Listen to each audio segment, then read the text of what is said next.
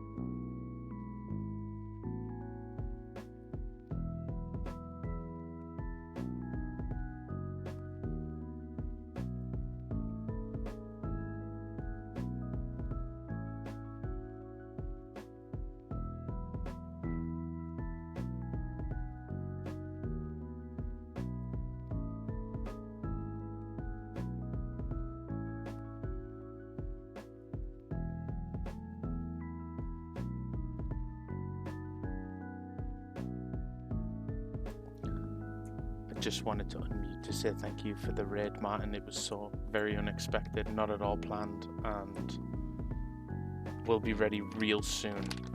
Martin just said to me he needs to take the fattest shit you've ever seen, so he's gonna go and do that, take that massive dump, and we'll be good to go. So I will speak to you all shortly. Mwah.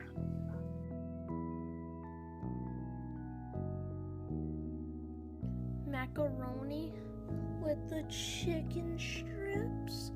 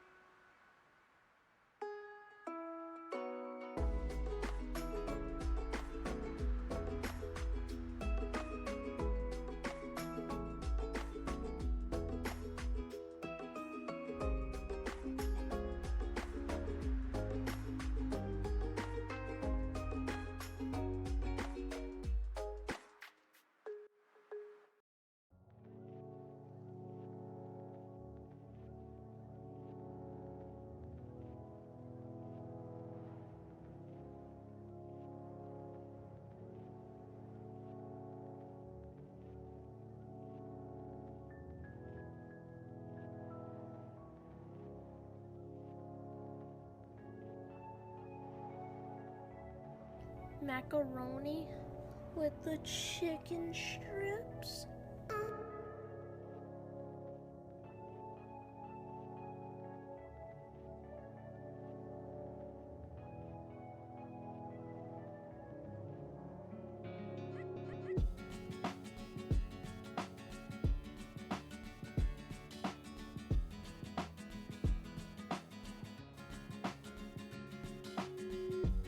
Is homie really still shitting?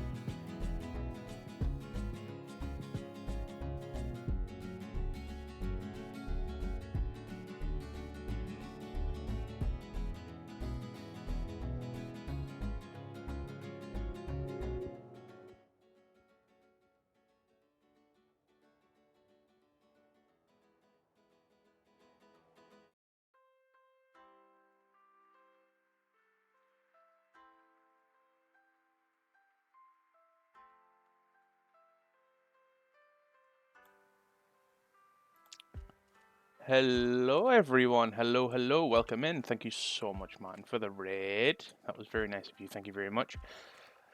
Well, we're here again. The music's not very loud, but yeah, we're here. Hello. It's Friday night, no more work, moving into that their weekend. So, welcome back to Chattybee, everyone. This is the weekly show where I'll take one beautiful, humble guest and make them unmask, undress, and unwind. Today I'm joined by Soul Rock Martin. Martin, hello. Hello. Welcome to the show. Hello. Thank you for having me. That's quite all right. I'm pretty sure everyone knows Martin, but if you don't know Martin, he is a Twitch streamer at Soul Rock Martin.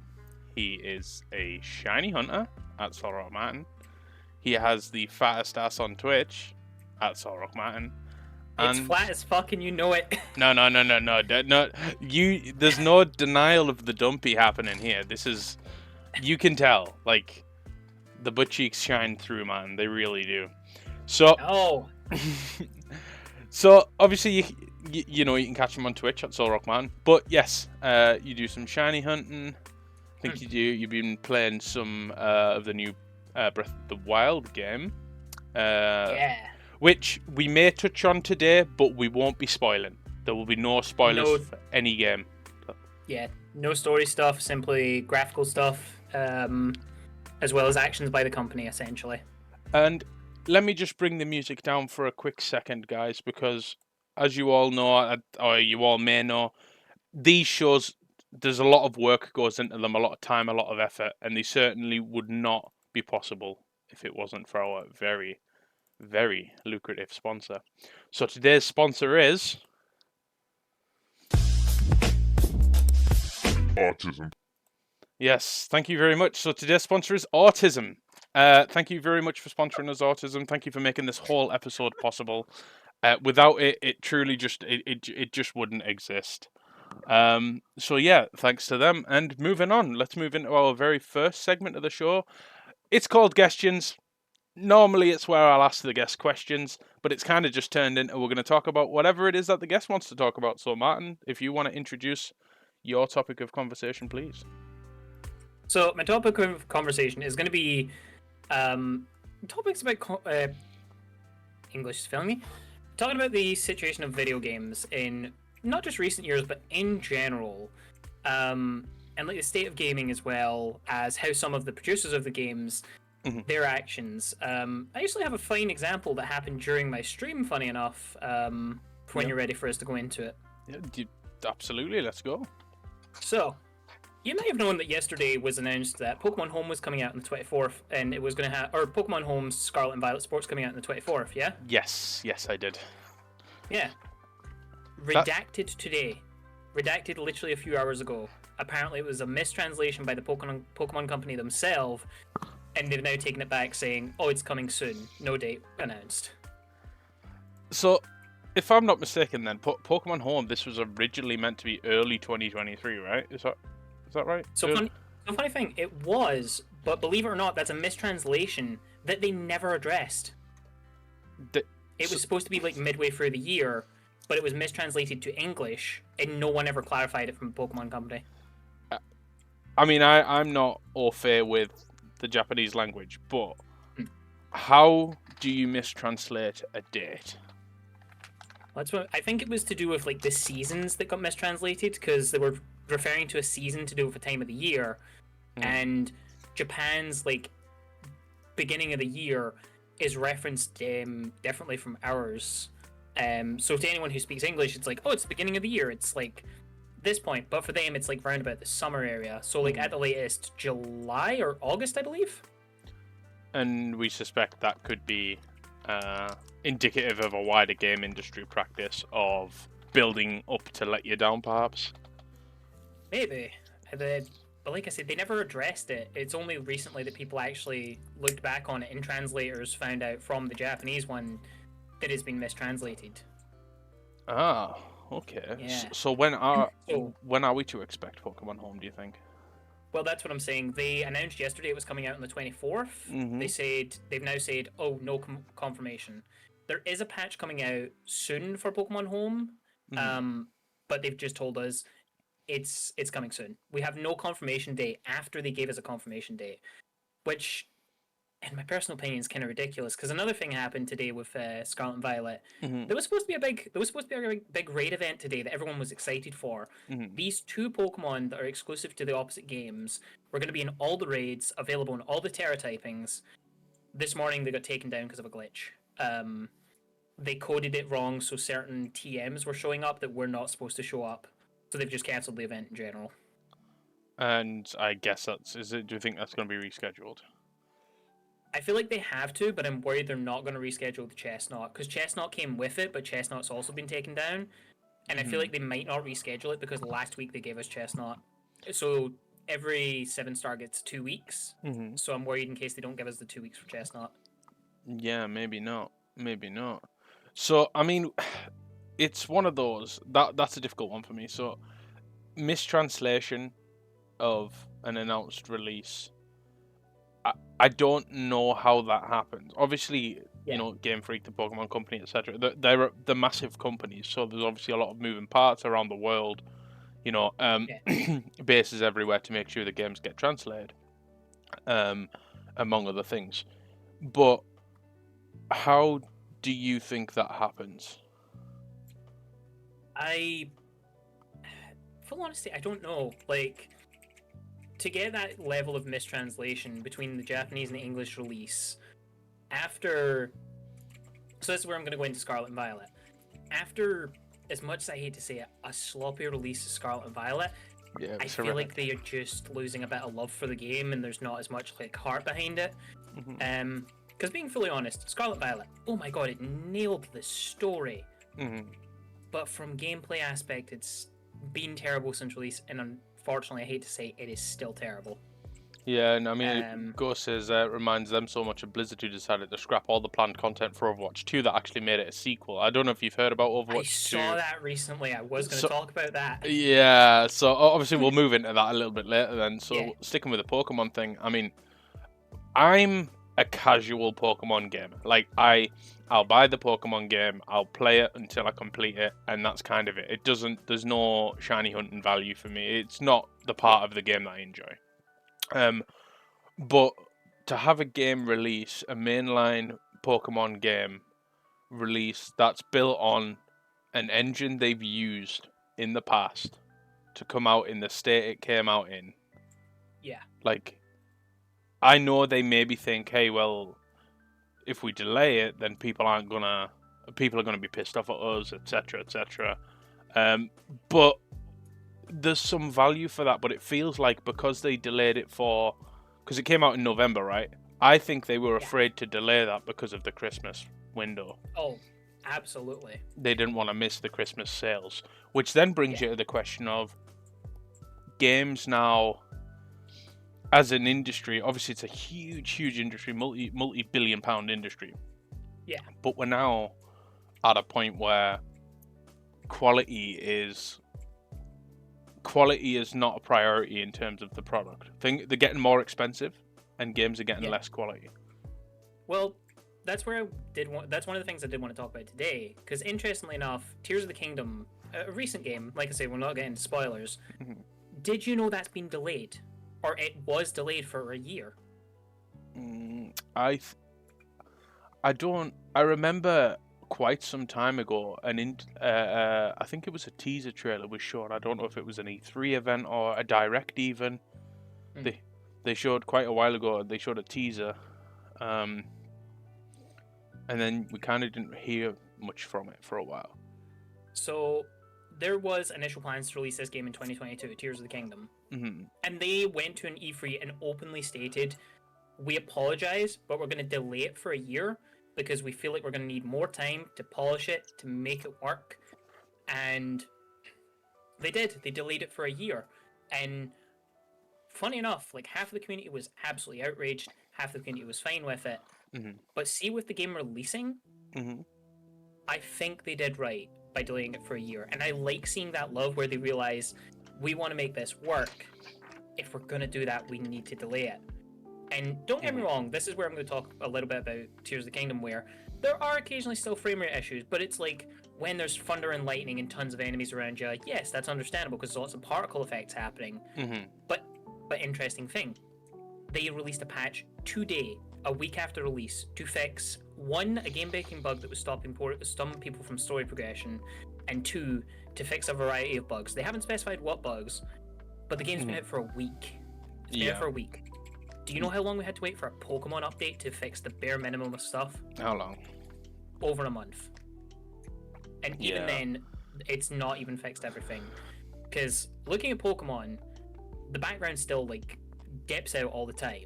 Like, even when I was streaming today, there was times in the background just flickered out, and it was like the... You know the base rendering where it's like the checkerboard and it's blue with the white lines through it? That's what I've seen quite a lot. And I see that quite a lot, and it hurts, because I really love the Pokemon series. Yeah, it's a quality... not even a QA, it's not even like a quality assurance problem. I think there's a couple of factors, particularly with Nintendo, where you've got, one, the limitations of the console. Because we're in a new console generation, Nintendo haven't moved forward. They're sticking with the original sales points of the Switch, which, don't get me wrong, they were never new or fresh in any way, shape or form. Because if we compare it to things like, what we have now, there's the Steam Deck, for example, you had at the time, there was mobile and tablet was getting huge. Obviously, that sort of hybrid, for them to release a home console based around those, it's not new technology, but it's an idea that no one else was really exploring in the mass market. So, but they've still got that. Yes, they released the OLED, and don't get me wrong, I own a Switch OLED. I think the addition of an inbuilt network port, great idea, but should have been there from the start.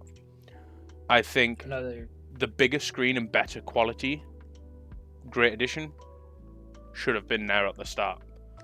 But there's also with Nintendo have always had a penchant for keeping their consoles competitively cheap. They are, obviously, I say cheap, like 300 quid's not exactly cheap, but it's, compare that to the release price of the Xbox One at $429 or $500 for the PlayStation 4 at the time.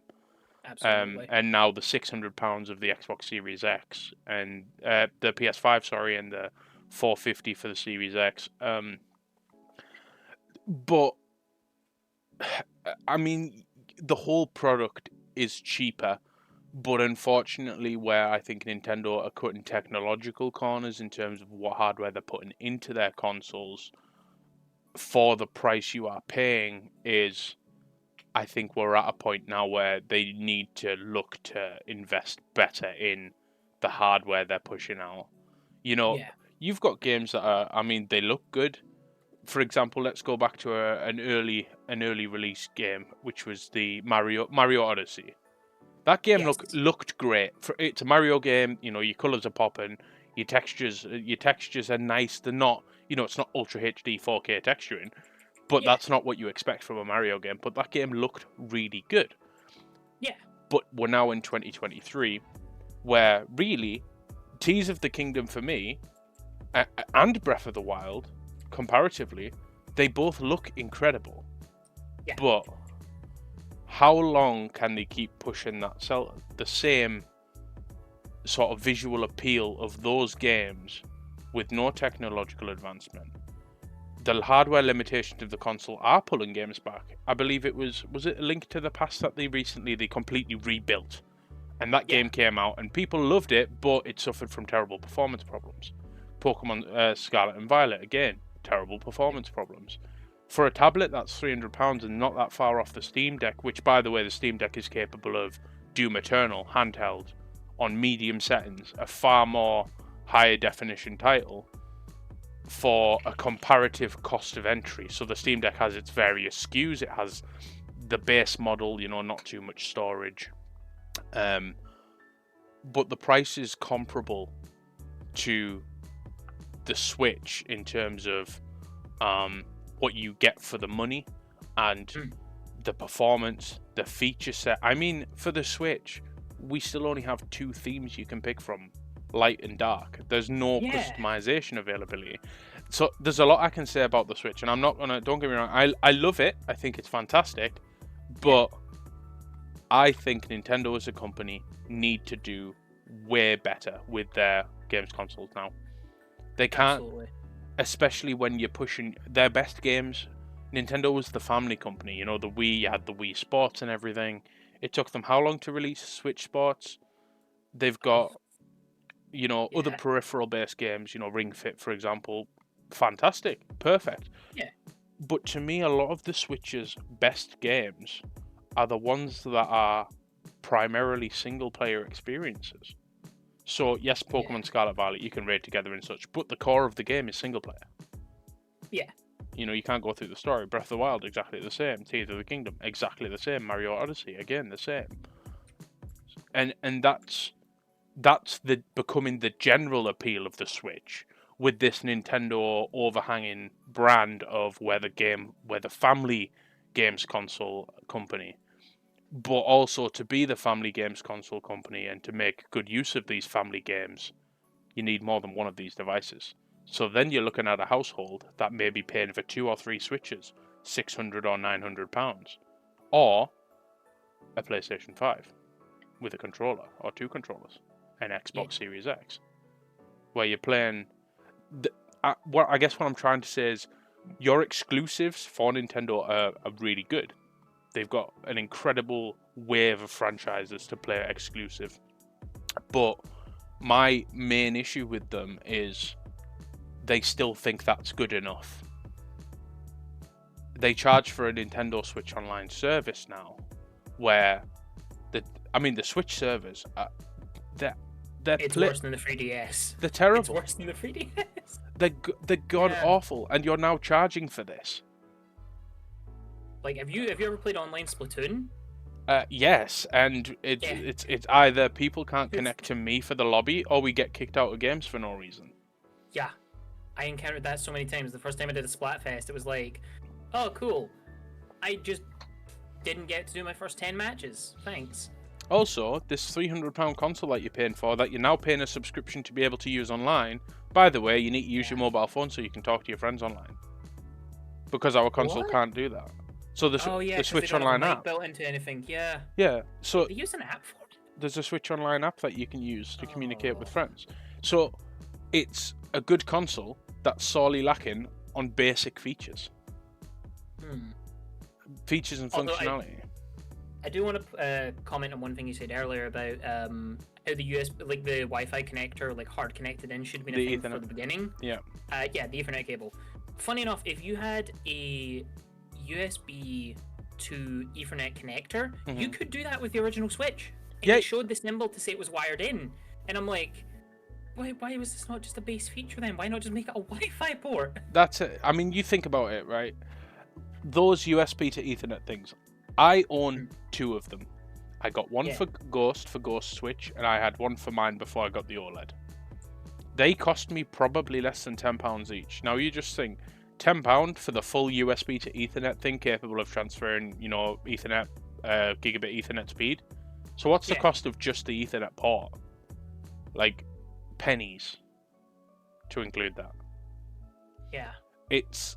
But then they bring the peripheral, so Nintendo's own Ethernet peripheral to sell. And this reminds me a lot of the Xbox 360 days. I don't know if you did Xbox gaming much. Yeah. But no, I grew up on Xbox. So the 360 days, if you'll remember, there was a point where you had to buy the Wi-Fi adapter for the 360. Oh, sweet. But then, and that was like £40. But then they started building it in when the S came out, the 360S, and eventually the L came out, and then obviously we've moved on from there to the One. But to include, before I'm going to move on to the Wi-Fi and my absolute major problem with the Wi-Fi connector in the Switch. Not the connector, the Wi-Fi adapter in the Switch.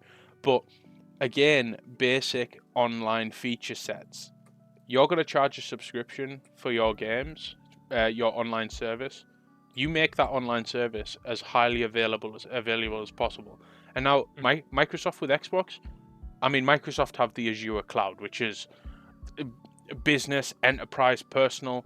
It's cloud, virtual PC, virtual server, whatever you want it to be. So Microsoft have that massive backbone. Sony didn't, but they still managed to do it. They didn't have the backbone for Sony, but they still managed it, and they still have. The PS3 was a bit iffy, but they improved it. They brought PS Plus out. They made it so much better. And then the Switch comes out. We're charging you for this online service. We're shutting down all the old online services. And our service we're offering you for the money you're paying. We have to tape on extra things to make it feel like you're getting value for money. So like the emulators. You're paying extra for those. To me, the best part of the Nintendo Switch Online service is fucking Tetris 99. That's a game I would pay. I would pay, mid-range like indie game, maybe high-range indie game, mid-range title price, so £20-25. I would happily have paid that, or pay that, because of the amount of time this is a personal opinion, I've been able to play that game. But that is the only thing for me that would keep me paying for Switch Online if I was into it. And if I'm having a time like I am now where I'm not really playing my Switch much, I'm just going to unsubscribe, because there's no reason for me to be subscribed to it. Yeah. I get that. Especially when the gameplay that I can do, I maybe go into Splatoon, I've finished work, I've got an hour, and then I'm going to chill out, or I'm going to stream. I've got an hour, I want to play some Splatoon with friends, I jump into the game, and 20 minutes of that hour is spent disconnecting from games. That's not acceptable. I absolutely agree. So just moving into the Switch Wi-Fi, that Wi-Fi adapter built into the Switch came out without the basic ability to be able to connect to high-frequency wireless networks, so 5 GHz plus wireless networking. And really? with no support for what is now the latest. And for anyone who doesn't know, or read it in the About section, I work in technology. That's the role I do. That's what I do for a living. That's my day job. I'm an IT solutions architect. But for that to not have the basic use of, what the heck is this playing? Let's skip that song. For that not to come out with the ability to connect to modern Wi-Fi standards with modern encryption as well. Getting a switch, trying to connect a switch to a Wi-Fi router that has a WPA3 level encryption, which is like, it's not quite the standard, but it's modern. It's a much more modern version of encryption. Is insane. Even for 2017, that is insane, because I don't really know how best to describe it other than it just shows a lack of attention to technology. I mean, phones just the same. Mobile phones just as powerful as the Switch. Even in 2017. I actually think, correct me if I'm wrong, and I don't know if you know this, but like, doesn't the Switch have like some sort of Android processor in it or something like that? I believe it uses an NVIDIA Tegra processor. Let me just have a look. I believe there was something related to them in Android phones that was used in the building, but I'm not sure what it was. So it uses an ARM Cortex A57. So it's 4 cores running at 1.02 gigahertz. So let me just compare it. I'm just going to take a quick look. There was a smartphone to come out. It was the year the iPhone, I believe the iPhone 10 came out. But let me have a look. Let's just go for Android. Since we spoke on Android, let's look at Android. So the where is my technology? Here. So the Switch came out with a CPU that was the ARM A57. It was a Cortex A57. Where is it gone? Running, so it's 4 cores running at 1.02 gigahertz. Put that into perspective, the Samsung Galaxy S8 came out that same year with an Exynos octa-core processor. 4 cores running at 2.3 gigahertz and 4 cores Cortex A53, by the way. So it's not an A57, it's a lesser gen, but that's a secondary processor with 4 cores running at a faster clock speed. What? And that's a mobile phone. Memory, it has 4 gigabytes. The Switch has 4 gigabytes of LPDDR4 running at between 1331 and 1600 megahertz. The same phone, the Galaxy S8, has 4 or 6 gigabytes of LPDDR4X RAM, which is faster. What the? So a phone has better of the same release year. Than the Switch. Yeah, a phone that came out in that and same release year. I mean, so the LPDDR4X has a mean transfer speed of around 3200 mega transfers a second, compared to the Switches, which is at best 1600. So it's half the speed, the same amount of RAM, a lower class, half the speed, half the processor cores, at cumulatively like 60% of the power of a mobile phone that came out on that same year. That's kind of disappointing here, I'm not gonna lie. Yeah. So from a technical perspective, this is purely technical, because the Switch does have upsides, and I think it's probably going to be fair for us to mention those as well. I think, Martin, because absolutely, I don't want it to feel like I'm shitting on it, because I think it's a great console. I absolutely adore it. It does have good points, but for that to come out in the same year as a mobile phone and be around 60% as powerful as a mobile phone, for I don't know. Let's see. I don't know what the S8 release price was. So because that's obviously going to be. Let's see. So that's 650. So it's 650. So it's. Let's see what the Switch release price was. So 300. So it did come out at double the price of the phone. but One was 600. the phone was 650. So Okay. that does justify.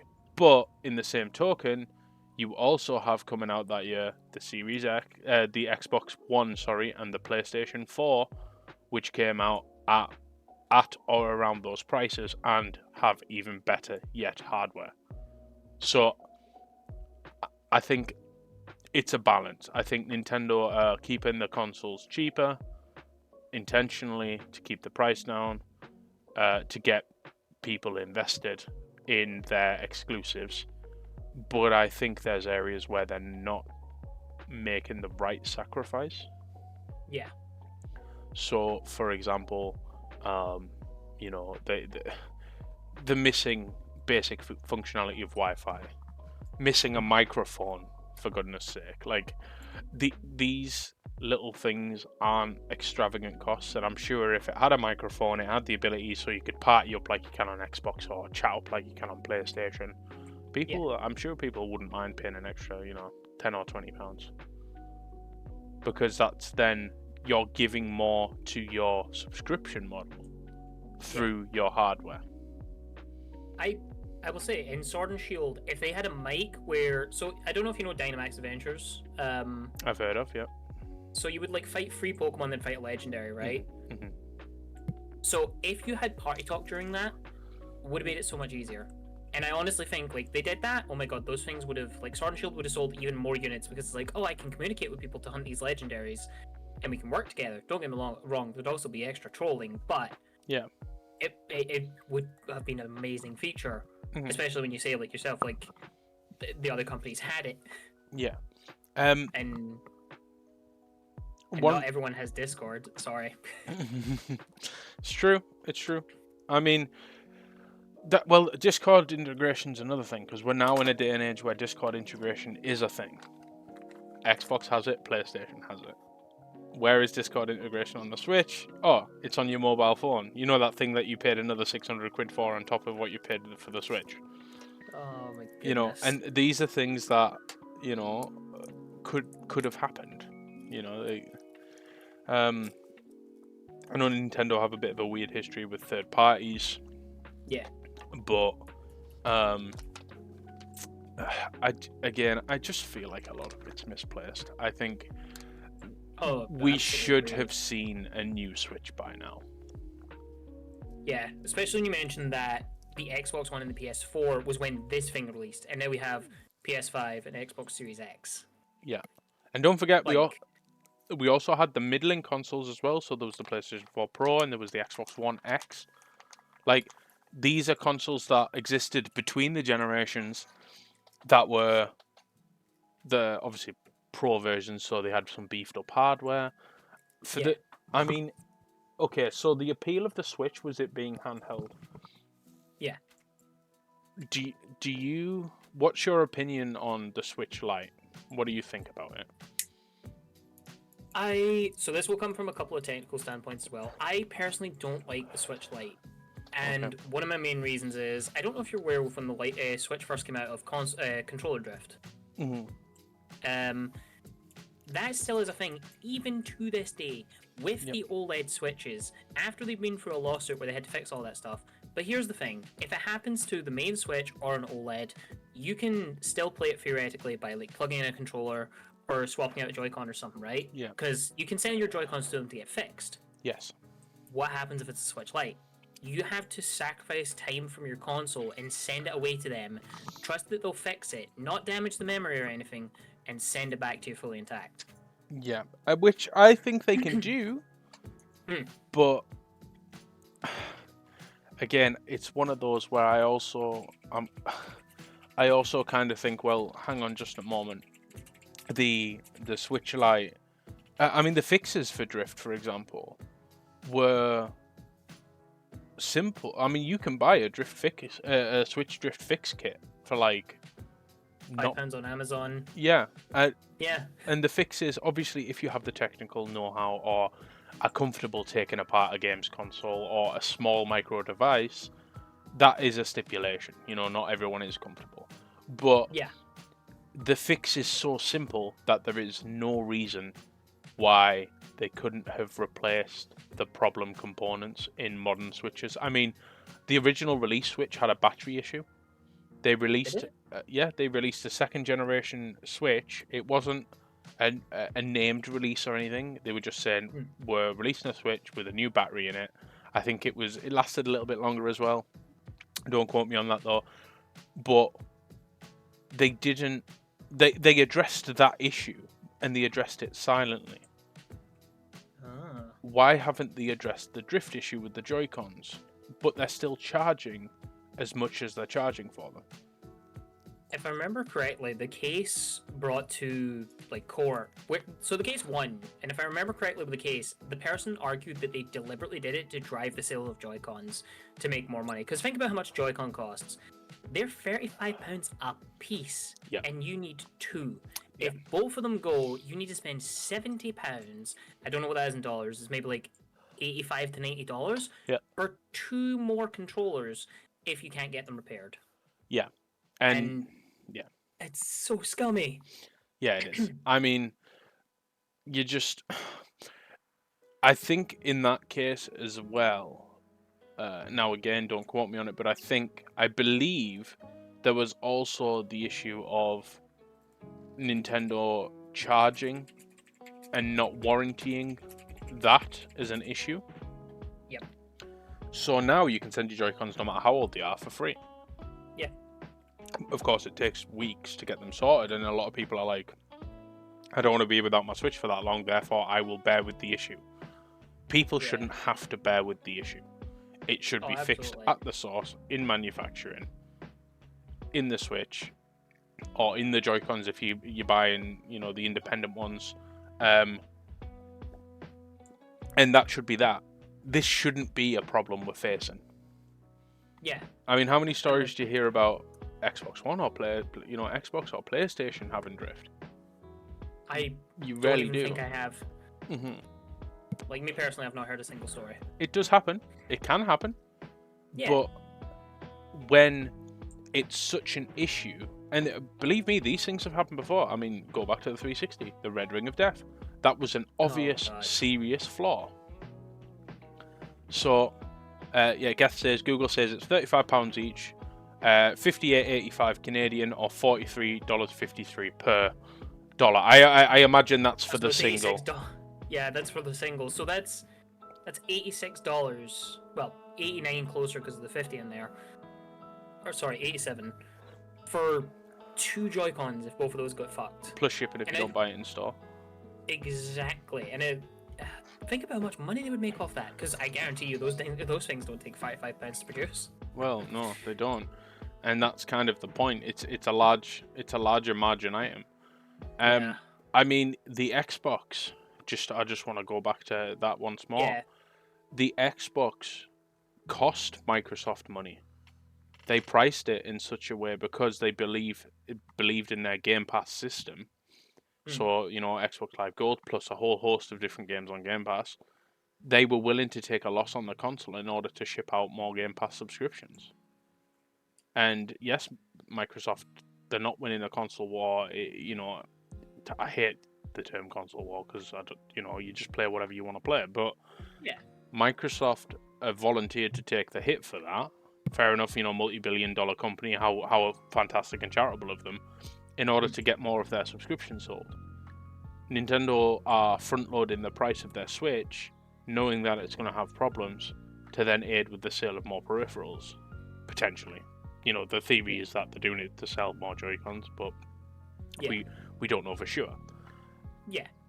What we do know for sure is that's a problem that still exists, has existed for a long time, has cost Nintendo a fair amount of money in free warranty repairs and in that class action lawsuit, and it still hasn't been fixed in manufacturing. It's still an issue. Yeah, still a thing, and even the newest OLEDs, which that's the thing that scared me. Like, I heard about OLEDs and I was like, oh, they're finally going to fix the Joy-Con issue. Nope, they have done nothing different. No, it's exactly the same Joy-Con set that's shipped with the original Switch. That sucks. Yeah, it's not good.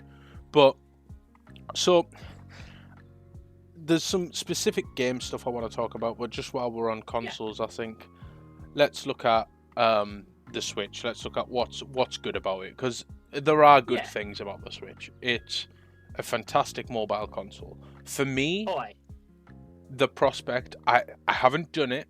I wanted to, I still haven't. The prospect of being able to play Dark Souls on the go. Yeah. That's my favorite game franchise of all time.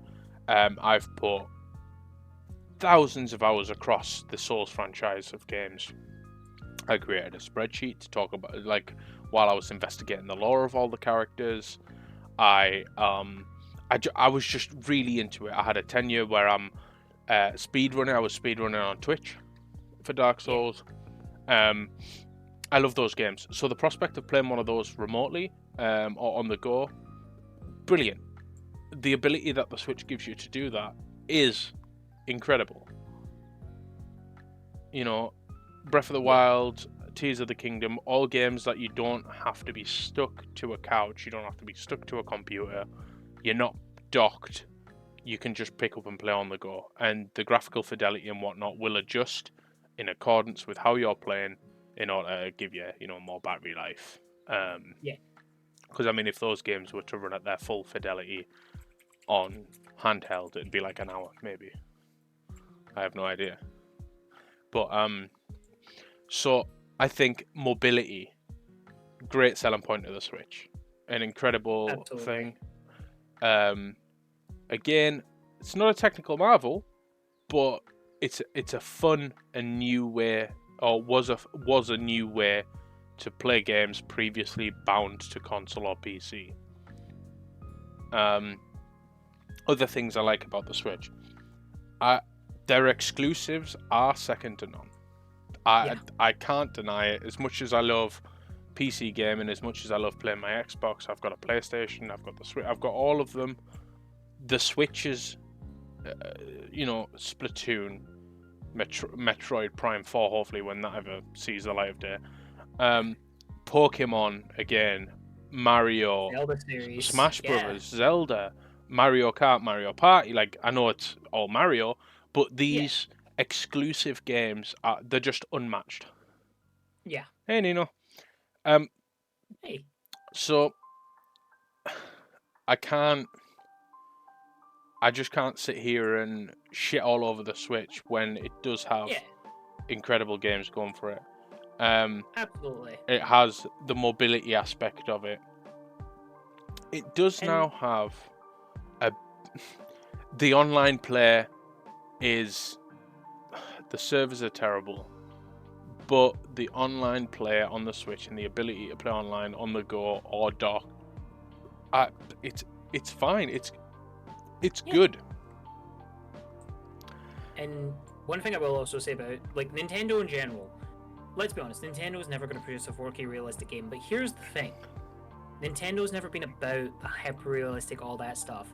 No. And I want to see if you'll agree with me on this, but Nintendo always excelled with their gameplay, how they made you feel playing it, how fun it was, as opposed to, look at this thing, it looks so realistic. It's like, oh my god, I'm playing, for example, Mario Odyssey. Completely new mechanics, bouncing off Cappy, capturing stuff. No one cared. Like, yes, the visuals were nice and all that, but no one really focused on, like, oh, this has to be hyper realistic. They were like, oh my god, the game looks so fun, it plays so well. And another game, which I think is a hidden gem on the console, although actually it did get a sequel recently, so hidden, who knows, was Octopath Traveler. I don't know if you've heard of that game. Yeah, I have, yeah.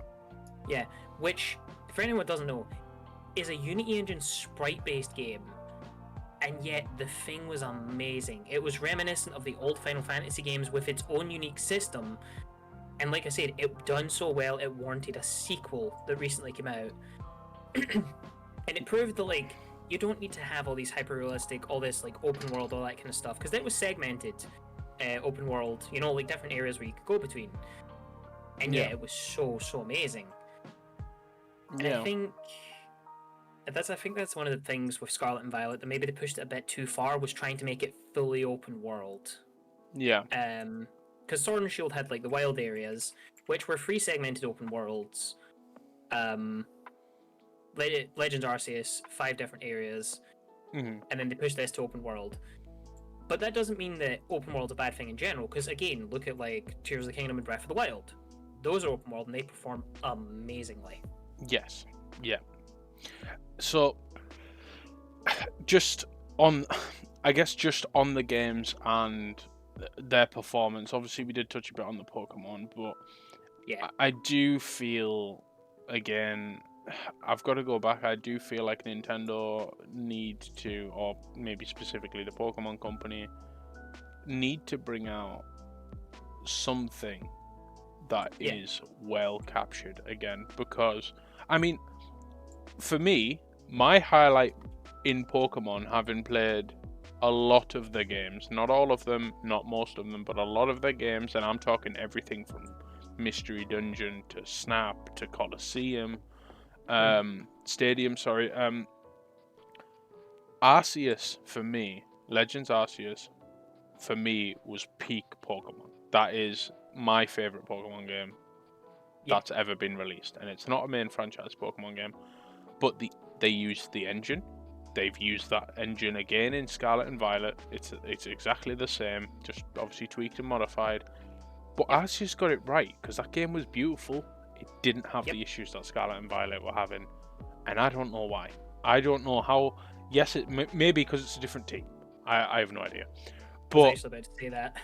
Yeah, but they're still working under the same company. So why is the same quality not being enforced between the Arceus and the side games and the main games? If anything, do you not feel like the main games should have a much stricter quality assurance about these have to be good? The side games, they should be good, but they don't, if they've got issues, we can work on them, we'll get them fixed, a month to bring out a patch, whatever.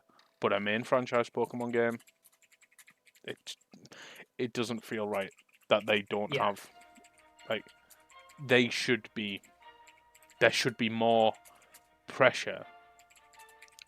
Gus says, yeah, but I bet the main games have tighter deadlines. Well, yeah, that's the thing. But then we also say with Tears of the Kingdom, as Martin said, it was delayed for a year, and they did that because they knew they needed it to make the game work. Yeah. So, and if we have, maybe they are a more hard-working, tired team, and I think, welcome back, Opus. I think this is video game crunch. That's another thing. A game industry crunch culture. I despise it. I despise the overworking of employees in the game industry. I think, but this to me isn't to speak on that. It's for me to speak on who's leading those teams. If you have a team that's tired, they're overworked, they're struggling to produce something, bring in some of the guys from the Arceus team. Yeah. Switch them over. Or even, like, hire new people. As far as I'm aware, the Pokemon Company doesn't hire too often. But they've, full honesty, in my opinion, I think they really should. Or, as you said, bring in people from the other team. Maybe merge them. Yeah, I mean, double the force on it. Even and have the same kind of releases.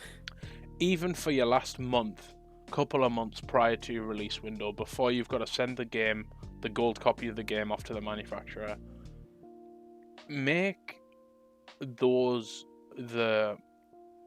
bring the teams together for those. Get them involved, get them all working on the same page.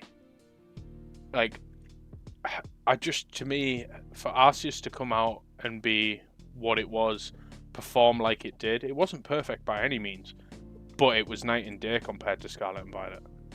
Oh, absolutely. And there is a couple of other things as well with Legends Arceus, like, it wasn't, so mentioning about the time constraint, it wasn't on the same time constraint because they didn't have to worry about a Christmas release that year. Yeah. Because they had BDSP, which they'd outsourced. That's a whole other mess in itself, though. Yeah. Many fans even say that the game doesn't exist, which I can see why.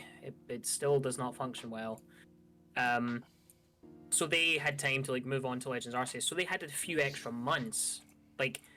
So it was, when did Legends Arceus? Let me check when Legends Arceus released. Yeah, no problem. So Opus, late and underinformed, but Pokemon is just published by Nintendo. It's owned by the Pokemon Company, developed by Game Freak. Yeah, that's pretty much it. Okay. Go ahead, Matt. Sorry. No. So Legends Arceus released in January, right? So 28th of January 2022. And keep in mind they usually do November releases. This game had an extra 2 months, and look how amazing it turned out. The team had a year and 2 months to work on it. Yeah. Or like an extra 2 months, and it came out that well. And another thing with Legends Arceus was like just sales figures alone. That thing was after the holiday release, and it still sold as well as a single Pokemon game. Yeah. So there's a lot to be said about the culture around game release. There's a lot to be said for Scarlet and Violet coming out in November. Obviously, there's no arguing that was for the Christmas release. There's no argument about it. That's clearly the best time to sell games. You're gonna ship more. You're gonna ship more titles. At Christmas, it's as simple as that. And I feel like that was the driving force behind Scarlet and Violet not getting the extra time it needed, and still needs, because that game is still a hot mess. And the thing is, so when I say they like rushed out a patch within the first month, they tried to like rush that out before Christmas, that patch, because if like all the information came out like, oh, the game is like this terrible and all that, and they weren't at least working on the patch, I guarantee you like Christmas sales would have suffered from it. Yeah. Opus says, yeah, Nintendo only games still seem to be well developed. Mario, Zelda, Kirby. Yeah, well, exactly. Yep. We were sort of drawn a bit of a thin dotted line between the release date of, for example, Tears of the Kingdom being delayed from 2022 to 2023. Well, yeah, delayed for a year, but coming out in a very good state. It's... Sorry. You trying to finish my sentences, bro? Sorry. No, it's okay. But the state those games, Mario Odyssey, Tears of the Kingdom, even the Kirby Forgotten Kingdom, like coming out in great states of gameplay. They came out at the right time. The time obviously was put into them, the time that was needed to make them as good as they were. Obviously, Mario Odyssey a bit of an outlier because that was intended to be the first, or one of the first, with Breath of the Wild, major releases for that console. So that needed to be good. But then you, as I say, you got, is it Forgotten Kingdom was the Kirby game that came out not too long back? That was the most recent one. They also had Star Allies on the Switch, which another banger of a game. My first Kirby game I ever played. Yeah, and Tears of the Kingdom, Breath of the Wild. But then we look at three companies that do have the influence over the Pokemon Company. The Pokemon Company, Game Freak, and Nintendo all have an influence over Scarlet and Violet. Yes, that's absolutely fine. But then I take that and I will raise you Sword and Shield. And Pokemon Legends Arceus. Yes, okay, Legends Arceus. Different team, okay, but Sword and Shield. Funny thing, the people who worked, so looking at the way it works, so Sword and Shield, then it was Legends Arceus, then Scarlet and Violet, right? That means the team that worked on Sword and Shield, which I should tell you is that best-selling Pokemon game on the Switch right now. Yep. They are the same team that worked on Scarlet and Violet. Yeah. And I don't know how, that such different games came out. It's a difficult one for me. It's a difficult area because I think you could argue that, well, Scarlet and Violet is a much bigger game than Sword and Shield. But the point isn't the scale of the game. The point is how well it comes out. If you're going to do a game of that scale, it doesn't take an idiot to figure out that you're going to need more time to perfect it. But I think, once again, Nintendo chose corporate greed over, or Game Freak chose greed over product quality. It could, so coming to the free companies thing, from what I can tell in terms of release date, it might be the Pokemon Company that gets to decide the release date. I'm not 100% sure on that one though. Well, the thing is, it could be any of the three. It's like, to be honest, it's likely the higher ups at Game Freak, as Game Freak are the ones who make it. But it's obviously not someone who's actually involved in making the game. Yeah. Because, anyone actually involved in making the game would be able to see that, hey, this game's nowhere near ready. I mean, it's kind of a rough one to say nowhere near, because we say it takes a month for them to bring the first patch out, but the team working on patching Scarlet and Violet, or not patching it, is not the full development team, because the full development team are working on whatever's coming next for Pokemon. Which is the DLC, which we also don't have release dates for. We just know they're both going to come out near the end of the year. But that's the other thing. I don't believe the DLC's being worked on by that full team. I think the next mainline Pokemon game's being worked on by that team. I think there's a subsection, or there's a small part of the team working on DLC, because prior to an announcement or a release announcement, there's no pressure. You just need to know, we're going to have DLC, let's work on it. And the chances are that DLC, as many DLCs are, were worked on and nigh on completed before the game even came out. And in some cases, it was probably already part of the game and they just chopped it off and are going to sell it to you. Because a lot of companies are doing that as well. Oh yeah, we're looking at you, Destiny. Your first trailer had Taken King content. Hey Woomba, how's it going? So, just on games then, because I feel like we've given Nintendo a rough spanking and it's got a really shiny red ass at the moment. Yeah. Let's move on to something else. Diablo 4.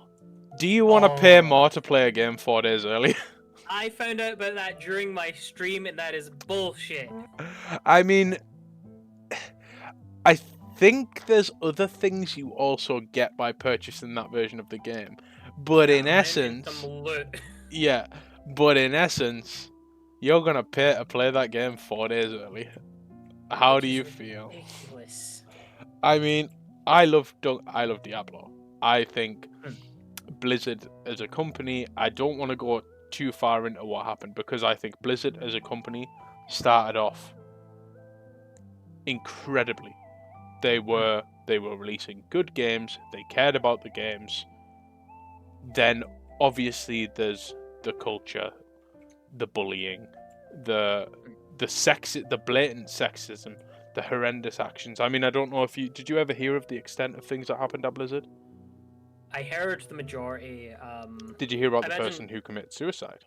I was gonna say I wasn't sure if I should talk about that because it's a deep topic, but yes, I am fully aware. Yeah, so we won't go deeper into it, but yeah. Yeah. That was pretty fucked up.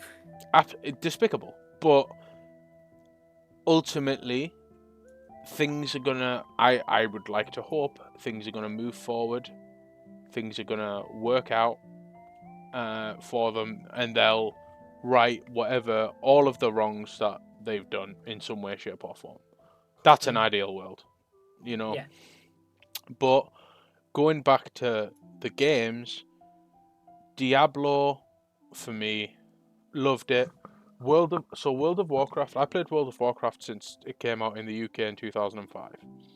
I quit playing 2020. I'm gonna say 2020, or maybe 2021.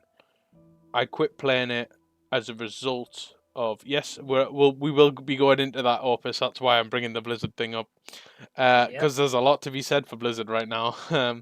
I stopped playing World of Warcraft as a result of the World of Warcraft, the game dev team, and the sexism, the bullying, the awful culture that they had, and that was an ingrained part of my childhood to growing up. And I've given it up because of that. That was my own version of the protest, because ultimately there's wider societal change needed. There's huge cultural change needed within that company. But taking the games on game value, 4 days early access to Diablo for an additional however many pounds, and Overwatch 2. Oh boy. So I love Overwatch. I think Overwatch is... the characters are interesting. Hang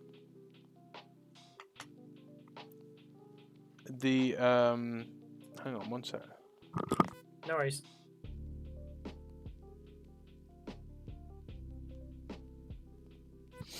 The characters in Overwatch are interesting. I think the why is it not bringing up no data as a trend? That's fine. So the characters in Overwatch are interesting. I think the world is fun. The designs for some of the characters are fun because unfortunately I think Overwatch suffers from that thing where every female character in that game looks exactly the same. Yeah. And we really need more. Like you can layer.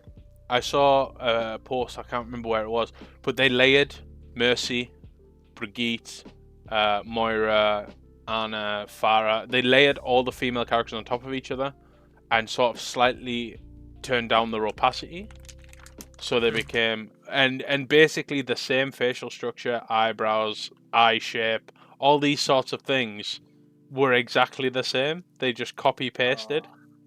Now, I don't know about you guys, but I don't like my women copy-pasted. I like, I like my people to be of all different, people. Yeah, the variety. Give us the thickums. Give us the thinner frame. For men and women and everyone else in between. Yeah. But then to bring Overwatch 2, its main selling point, PvE. We're going to have a PvE campaign. It's going to be great. You're going to get to experience the Omnic Crisis. I need to know what you think about it, man. I only found out about this recently. And so, as in, like, I didn't know that Overwatch 2 was the main draw was PvE. Because I only found out recently because of this that back when the game first released, because they said they were releasing it early so that people could do the PvP and they would add the PvE later. And a lot of people have been commenting about the PvP is like basically just like a big patch for like Overwatch 1. Yeah. But like not as good. So they're hoping, like a lot of people bought the game hoping that the PvE would be amazing, it would be everything they promised, and the fact that they have now turned around and said, we're just not going to do it, when they're saying they're going to focus on PvP, which is already not as good, is such a scumbag move. You have falsely promised the game to all these people with these features and rug pulled them, essentially. Yeah. Is the best way I feel like I can describe it. Like, that is my thought. It's just, oh, yep, you want this? Give us your money. Cool. Now we're going to give you not what we promised you. Yeah, I mean, especially if it was like planned map release or something, okay. But the main selling point of your game, you got to turn your back on it. I kind of knew the moment they released Overwatch 2 and were like, hey, you can play it for free. I'm like, I was like, if we can play for free, who is funding the development of the PvE? I was skeptical. That's another thing as well. As soon as it's free, my first thought is the fucking loot boxes. Also, apologies, am I allowed to swear here? Yeah, okay, cool. Just want to check. You fucking want to fucking swear? You fucking cunt. Just the Scottish in me, I swear a lot. No, it's alright.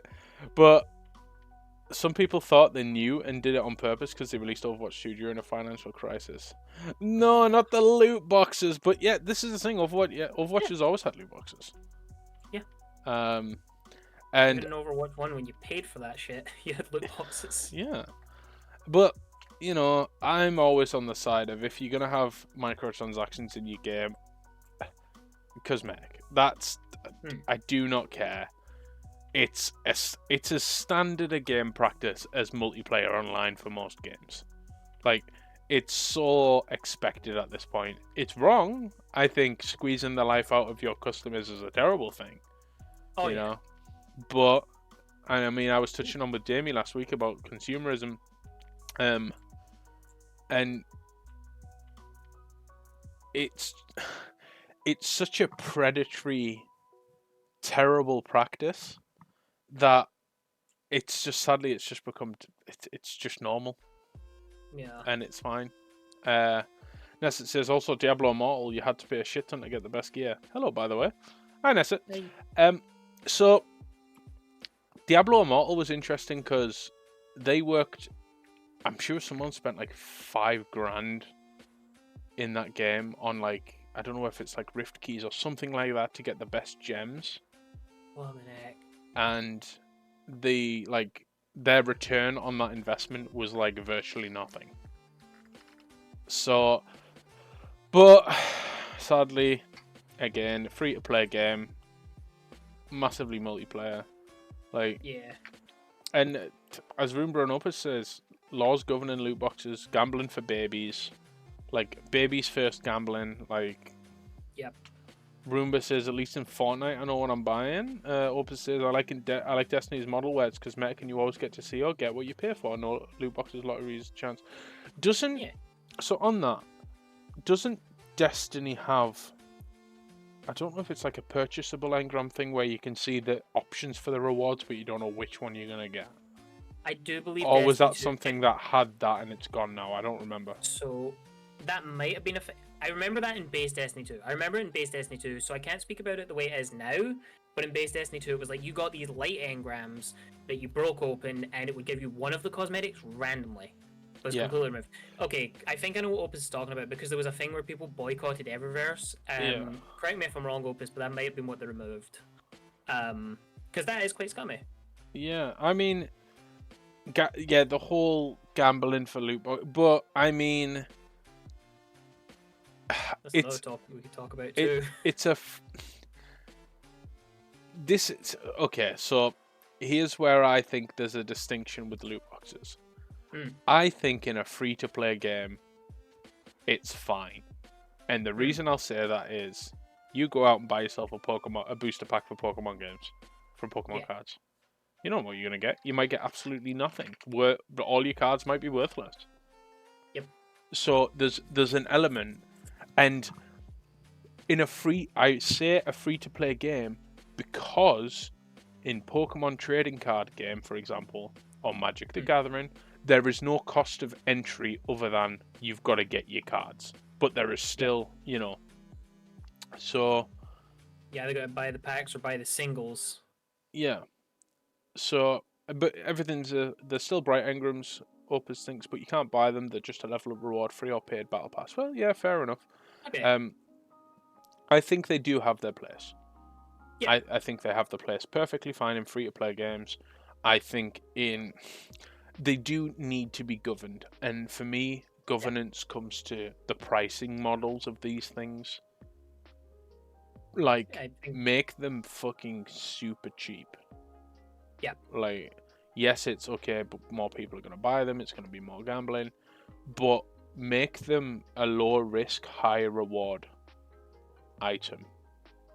Maybe also make it like apparent the percentage chance of actually pulling like the most expensive or most rare, not expensive, the rarest thing, Yeah. Yeah, and as it says, it did cost 540,000 United States dollars in Diablo Immortal. Yeah, that's what I mean. There was a huge investment and there was little to nothing on it. And then, yeah, it was ridiculous, the amount of money that had to be spent in order to optimize in that game. Sorry. Go ahead. I was going to say, I actually have, funny enough, a story about a similar loot box system where a developer removed it, if you're interested. Yeah, of course. So have you ever heard of a game called Warframe? Yes. Space Ninjas. Space Ninjas. Now, I love Warframe. 2 bits. And so the way it works is, like, they'll release a character, and they'll give you the option of, do you want to try and grind it, or do you want to play Platinum to get it? Now, that's just straight up, like, do you want to just give us the money and, like, you get given it for free? Otherwise, it takes you minimum 4 days to build it after farming the resources. But did you know the cats and dogs that can follow you around? Yeah. Did you know there used to be a loot box similar system to those? I did not. That's so they used to have a system where you could re-roll the coloration on one of these things. And it would cost you a bit of platinum. The company did implement this, and people used it, and they took it out after finding a guy who rolled $2,000 on this one cat to try and get a pattern he wanted. So they removed the feature, realizing it could financially cripple people, and gave him his money back. Yeah, and that's a story where I like that kind of thing. I think it's a weird poisoned chalice because obviously it's a standard practice now.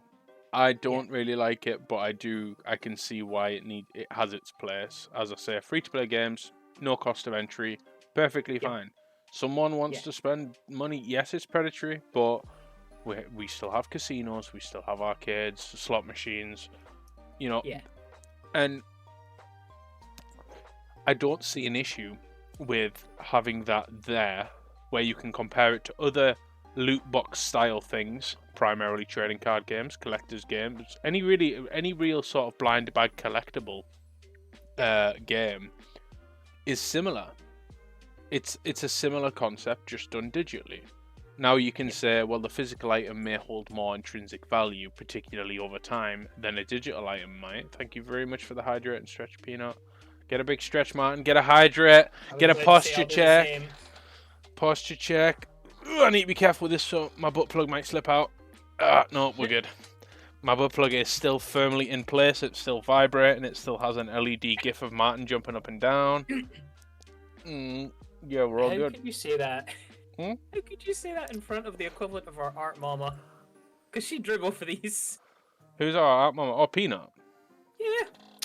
Well, She drew these. what you don't know is if I slowly, I'm not going to do it, but if I pull this chutty figure up, Funari. Oh, god dang it.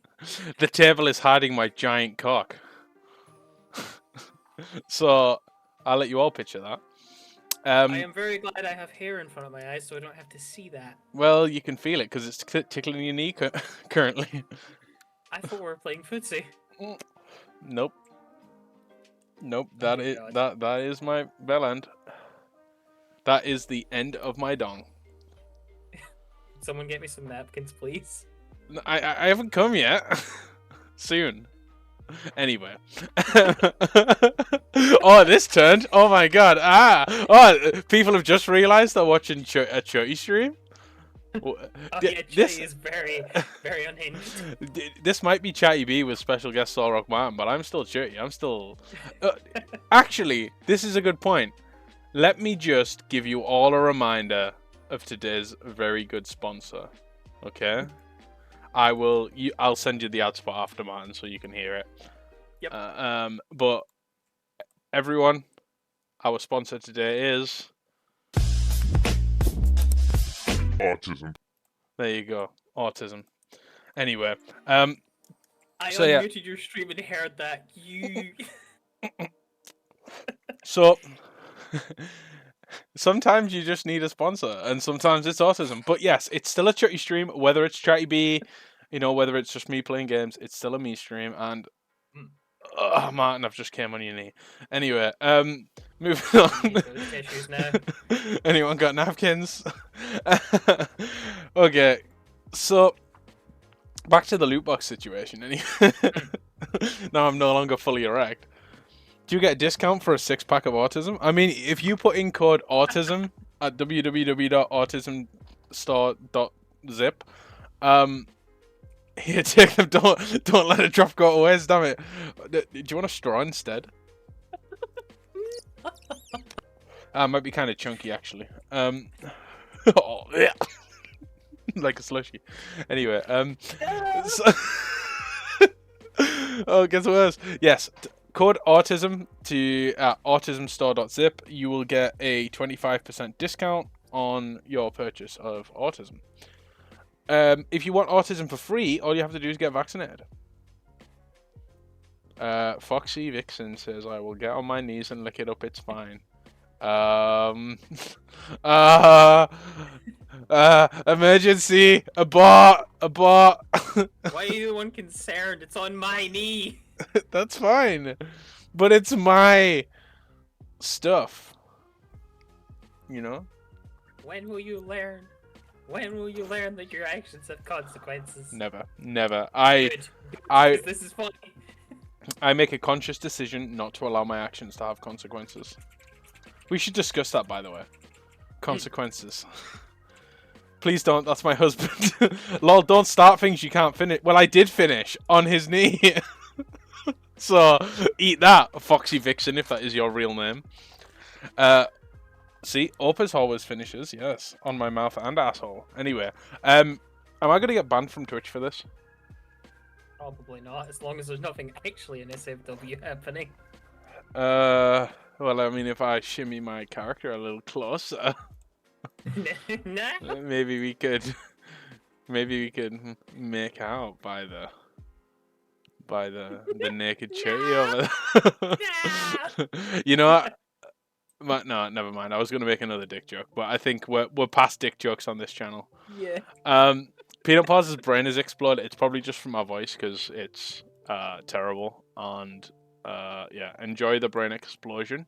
I enjoyed my explosion. I hope you enjoy yours. So, anyway, ball jokes, testicle jokes. What do you think of testicles, man? Yeah, a little saggy. Saggy? Who's yours? You heard it here first, everyone. You heard it here at Chattybee. Martin's got saggy testicles. And a flat ass. Don't let them tell you otherwise. You got a fucking dumpy. I could eat cereal. I could eat Cheerios off that That is ass. a lie. No, it's not. I've seen the Buchacha. Ask Martin what he thinks of the butthole Pokemon, man. It is a fucking flower. Is it though? What's It its is. name? Let me see the asshole. Glimora in Glimmet. Glimora and Glimmet. So do Glimmet first, because that's the one that... Oh wait, Glimora is the one that Ghost talked about. Well, Ghost will make a comment about Glimmet too. That shit is Goatsy incarnate. That is What? Goatsy. Have you not seen Google Goatsy, man?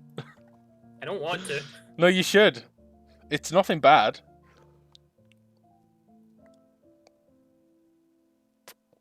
Waiting for the reaction. Let's see. Goatsy. I don't know. Oh my god. No! The speed at which we went from unethical game practice to bottle Pokemon was so fast. That was impressive. You're welcome. I'm always really fast, but it's never impressive. This is the first time for me. Thank you, Roomba. I'm glad you and Opus could be with me for my first time. Thank you. It's such an honor. And I'm sorry, man. That's never happened to me before. You're perfectly fine. Okay, so I think the wheels are off at this point. Absolutely. What were we talking about? We were talking about loot boxes. Yes. Although Loot boxes, yes. Oh. Oh no. Okay, it's gone quiet now. Whew, let me just realign my chakras. I'm thinking about... What are those little creatures called from Oddworld? You know, the little blue guys? Oh, I don't know. I've not played an Oddworld's game. You've never played an Oddworld game? Why are we talking about video game? Why am I talking about video games with a guy who's never even played Oddworld, bro? Like, what's... Nah, I'm just... I know of it, at least. I watched Kid Icarus. Nice. No, so... Do you reckon they have assholes? Probably. Yeah. What colour is the shit? What colour is Abe's shit?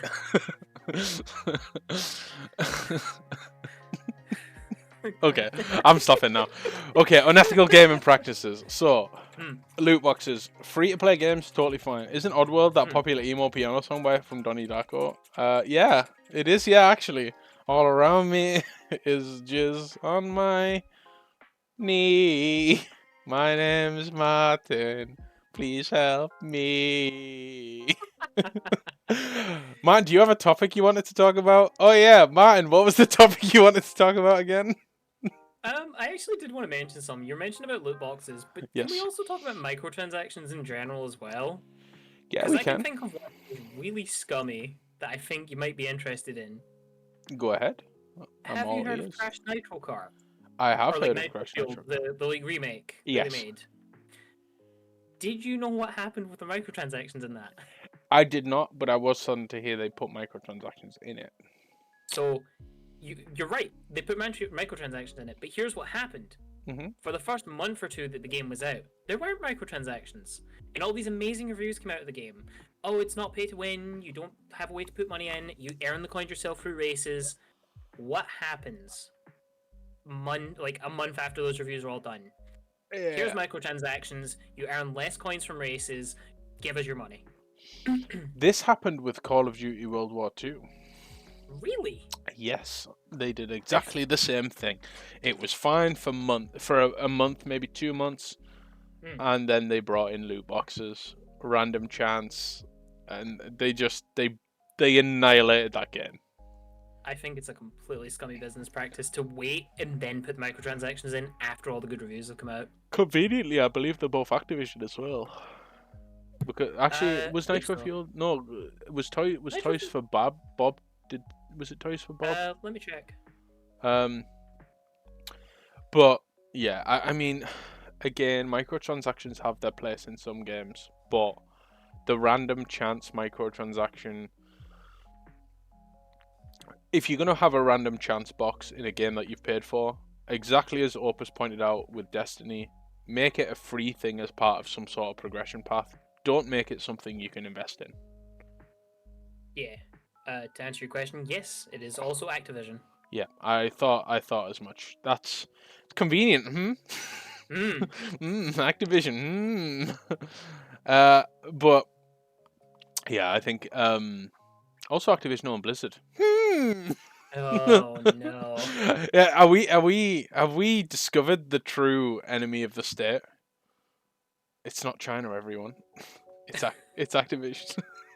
Pressure Why are Activision. we spending so much time worrying about why are we even scared of Kim Jong Un when really the real enemy here is Bobby Kotick, the CEO of Activision? Not my Mega, give her back. It's Chutty. It's always Chutty. But yeah, microtransactions, I think they have their place in some Yeah. games. Here's a In one. free-to-play ones. Middle-earth Shadow of Mordor, single-player game that had microtransactions. What's your opinion on that? What? Hold on a minute. A single-player game with microtransactions. Yes. No online. What? Okay. Never played it, so you might have to explain to me what the microtransactions were for. So you could get, you could build like a little, I suppose, an army or a team, in game by getting different characters within the game. They did eventually, I will say, they did eventually remove them all, but the microtransactions they had would get you characters, and some of these characters were some of the most powerful characters available. Oh, I can So- already tell you my feelings. Yeah, go ahead. Let me hear it. So, the fact that you turn around and put some of the best characters in a loot box is in a single-player game. Oh, sorry. Was it a loot box or was it you paid for the character specifically? No, it was gambling. It was No, that's fucked up. Immediately, like the second you're making that a gambling thing in a single-player game, I don't understand microtransactions in single players again. Like, all your free-to-play games are always like online, and there's a reason, like, where it's like, oh, you can get character. Like, for example, Honkai, which was quite popular. Yeah, you're paying for characters and loot boxes, but a single-player game, it doesn't make sense to me. Make them unlockable or make them a DLC instead of a feckin' loot box. Yeah, exactly. It's wild. It's honestly, it's so wild to me that like it's become such a widely accepted practice, because we can moan on about it for God knows how long, but it's not going to change. People are still going to spend the money. People are still going to drink the Kool-Aid, and they're just they're going to snort it. And there's nothing we can do about it. How does that feel? Give me your opinion. It's concerning because the fact that people will pay into it makes them think it's okay. So these companies are going to keep doing it. Yeah, it's a cash cow. They just keep beating that cash cow. Yeah. And commonly you find people who invest money. Yes, you've got the big, the FIFA pack openers and things like that, who can spend the money. But a lot of it is like people who can't really afford it are spending money they don't have to get things they don't need. It's wild. Anyway, Opus says, I remember when Borderlands 3 came out, that was a big selling point / review topic. All the loot boxes came from just playing the game. And exactly. Roomba says, I mean, it's kind of like cigarettes. It's common, but how ethical is to produce / provide the product? Well, this is the thing. With cigarettes, yes, it's an addictive thing. Same with alcohol. And a dangerous thing. And I would never suggest anyone do them, but in the same token, you know what you're paying for. Opus says Borderlands is a blast, but it's kind of sad when Borderlands and Gearbox is an example of game development done. So just another You just noticed that it says Sol Recock Martin? You just noticed that now. Oh my god. What? Where does it say that? Look on the table. It's covered by subtitles for me. Oh, okay. There we go. There But you now, go. now I can see. No, I can see it now. Okay, there we go. I don't worry, I fixed it. So we yeah, it's been like that literally since the start. Thanks. But now it's corrected. All is fine in the world. So I'm lost again. Guys. You can't do this to me. I am autistic as fuck, and I have ADHD. You just can't. Now, what were we talking about? We're talking about microtransactions, loot boxes, and stuff again. We moved on from Shadow Mordor. Well, we were talking about Shadow Mordor, and we'd moved to Borderlands, being the example of like, oh, you don't have to do loot boxes or anything. You just get everything by playing the game. Yeah, but even with loot boxes, like, again, make them part of the progression path. Just make them free. Like, have a loot box. Have, make it a fun. I say fun. Gambling isn't fun. There you go. There's your legal disclaimer. Make a fun little gambling game about in your game, but don't make it so you have to pay for it or lose anything. Like, yeah, get a loot box for completing a goal or a task or an achievement, and whatever you get in there, it's free. Hey, it's a free thing you got. Great. Yeah. Move on. So, yeah, I think it's a heavily unethical practice.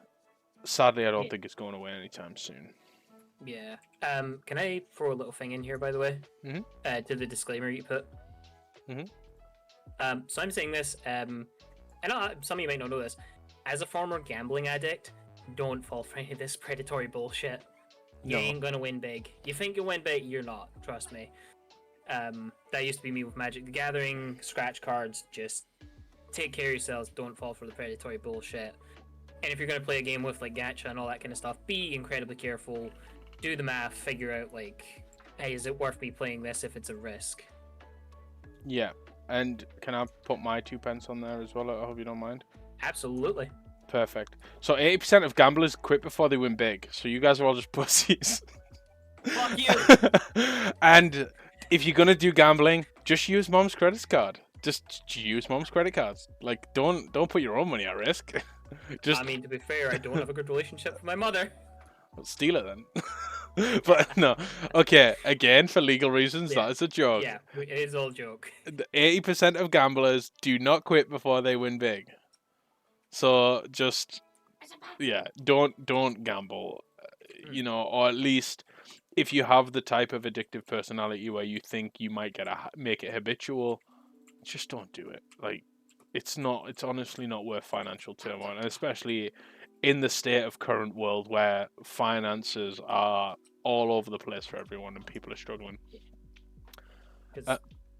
Or find an outlet, because for me that's shiny hunting, because to a degree that is gambling. Yeah. But not with money, just with time. Roomba says, Chuddy, no! I'm guessing that was to me saying gamblers quit before they win big. But a related topic, the predatory game practices aren't a mistake. It's sadly very well documented that the developers are researching and pushing ways to create and exploit whales. Whales being the industry term for big spenders, not endangered animals.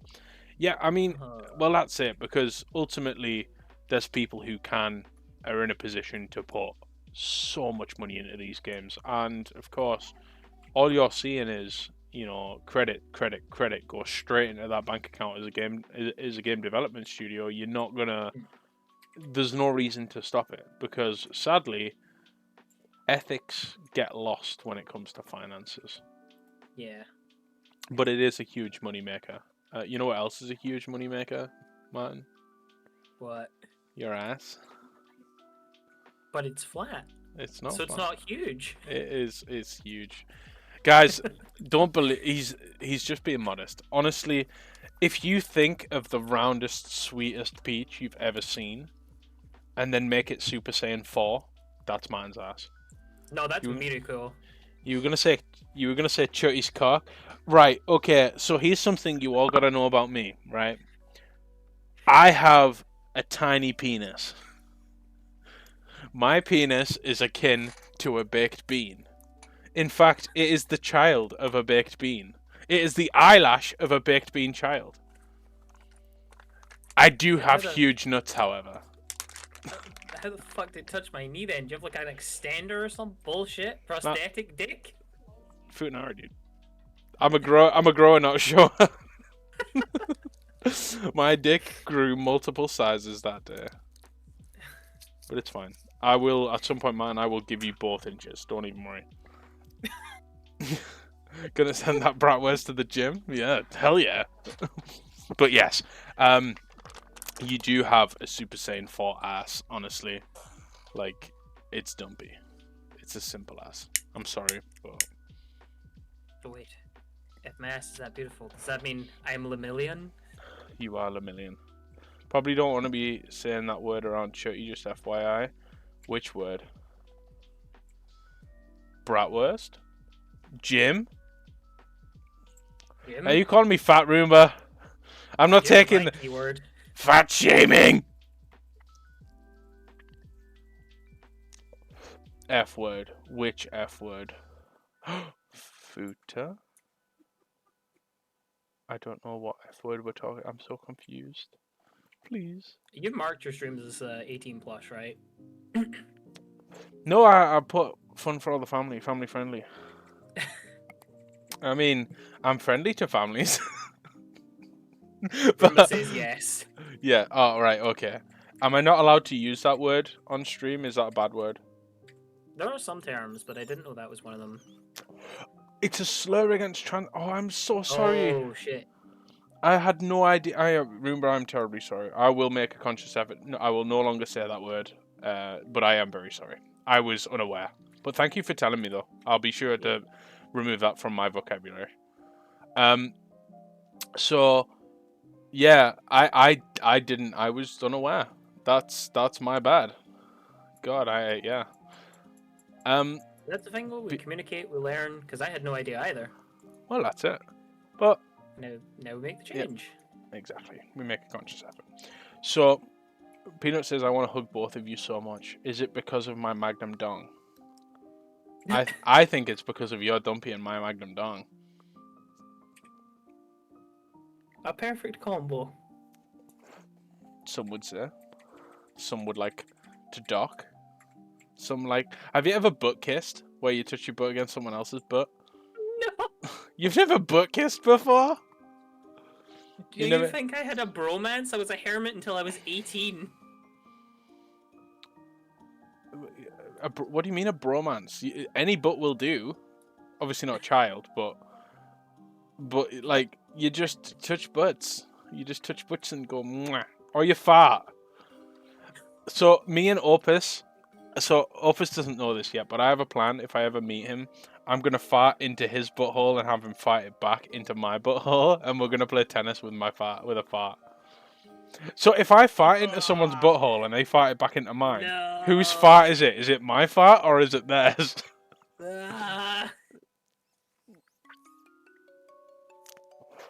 IRL Pong, yeah. But also, here's a fun question for everyone. If you fart... No, wait, that wasn't the question. You know, in your mouth you have a tongue. What if your butthole had a tongue? Are you about to... I feel like I know what you're about to say. What do you think I'm about to say? You're about to say that the cells that make up your butthole are the same cells that make up your taste buds. That's not what I'm about to say, but that's incredible information. Like, it's something similar to that, but it's like the same kind of cells related to the digestive system as your taste buds. My butthole is all mitochondria. The human body is a wonder. It is. It's also humans are a curse to the planet, honestly. Yeah, I studied it for 9 years and then I wanted to quit. I was like, yeah, the body's too complicated and fucking weird. I'm out. Yeah. Yeah. So back to what we were talking about. I think, yeah, microtransactions do. Why spicy food is also spicy coming out. Are you talking about that chili ring? I was about to try and get back on topic, but now apparently we're talking about spicy beeholes. God. I mean, when that happens to me, right? And I'm a frequenter of the, what should we call it? I think the chili ring is probably appropriate. Like, when you get the spicy bee hole and you get that tingle tangle, like, I don't know what causes it, but it's not a good time. I'm sorry to derail. Is that you stuck in a glue trap on the upper left? Yes, it is. It is me stuck in a glue trap on the upper left. You like it? You want to see? Not... You couldn't even see his ass on it. How did I not notice that was there? Yeah, let me. There's all sorts of chutty merchandise hanging around. Let me zoom and enhance. Y'all want to see my peach? Here, I'll display it for you.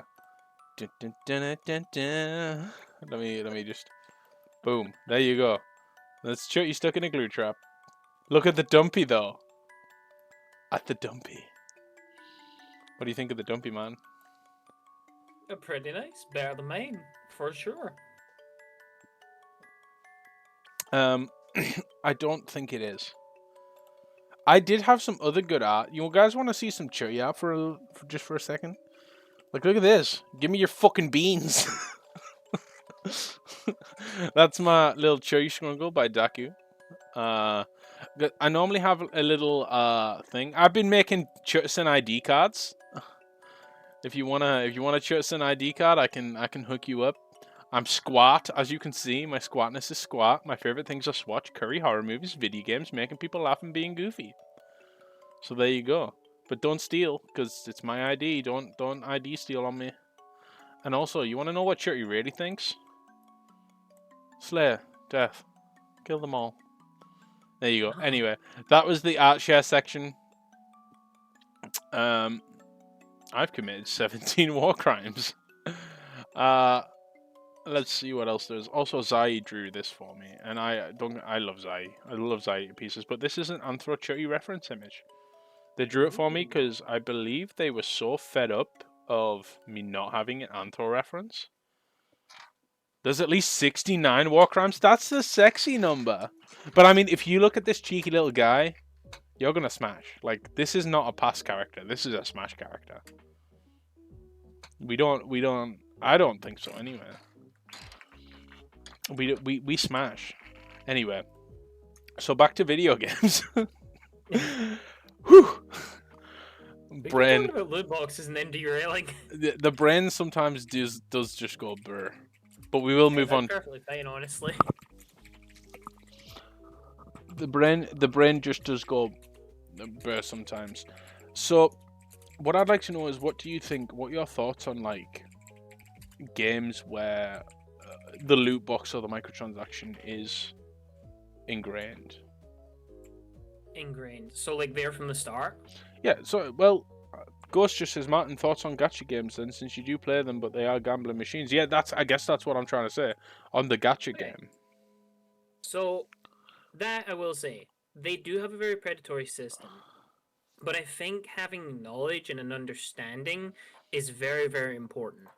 One of the reasons why I did actually get into Genshin and Honkai is because they are very brutal with, here is your pull rate, here is your percent chance of pulling the 5-star you fucking want.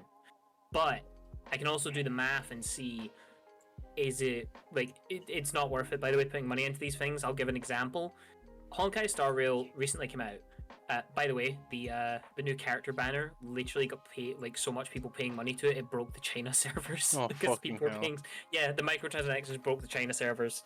But what happens is, so I did the equivalent check of 100 like UK pounds, Great British pounds, and seen how many characters you're likely to pull from it. The answer? Mm-hmm. You're likely to pull 8 if you're lucky. And even then, they might not all be characters; they could be cards. So it's really not worth it. £100 for 8 characters, which, let's be honest, it's not good. It's not going to give you the power up that you think it's going to give. Because having played that game, I don't have much power up stuff. I've just been playing for free and using all the free tickets they give you, and yet fucking destroying the game. I'm up to level 60 with all my characters and stuff because I know how to efficiently farm it. but they do still have that kind of predatory system where it's like, oh, this banner's just come out, it's limited time, and people are like, oh my god, it's limited time, I need to put money into it, and that's how they get you. So I think the main thing is knowing how things work. So that's what, like I said, I mentioned that I like these games because they have a percentage that shows the chance of pulling the characters. Yeah. And in some cases, it's actually a 0.0 something percent chance. At which point I just say, yeah, there's no point going for it. That's way too low. Yeah. So that's, I kind of respect that they're being honest in that sense. And like, it is a free-to-play game as well, so as you said about free-to-play games and loot boxes, it does make sense for them to have it because it gives revenue. But yeah, so Ghost is saying, but doesn't that show that they're being predatory to people who don't understand that, or who don't have that kind of understanding and control? oh, absolutely. What I'm saying is, like, if you know how to look through these kind of things, so don't get me wrong, you do have to click a tab to check the percentile chances. It's not blatantly on the banner, like, here's your chances, because trust me, people would put a lot less money in if they did. Fair enough. I mean, yeah, it's kind of all comes under that same sphere of ethically grey. Yeah. Because, don't get me wrong, they need to make money somehow, but if they're, like, far too predatory, it's, yeah. Yeah. So Mordred says, Hoyoverse, the company behind Genshin and Honkai, is a very blink and you miss it. They are very blink and you miss it with their events and such. They can make you pay even more for energy, which you need to grind anything in their games, even though they make millions from the banners alone. That's a fair point as well, yeah, because you're capped on how much energy you can have at one time. It takes time to regenerate. I guess because I've been like so into MMOs and stuff, I've been used to doing the very like efficient farming. So, I don't quite know. I don't want to like seem like self-centered or anything, but like for me, because I've done all that stuff, I can farm it quite efficiently and be really like, this is what I need to grind today. Pour the energy into it. Cool. Stop for the day. But yes, there will be predatory system. It will be a predatory system for anyone who can't have that sense of control, or maybe doesn't understand mechanics as well. Yeah. So I can see where you're coming from. I think a lot of these things with loot boxes and the free-to-play games comes with you need a lot of knowledge, Yeah. and if you don't have that knowledge, it's going to become really predatory towards you, especially if you've got any sort of like addiction. Yeah. So, I think that's probably a good place to cut the conversation on games then. And I think we should move into a little bit of a break so we can go and get some drinks, go to the bathroom, rub our dumpies, kiss butts, and we're gonna move into our next section. So everyone, bear with us. I will be putting some music on for a little while, and then we'll start talking about some weird shit online. Though we've kind of already started talking about that, but hey ho. Okay. Here we go. Yep, bear with me. Okay, guys, we will see you very soon.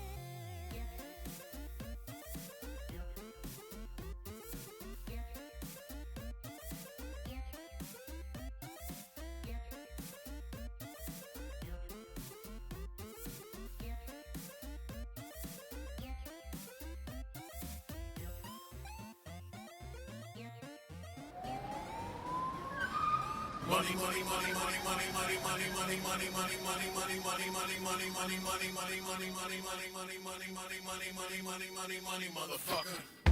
Money on my motherfucking mind. Cut 5 haircuts at the same time. White gold pants, jet ski, made a wine. Foie gras, Buster, Albert Einstein. Get money. Money at my motherfucking mouth. The mansion, a ranch, and a camp in a town. A motherfucking store with the floor made of scouts. Bobby from the block, though, got rocks, he got outs. Get money. Money in a motherfucking jar. Shark fin pastry, summers on Mars. 20 motherfuckers in a levitating car. 747 full of women and cigars. Get money. Money in a motherfucking pot. The cats are full of cars and a yard full of yachts. A leopard with a mink and an arm full of clocks. All hand wound every day by a spot. Get money.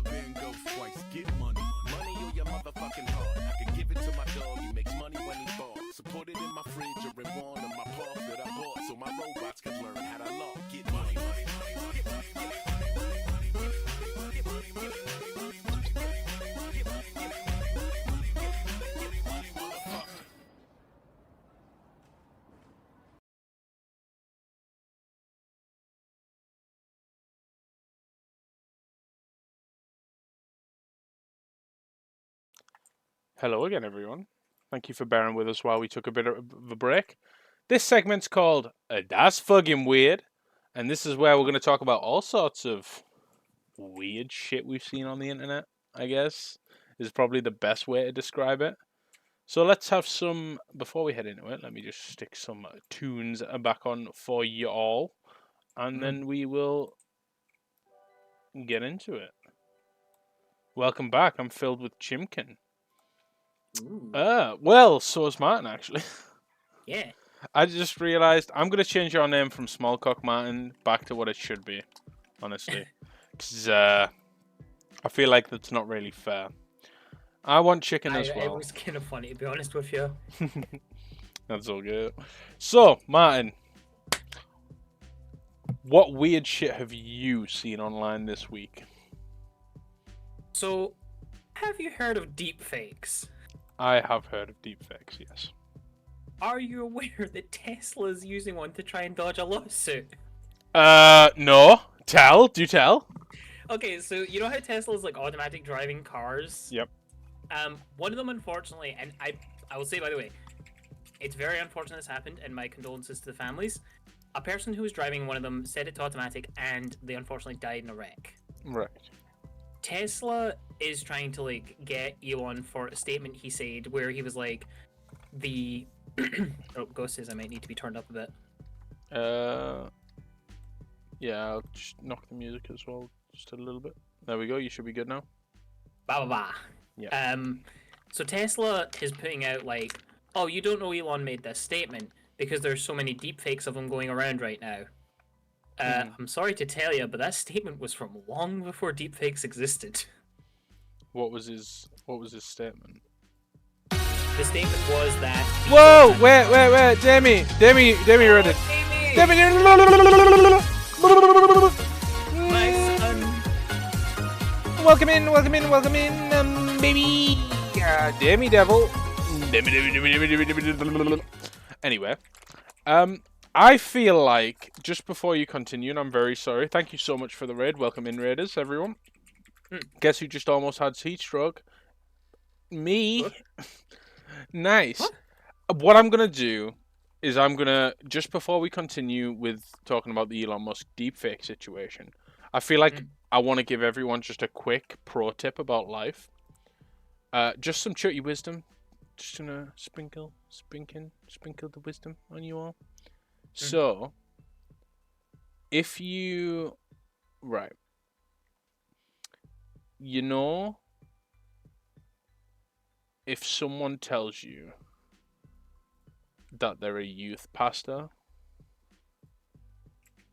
don't let them near your children. No problem, Demi. Don't worry about it. No problem at the raid and run. Also, if you don't like your coworkers, just don't wear deodorant. Just stink. Then you won't ever have to communicate with them. Anyway, sorry. Go ahead, Martin.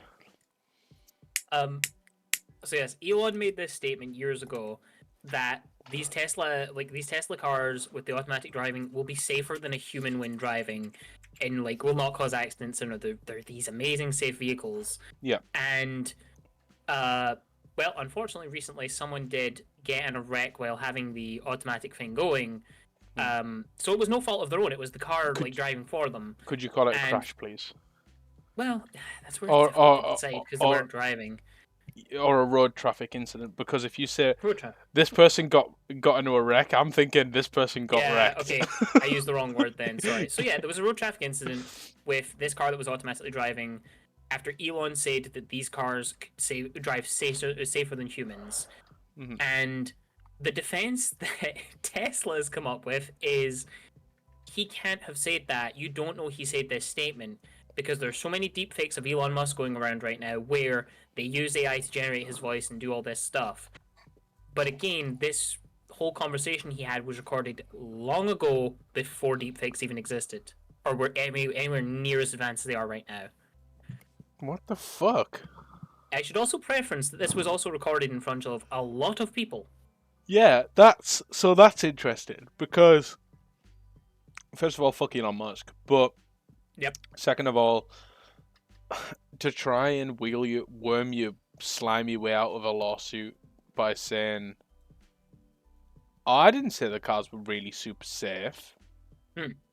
When I mean, Tesla has been talking on the safety of their vehicles for a very long time at this point.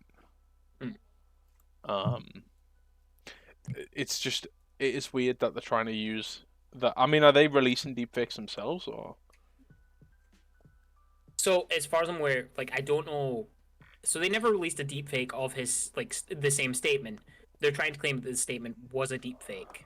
But there are people on the internet who are making deepfakes. I even seen one on a YouTube advertisement the other day of someone pretending to be Elon Musk talking about this crypto, and I'm sitting at it, I'm like, your facial expression is different, with the audio running. Yeah. I was like, yeah, no, this is definitely not it. No. Yeah, that's so people are doing a lot of deepfakes because one that's being used for entertainment is you've seen Obama, Biden, and Trump for playing Minecraft and shit, right? Yes, or have you not seen that? Yeah, so that's a deepfake, and that's a relatively harmless one. But some people are using them for scams, and that's why they try to use as the defense is oh, this is a deepfake, but it's not. No, that's ridiculous. That's absolutely ridiculous.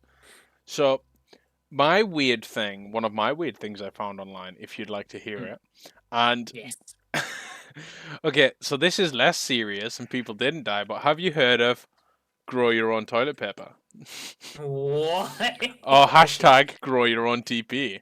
So this comes because a man for the past 5 years has been using leaves instead of toilet roll to wipe his ass. And it started a movement of grow your own toilet paper. He uses the leaf specifically of a blue spur flower, which he says is the perfect size and has the correct texture to use instead of toilet paper. He stopped using the shop-bought toilet roll in 2013 and initially replaced it with leftover napkins, by the way. Which, I have an issue with that because if I use a napkin or something like that, I'm giving myself a cheeky butterfinger, and I do not want a cheeky butterfinger when my ass is shitty. Yeah. You know? You don't want that. You don't want that chocolate peanut butter situation on the hand. So, but yeah, he's now hoping other people will take a leaf out of his book by saying that basically toilet paper fuels deforestation and massive usage of fossil fuels for transportation, so we should grow our own. But I argue, is using leaves not also deforestation? Yeah. So where do you guys sit on this? Would you use a leaf to wipe your ass? I mean, the thing is, because some people, like AFAB people, need to wipe the front as well, and obviously AMABs, most of us wipe. He could use yeah, but the thing is, a bidet is like a, it's a luxury, I think. It's like I think they are saying, yeah. If they truly worked and I could grow themselves, then maybe. But the thing is, what about that transition period where you've just planted it? And what if you get the runs and go through your entire crop? This has issues. I mean, another thing is, like, is it okay to flush, like, leaves? Because, well, they think are about it, toilet paper biodegradable. breaks up a lot. Yeah, but, like, in your pipes, like, unless they're, like, really thin and really, like... Well, not really thin, but, like, unless they're very flexible, like, they can get clogged really easily. Just... You know what I like to do? What was the name of the plant? The plant is it was the leaf of the blue spur flower. And they have a comfortable texture. And they're the perfect size. He's also... At these, it could work. So, a good smart name just almost died of heat stroke again. Oh no, why? Well, why? Obviously, there's no reason to ask why, because it's heat stroke. So, cold shower, drink plenty of water. Yeah. Rest. I'm not a doctor. I'm sorry. Yeah. But apparently the leaves are super soft and can withstand pressure and won't break through. Plus, they have a natural minty scent. So it's like toilet paper for you. It's like toothpaste for your asshole. But what I prefer the method. I mean, there's a couple of things I've done. Okay. And a headache. Oh no, I'm so sorry to hear that.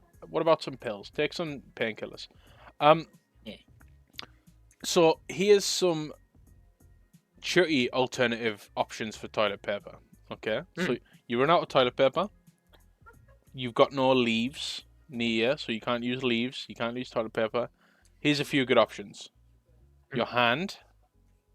You can wipe your hand and then wash your hand afterwards, and then wipe again and wash your hand. That would be pretty good. Like, you can scoop the shit off your ass, scrape it off, like you're putting your hand into a pot of mashed potatoes. Pages of a book or printer paper would also help. A towel that isn't white, maybe a brown towel, perhaps.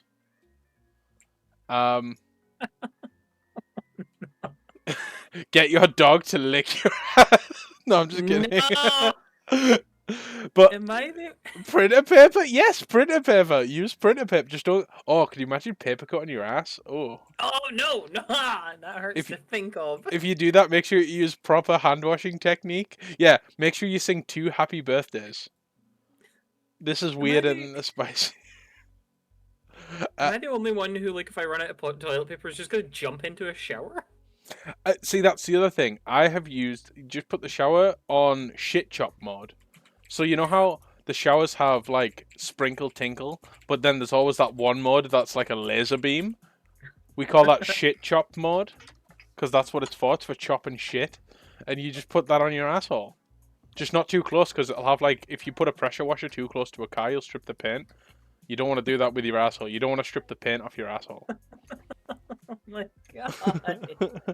Some other good uses for toilet paper. Some other good alternatives to toilet paper. So, let me think. So, we've got printer paper. We've got the pages of a book. We've got the hand. We can use the hand. That's a good one. How about just scooting on the rug like a dog? I mean, yeah. That would be pretty good. I mean, it's kind of like a towel. You could always just scoot on a towel instead if you're concerned. The other thing is, though, what about the enhanced butthole defense mechanism of just let it crust? No! Just have shit crust and then peel it off. Or sandpaper and scrape it, sand it down. Smooth butthole, clean butthole, happy life. But yeah, anyway, that's a weird thing online. Thank God I got an ad. Roomba, why aren't you subscribed? You menace. Anyway, Why did I have to have turbo? why did I have turbo? Twitch wants me to work at Boeing. Yes, please. Thank GOG for ads. Get GOG. Anyway, is there anything else weird you've seen online this week, mine? Just a woman who thought she was in the right for like attempting to light a guy on fire. And attempting to let. So I'll tell the story. This can be a short one because it's almost like a very short "Am I the asshole?" because she tried to act as if she was in the right. Mm-hmm. So this dude was like fueling up his car at a petrol station, right? And a woman from another pump comes up to him and she's like, "Hey, can you like give me a cigarette?" He's like, "No." He just is like, "No, don't have one. Sorry." So what does she do? While he's like kind of looking at the pump and the numbers, she pulls the gas out slightly. It starts to drip down his car, and what does she do? She fucking lights it on fire. And you see the This whole has fucking to be in place. America. I Surely. have no idea where it was, but Junie sent me the tweet this morning, and I watched it, and I was like, this bitch thought she was in the right because she was like, I'd served him instant karma, and I'm like, that's not what karma is, bitch. That's Carmageddon. That ain't karma, that's Carmageddon. Like, Yeah. in a gas keep in mind- station. Keep in mind, that's a still running fuel line. The last part of the video just shows the two of them running in the opposite directions. What the fuck? How can I again? And it's the fact that she thinks she served him karma for not giving her a cigarette. Some people are fucking insane. No, right, okay. It's one thing that it was over a cigarette, like something pretty mundane. But then to light a fuel line on fire in a gas station full of fuel and other people presumably, that's psychotic behavior. That's like a villain. That is a supervillain.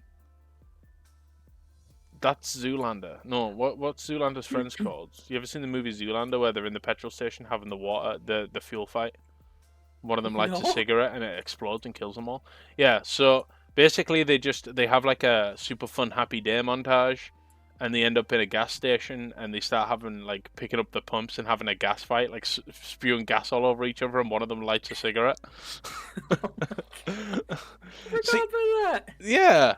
So your things you've seen weird are quite serious, whereas I'm like, haha, use your hand to wipe your ass, and you're like, people died. Maybe I should have watched Daily Dose of Internet before thinking of that shit. No, that's quite alright. So here's another one. Flying sofa crashes into a building after heavy winds sweep it off a balcony. Okay, for a minute I thought you were gonna say someone had made their like couch fly. No. Like...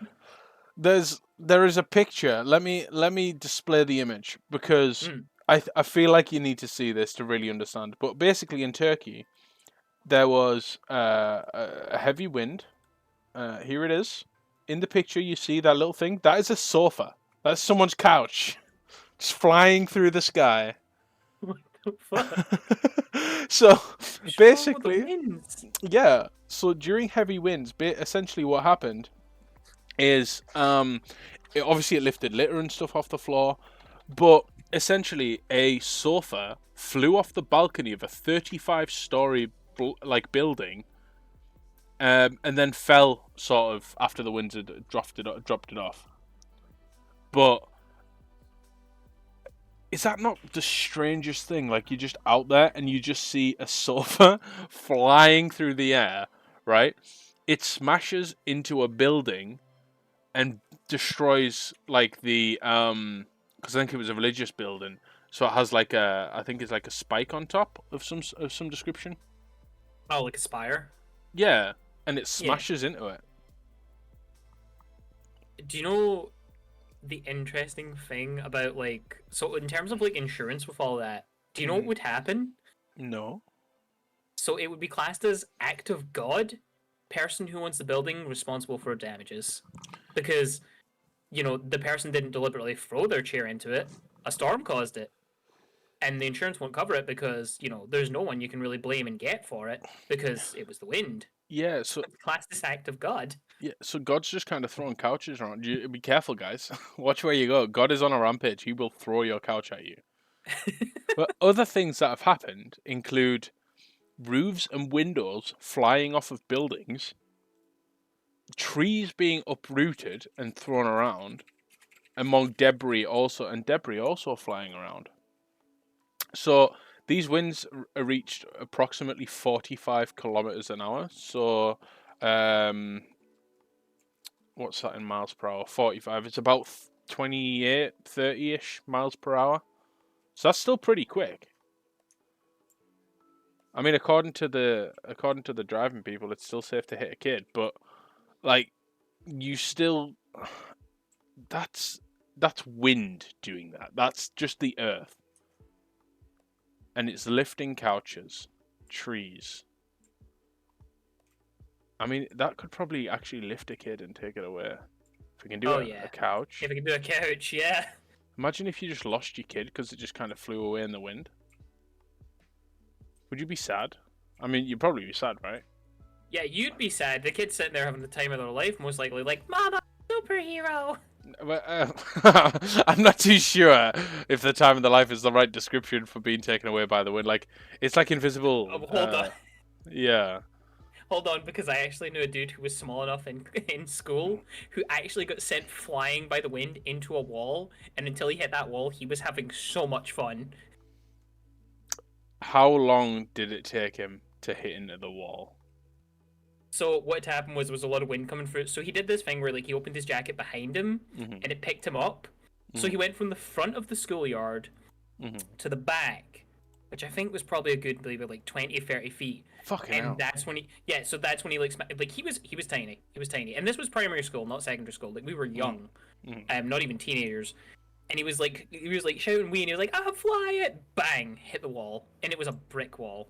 We're just sitting there like, "You okay?" He's like, "Yeah, fine." Oh. Foxy says, "I've been chosen." That reminds me of Toy Story 1, the aliens in the grabber machine, where it's like, "I've been chosen for the outside." And he just kind of floats their claw. Except instead of the claw, it's the wind, and instead of an alien, it's your kid. And they just kind of get thrown away. Like, they just get thrown in the atmosphere. That is like uppies to the next level. Oh my god, uppies to the next... Oh, don't say that when Peanut's here. She'll start looking for a strong wind. Uppies? I need someone needs to draw Chutty with uppies, honestly. I need to see it.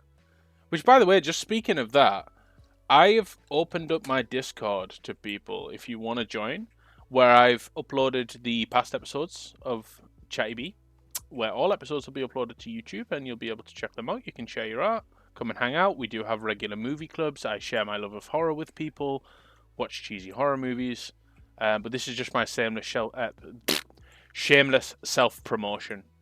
Sorry, man. Nothing shameless about it. But feel free to hop in if you'd like to hang out of hours. If not, that's absolutely fine. Other weird shit we've seen online. So obviously we've had the wind, we've had the toilet roll, we've had the car, we've had the lady. A noisy chicken has been given an antisocial behaviour order. What? So an ASBO, or antisocial behaviour order, are things that they give typically in the UK to people who are frequent offenders that aren't doing crimes serious enough to warrant being arrested for, but they're a nuisance to local society. So they're given an order where basically it's like it gives them a curfew. They maybe aren't allowed to go in certain places or to certain parks or buildings. They give this to a chicken because it was too noisy. A chicken? Yeah. The owner of the chicken was sent a noise complaint by the local council to say, "Your chicken is too noisy." Also, she lives on a street where there are roads, obviously a road, and there's all the cars, yet the chicken gets the noise complaint. What the fuck? Do you want to know what's even funnier about this story?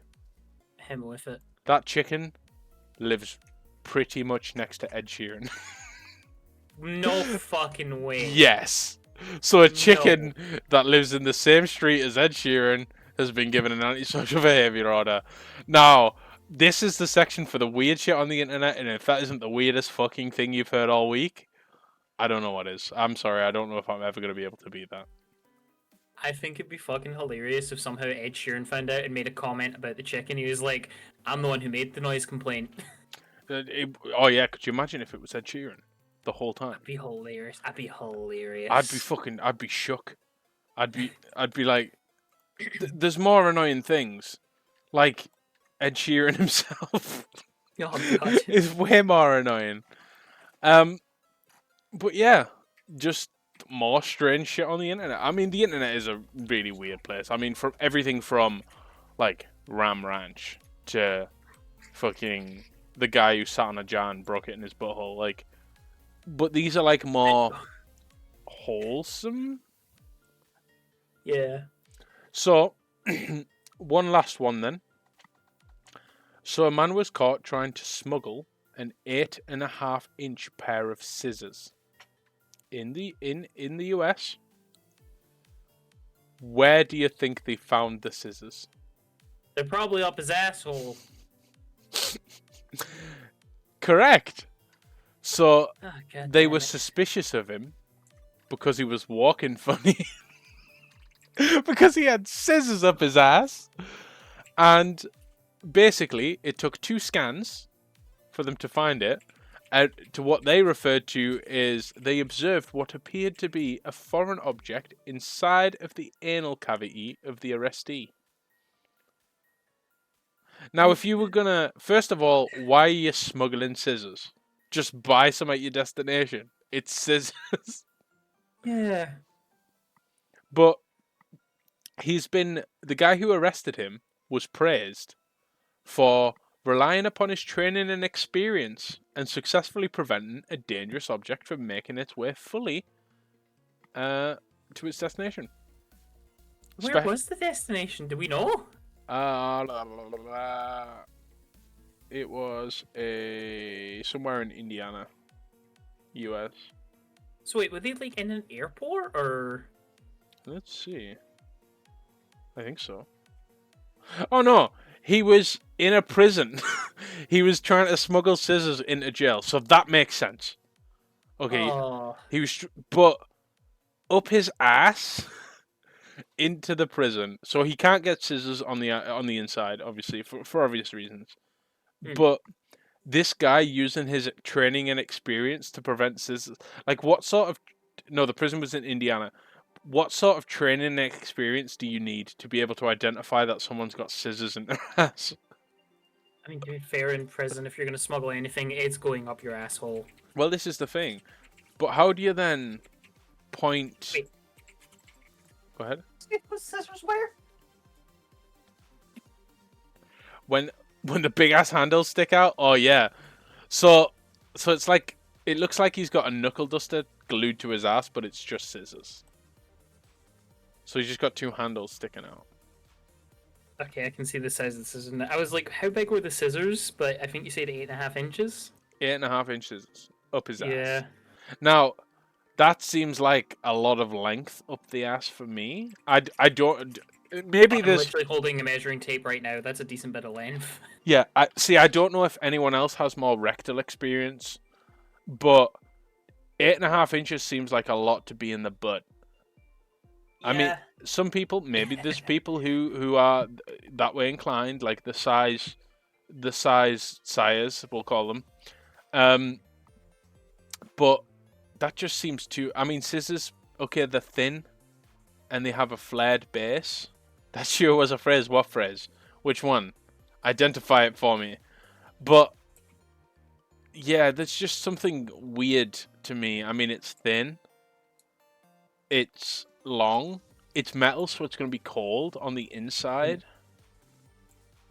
I mean, I don't want a chilly inside of my asshole.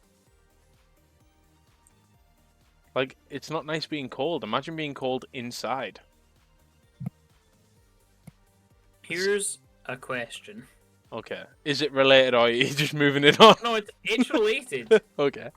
Do you think he put it in blade first or handle first?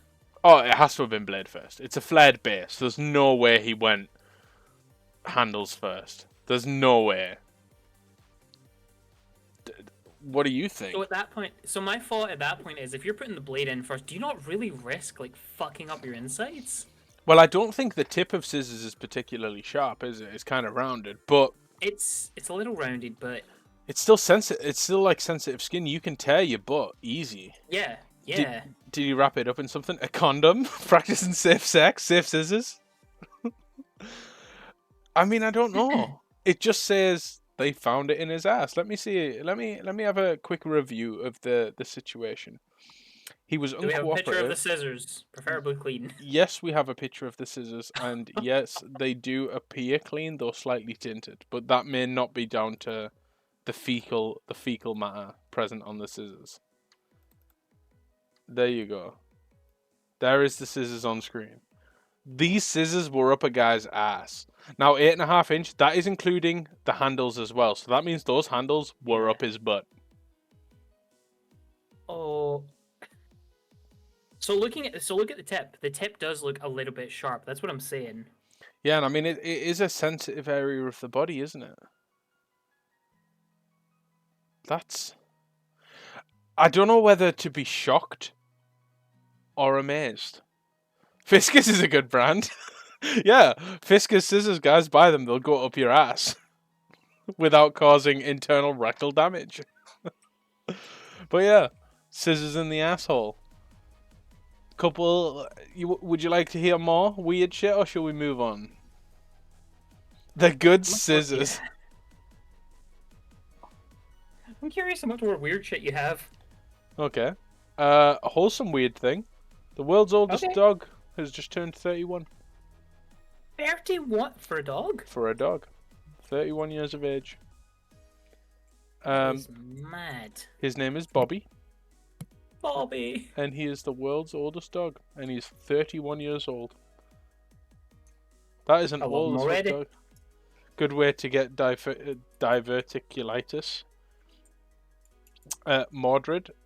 I believe Funny Valentine is inspired partially by a kid who died during the war and saved his kid a gift by hiding it up his... Yeah, that's all on weird anime and manga inspirations. That dog was born before me? Yeah, me too. Same. Yeah. So there's a small one. So more small strange news. A local group in the UK have warned the public, so the police have warned the public to stay away from 18 horses that have been released for breeding season. So watch out for the horny horses, everyone. You know, if you see 18 horses, 18 naked cowboys in Ram Ranch, sucking each other's cocks in Ram Ranch.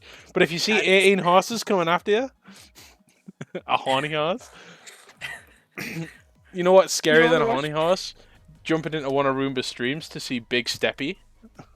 That's scary. Someone doing a Big Steppy on someone else. That was scary. Anyway, what were you going to say, man? I feel like the planets have aligned because I got sent a TikTok this morning. Do you want to know what the song playing on the TikTok was? What? There's no cock like horse cock. Oh, no. You should look. Die. You should look at the streams before you read. Why would I do that? Roomba, do you really expect me, Mr. Chutney Beaks in the 4th second removed Esquire, from England to do things that make sense? Because I feel like that's on you, man. I'm sorry. We shouldn't expect sense and logic from me. It's as simple as that. You should know this by now. We've been friends for long enough, Roomba. Anyway. Draw boobs next time for you? Yeah, draw me some tickle. Draw me. Draw Chutty with big old tits. I saw a video where the female horse kicked the male horse straight in the forehead and insta-killed him. Yeah, oh yeah, shit. Titty B. What about Clitty B? No, I'm just kidding. Spreading them lips. Horse kicking is... I mean, They're big animals. Yeah. They're big, strong Oh, animals. yeah. The But reason why they tell them not to tell you not to stand behind them. we had a horse in our town. Sorry, that was a weird way to start the story. I don't know why I started it with we had a horse in our town. So there was a traveller who had a horse and cart, and it was a young kid. And it was Ghost who told me this. It was a young lad. The horse started going crazy and kicking the cart and absolutely destroyed the cart. And there's nothing this kid could do to calm his horse down. Straight down, flop at the moment of impact.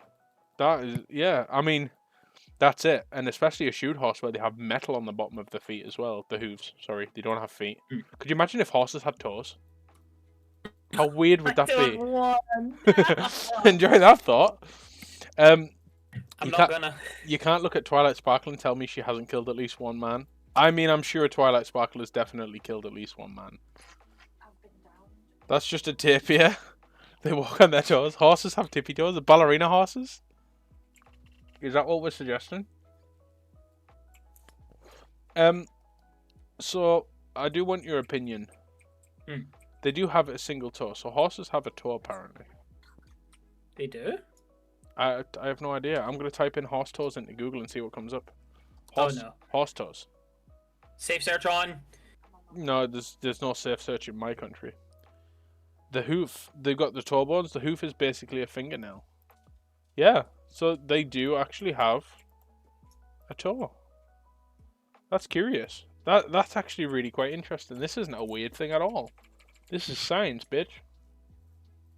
Science! Hey, do you want to hear, just on science, do you want to hear something really cool I learned today about why the sky is blue? Have you ever wondered why the sky is blue, or do you already know why the sky is blue? I don't. Hit me with it. So you know when you see the sun, it's white. And when you have sunshine and rain, you get a rainbow. Yeah. And you know how a clear, say a raindrop or a crystal, you shine a light through it and it has a prism effect? Yeah. Yog host, what the fuck? Horses have something weird. Look at baby horse feet. I'm going to have a look at baby horse feet real quick and then I'll tell you more about the earth. I just typed in Googling that shit. I just googled baby Google. That's not what I meant to type. Google. Baby Google. Baby horse feet. Oh, why do they look like that? That is like things you shouldn't put your dick in. I'm not looking that up. That shit is the flakiest fish I've ever seen. I don't like it. That is no, seriously, look at baby horse feet. You need to join. I can't. Okay, it's very strange. All I can describe it as is you get a string cheese and you peel the strings, but you don't peel them all the way apart. So you just have a dangly mop of cheese. But it's hoof. It's like toenails. I guess that's the best way I can describe it. Anyway, so the prism effect. Obviously, we have the RGB scale, the red, green, and blue scale, and we know about that. That's horrifying. Yep, it's fucking terrible. Fuck you, I looked it up. That's horrifying. Yeah, fuck you very much, Ghost. Thank you for that. So, you have red, green, and blue, and you'll know about RGB from computers and things like that. But the prism effect that appears in the sky, the reason it's blue is because there's so much particulate in the atmosphere of different matter. Of course, the atmosphere is primarily hydrogen. It's like 70% hydrogen, 21% oxygen, and 9% of a bunch of other different things. Basically, everything inside the Earth's atmosphere, so things like dust, kicked up from dust storms, sand, smog, when the sun shines through it, because the sum of the wavelength of the blue value of all of that stuff is higher than the blue value of the sun, when it shines through, of course, it scatters. The light scatters across all of that matter. Oh. And when you scatter all of that matter with such a high blue blue wavelength, or high frequency blue, that's why the sky appears blue. Oh. So then, as the sun begins to set, when the sun becomes, as it's moving around the Earth, it's lower than that matter, hence why the sunset becomes more red and orange. That's fucking cool. There's some science for you. You want some feel good science that's gonna make you feel real good? Sure. So there is, and this came from Neil deGrasse Tyson, right? So Martin did study science. Yeah, correct. Study biology, I believe he said. It was biology until university where I did forensics. No problem. And do you have any cool biology facts? I'll give you time to think. While. Yeah, So, let me think on that because I'm trying to think. So here's a cool physics fact, and this was brought again by Neil deGrasse Tyson, and it'll make everyone. I hope it makes you all feel good because it makes me feel good. So the 4 most common elements that make up the universe and everything around us, the known universe, all the planets, everything, are hydrogen, oxygen, carbon, and nitrogen. So hydrogen, oxygen, hydrogen, oxygen, carbon, and nitrogen. Those 4 make up pretty much everything we know, and even what we don't in the outer universe. Now, what do you think the 4 most common elements are that make up people? Hydrogen and oxygen for sure because H2O and we are mostly water. Let me guess, carbon and nitrogen. Carbon and nitrogen. So, Ah. human beings are quite literally made up of the same thing that makes up the universe. So, everyone, we are the universe. Enjoy that. Revel in it. Yeah, it's feel good, isn't it? And you think people say when it comes to children and you're made of everything. You're literally the universe, Ghost. That's it. Even cow shit. But yeah, the 4 elements that make up the universe are also the same 4 elements that make up humans. Shh. That's pretty cool. I'm sorry, Opus. Were you saying shush to Ghost because you were reveling in feeling good about being the universe? Some other crazy, good scientific facts. You know how people say that every human that's gonna be born, of all the potential people to be born, around 1% of them only ever actually are born. So when semen fertilizes an egg, there are, depending on sperm count, there are thousands, could even be tens of thousands of sperm. And it only takes 1 to make the egg, right? Yeah. So in that, it may make you feel sort of quite lucky and quite small. But did you know the chance that the Big Bang took place and formed the world that we know it is around 0.0000001%. Fucking hell. So if you ever wanted to feel lucky to be alive, not only are you lucky. Oh, Roomba, I always settle with the idea that my sperm swam backwards. I swam backwards into the egg, and that's how I came out so fucked up and autistic. But also I was vaccinated as a kid, so yeah. And I watched a lot of ASMR videos that when you watch them, it gives you autism. So give yourself autism with ASMR and swimming backwards. So if you ever felt lucky to be alive, just know that not only are you lucky to be alive because of the percentage chance of sperm you fertilizing the egg, but also by a factor of 9, you are effectively, I mean, is that like what, 900,000% more lucky to even have ever existed within that sperm in the first place? Something like that. And you made it. And something that's not science, but it's just a sort of feel-good quote that I found recently. If you're ever feeling hopeless or down, or like things aren't going right, just remember, you managed to believe in Santa Claus for probably the first 8 years of your life, so you can probably believe in yourself for maybe 8 seconds.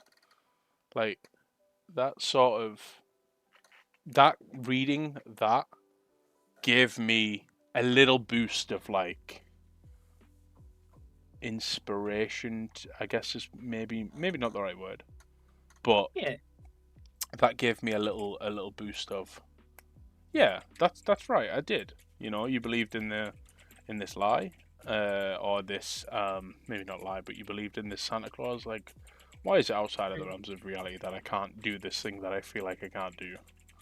Even if my brain, as someone with autism, and you are as well, Martin, but my brain for me is, if I'm not good at something straight away, it's the thing that sucks, not me.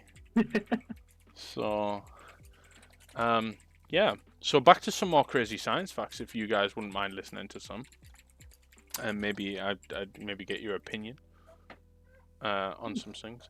Well, I think Martin has had a wonderful journey with finding himself and happiness, from finding friends in stream to understand himself more through wearing fun clothing like maid outfits. I'm right. I used to never have this level of fucking confidence. I used to always be terrified of this shit and be like, oh, people are gonna judge me. Now it's like, fuck you, I want to wear a maid outfit for a month. Well, that's... Why? Because I look fabulous as fuck. Well, that's one of the many reasons why I vibe so well with you and I have so much respect for you, because you've taken a lack of confidence and you've managed to turn it into something really positive, and not only positive mentally and emotionally, but also physically. You've gained a confidence to wear things that you want to wear, because we have these what's considered normal to wear and all this sort of thing. Yeah. And you're just kind of like, well, fuck that. Yeah. And that's really inspirational to me. And that's the thing as well, like, it also shows me, like, if people accept me in the maid outfit, y'all motherfuckers will accept anyone, and I want to be friends with you. Yeah. So, just onto some, away from the wholesome, I guess, and maybe go into some weird stuff. Do you know the human stomach, the stomach acid of a human, can dissolve razor blades? Oh, how long does it take? Hold on a minute.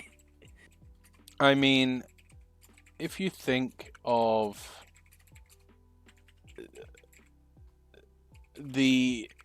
think about the pH scale as being from 0 to 14, right? So this is the rating of lower is more acidic, higher is more alkalinic. 7 is the neutral, which is like water. Yeah. Yeah. So if you put it this way, the stomach acid sits at between 1 and 2 on the pH scale, making it one of the most acidic substances in the world. So acidic, in fact, it can digest a razor blade. Don't eat razor blades, but if you did accidentally manage to eat one, yeah. Did you think of a fact then, Martin? The only one that I can think of is the one I already mentioned about the way your cells are formed, and technically it's the same cells for your tongue and your butthole. That's wild. The only other thing I can think of is like some stupid, like, dangerous experiment I did back in school with a teacher, but it was cool. What was it? I lit my hand on fire.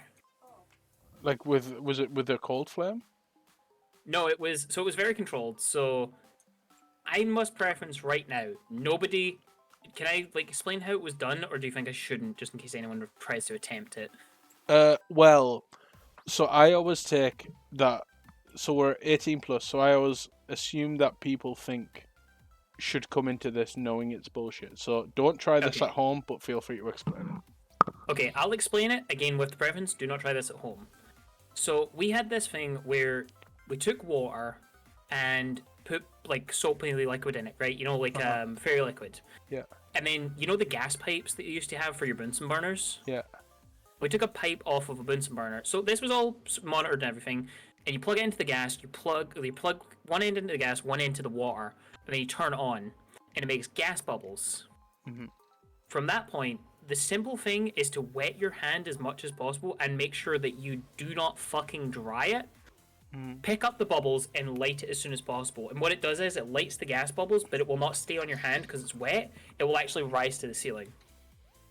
That is interesting. It's interesting, but incredibly dangerous if you fuck up on any part of it, because it will like burn you. So that's why I'm saying it's like lots of water. Make sure it's cold water. Just don't let the flame actually like persist. And also, don't do it underneath a fire alarm. The teacher did that because he was an idiot. That's wild. That is wild. That's what got me really into science actually. I mean, that would probably be something that would get me into it as well. Yeah. Um. Another thing as well. Oh, Mhm. sorry. No. What? So, do you know about wavelengths of light? Yes. Do you know which clothes are technically the warmest to wear? No. So here's an interesting fact. It is technically warmer for your body if you wear dark clothes instead of light clothes. And here's why. So you've got wavelengths of light, and they're in different colors. Mhm. And interesting fact is, white is the absence of color, black is the presence of all colors. Yeah. So what actually happens is with white clothing, Mhm. it doesn't absorb any of the wavelengths of light, so it will reflect it more. Whereas with black clothing, because it's black, it absorbs all the wavelengths of light. So it absorbs the heat from the sun. So if you go out in dark clothing on a warm day, you're gonna cook. That's wild. That's pretty interesting. And that's because of the absorption of the light and the heat. Yes, because what it is the sun has the light energy, which has heat in it. And yeah, the clothes will just absorb it if they're dark. So if you want to go out in the heat, wear as white a clothes as possible. Fucking hell. It's interesting. My brain has expanded by at least 3 brain cells. Do not try these experiments at home, Chuddy, please. But it's okay. It's time for me to lose them all. So, did you? Here's a fun one. Before we just kind of maybe shimmy over to the final segment. Did you know that there's weight to clouds? I never thought about that, but I guess it would make sense. Did you know that the heaviest recorded weight for a cloud was 5 tons? I'm sorry, 5 tons? 5 tons Wow. is the heaviest reported weight. Now, obviously, if you think about how a cloud is formed, with obviously water and such like, water particles, raindrops, etc. Obviously, water has weight. Yeah. So yeah, big boy cloud weighing 5 tons. Here's another thing: rats laugh when they're tickled. There you go. There's another thing for you. You can tickle a rat. Don't tickle a rat because it's just kind of abusive. But yeah, they laugh. Rats can laugh. What scale weighs a cloud? So the way they do it is they measure the humidity, and they can calculate from there the cubic area and the humidity. They can make a strong approximation of the weight based on those 2 factors, because then they can figure out what the cubic it wouldn't be the cubic weight, what the weight of the sum of the particles of water in that cloud are. And they do that through humidity and size. Yeah, that's cool. That's stuff that we don't want to talk about. That's math. We don't do math. Math bad. We're all bad at math here. Yeah, I'm totally bad at math. Yeah. Should he change the subject? Change the subject. Okay, so you guys ever like put a finger in your butthole? I don't want to answer this question. Okay, so you would have said no, but the fact that you said you don't want to answer the question tells me you've had. Yeah, I mean, there's no problem. Like, Listen, we know I'm a pansexual, okay? does that mean you have sex with pants? That is like 17.9 now. Yep, I know. That's why I said Like, it. keep fucking count of this shit, buddy. I remember. I remember you said it like every time. Every time you say it, someone makes that joke. So I that's why I threw that joke in there. Well, the counter goes up by 1. There we go. Anyone else want to make it A? Anyone else want to make a man having sex with kitchenware joke? No? Okay. So, I think we should probably shimmy right into the next segment then. So we've looked at... Actually, to be fair, considering we were looking at weird shit online, we're now kind of at a point where we've done a couple of nice, I guess, more wholesome facts. I got up to get cake and came back to have sex with a kitchen drawer. No, kitchenware. Kitchenware. You got up to get cake. You want some of this cake, but doing anyway. Yeah, it was the classic hoo hoo ha ha. Pansexuals have sex with pans. Ha ha ha ha ha. Anyway, let's move into the final section. Why though? This kitchenware in man's ass. Okay, if you could put any bit of kitchen equipment up your ass, what would you put up your ass? Whisk. A whisk? Why? Why a whisk? Because you weren't expecting it, were you? But it's wiry. Offers a plastic spoon, specifically a plastic one. Right, I need to know. Okay, why a whisk? Oh, that one was just purely to see if I could catch you off guard. No, you've said it now. I need you to justify your decision. Well, imagine the film, you put it up and then you start spinning it. You're gonna mix up your... You're gonna actually toss the salad? You're gonna mix up the salad, spin it up? Like a washing machine in your asshole? Why not? Well, metal cold and wood splinters. Plastic is a better texture. For the plastic spoon handle first. I mean, see, I haven't put much thought into this. But, I mean, I would maybe go for, like, if it could be any piece of kitchenware, like, air fryer. And you were talking about a guy struggling to get scissors up his ass. No, I would go full stretch for the air fryer. The whole air fryer, yeah, sideways. And I would have the little plug sticking out. Plug it in. I'd make sure it was one of the ninja ones as well, because I ain't putting cheap shit on my ass. What? Yes, man. I'm fucking crying laughing.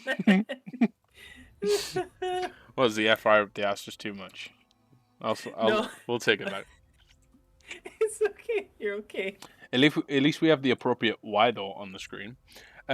Speaking of why though, for anyone new, why though is the final segment of the show where we go through a couple of things from the Am I the Asshole subreddit, the Today I Fucked Up subreddit, and also we'll do a bit of agony entry as well for anyone who brings essentially I'll read out a complaint of someone's relationship that they've made.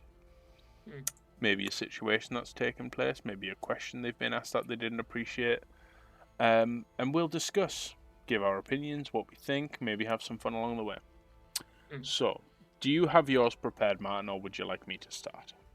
I have my first one prepared from Am I the Asshole? Okay. Fire away. Okay. Am I the asshole for calling my friend's proposal disrespectful? Now, I informed you a little bit about this one beforehand. Okay. Alright, so here's the deal. My friend, 27 male, decided to propose to his girlfriend of 3 years, F26. The two met at a bar pre-COVID and were just chatting at first, but it quickly led to more, and eventually the two of them moved in together and discussed marriage. Personally, I think they have a great match, and my friend has never been happier. He told me that he was planning to propose to her, and I was ecstatic. Well, day of proposal hits, and I call Stephen the next day, which was last night, to congratulate him. But he wasn't happy. He told me that Diana has said no. I was shocked and asked if he knew why. He said that she didn't like how he proposed. Now here's the thing. I knew he was going to pop the question, but I didn't know how he was going to do it. He thought it would be romantic to propose at the same place they met. Yes, a bar. Oh. Already, I could kind of see why she might not like that, but decided to ask her privately because she and I had gotten to be close.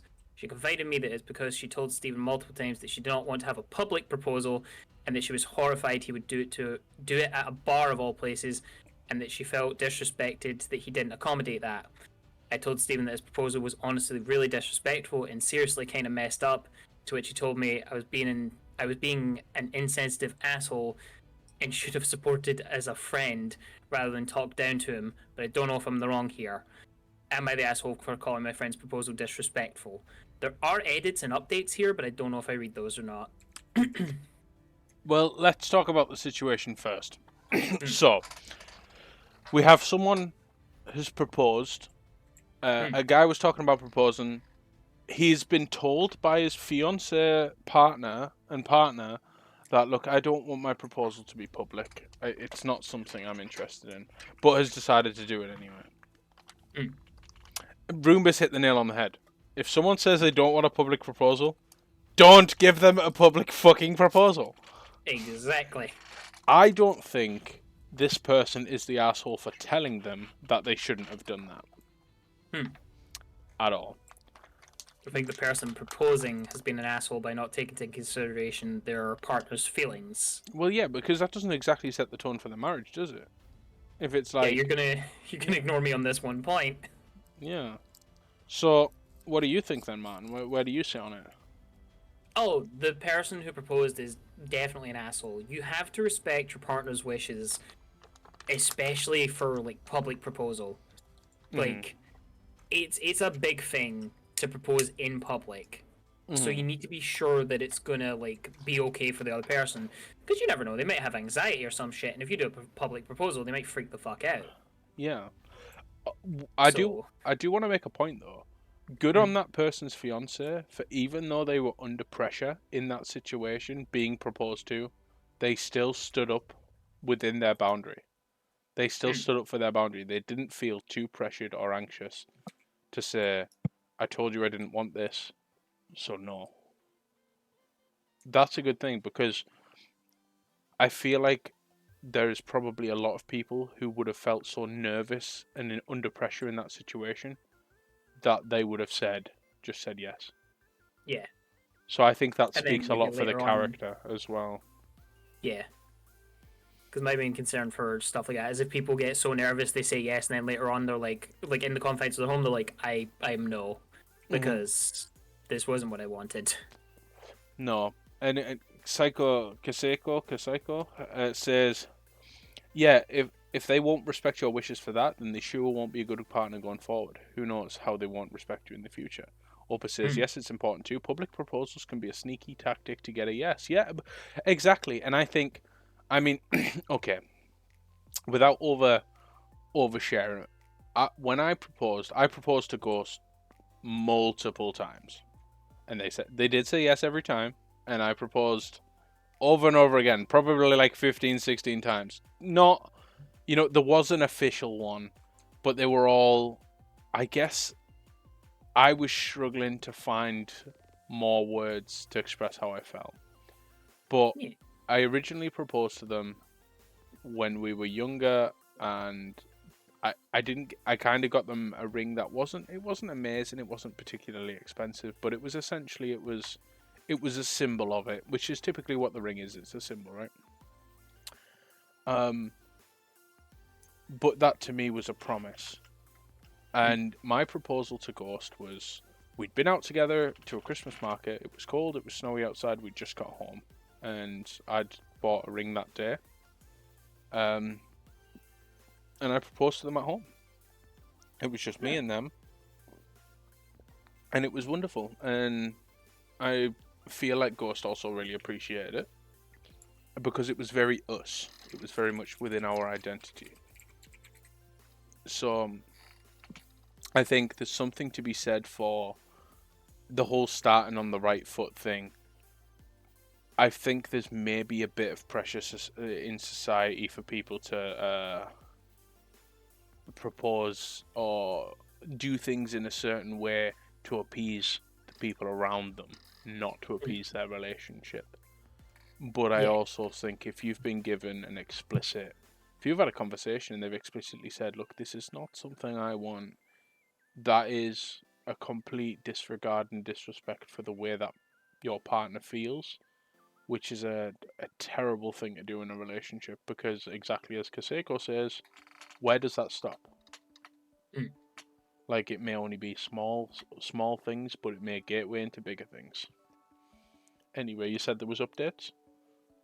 Update. To those who asked, the whole situation played out far better, differently than expected. I didn't know Stephen had a Reddit, and he saw everything. Oh no! All of this, he confronted me about it, and while he was pissed that I aired out the dirty laundry, he ended up thanking me for posting it because it gave him a different perspective. So thank you, commenters. There is a fair amount here, so please bear with. As for the relationship, the two of them are still living together, sort of. She was upset over the whole event, and she spent the past couple of days at her parents' house and then working it out with him at night. She says she's working on forgiving him, but mostly has been bothered that her wishes weren't met. At the time, they're not engaged, and she has no plans for that anytime soon. I did tell him that if they stayed together, I would help him plan a proposal in the future. The phrase live in Florida and we are relatively close to a beach, so I suggested to Stephen the next time he proposed, he'd do it in the evening at a beach or somewhere private without a lot of people or noise. He also told her he is planning on returning the ring. The wing. Proposal over the chicken wing. At a bar. Will you take this Frank's Red Hot? Honestly, Ghost, if you propose to me with a chicken wing, like, we're married. It's as simple as. Like, that's all you need. A chicken wing and a Butterfinger. Yeah, see, Roomba. Opus, there's your plan. That's how you propose to him. Just a chicken wing. It's as simple as that. The way to a guy's heart is a chicken wing. So he's planning on returning the wing. I said again, the ring he bought, and will be giving her some of the money to use for whatever she wants. I think he ordered flowers to send some to her. Flowers to be sent to her work too, if I'm not mistaken. So I guess it all worked out in the end. Yeah, that part at the end, I'm like, she's not like after public proposal. So how does she feel about public having the flowers delivered publicly? That to work. Now, she may have appreciated the gesture of him doing that, but in the same token, that for me still kind of walks that line of there was a thing about the public fair that they weren't appreciative of. I mean, I'd love to know what you guys in chat think, and of course you, Martin. What do you feel about that? I feel like maybe the flowers delivered at work is a bit too much. I think giving her flowers, like, just at home, that, or even to her parents' place, because she's going to the parents' place, something like that would be a bit better than sending them to work, because, as we've been saying, it's a public thing, or it's a place in public. But at the same time, we also don't know how she feels about that, because the public proposal might be something she doesn't like, but she might be okay with, like, public displays of affection. We don't know fully. Mm-hmm. So that one, I feel like it is a grey area. Like, he might have wanted to be a bit more careful, but if she is okay with that, then yeah, I guess that's okay. And to be honest, this was posted a week ago, so if she didn't like that, we probably would have known by now. Possibly. So she might have been okay with it. Yeah, it's difficult to say without knowing if the flowers would have been appreciated. I mean, normally, if I'm buying, for example, if I buy Ghost a bouquet of flowers, it's sometimes I'm going to the supermarket to get some things we need, and I just see it, and I think, hey, this is going to be a nice. And I'm always I have this thing, sort of, that tweaks in the back of my mind when I'm out somewhere, I'm shopping somewhere. It's like, oh, this would be really nice for my partner to have this. Sometimes it's a plushie, sometimes it's flowers, sometimes it's just food. But I think it's about having that. I mean, me and Gus have been together for a decade, so that's fucking wild for me to say, by the way. But I don't know if that's like a because we've been together for so long sort of thing, or I don't know if that's just speaking for the type of person I am when I'm in a relationship, or if that's a general thing. But that seems to me like that's a norm of the way people maybe should be thinking, because not everything's material, and clearly this person's fiance values. Obviously, they want the proposal, but they value the intimacy of the private proposal. There's something in that for them. Maybe it's not just I don't want to be in public. Maybe there's something else in that for them. Something like the romance of it, perhaps. Yeah. But yeah, I think the person creating that post, I don't think they're the asshole for Not at pointing all. it out.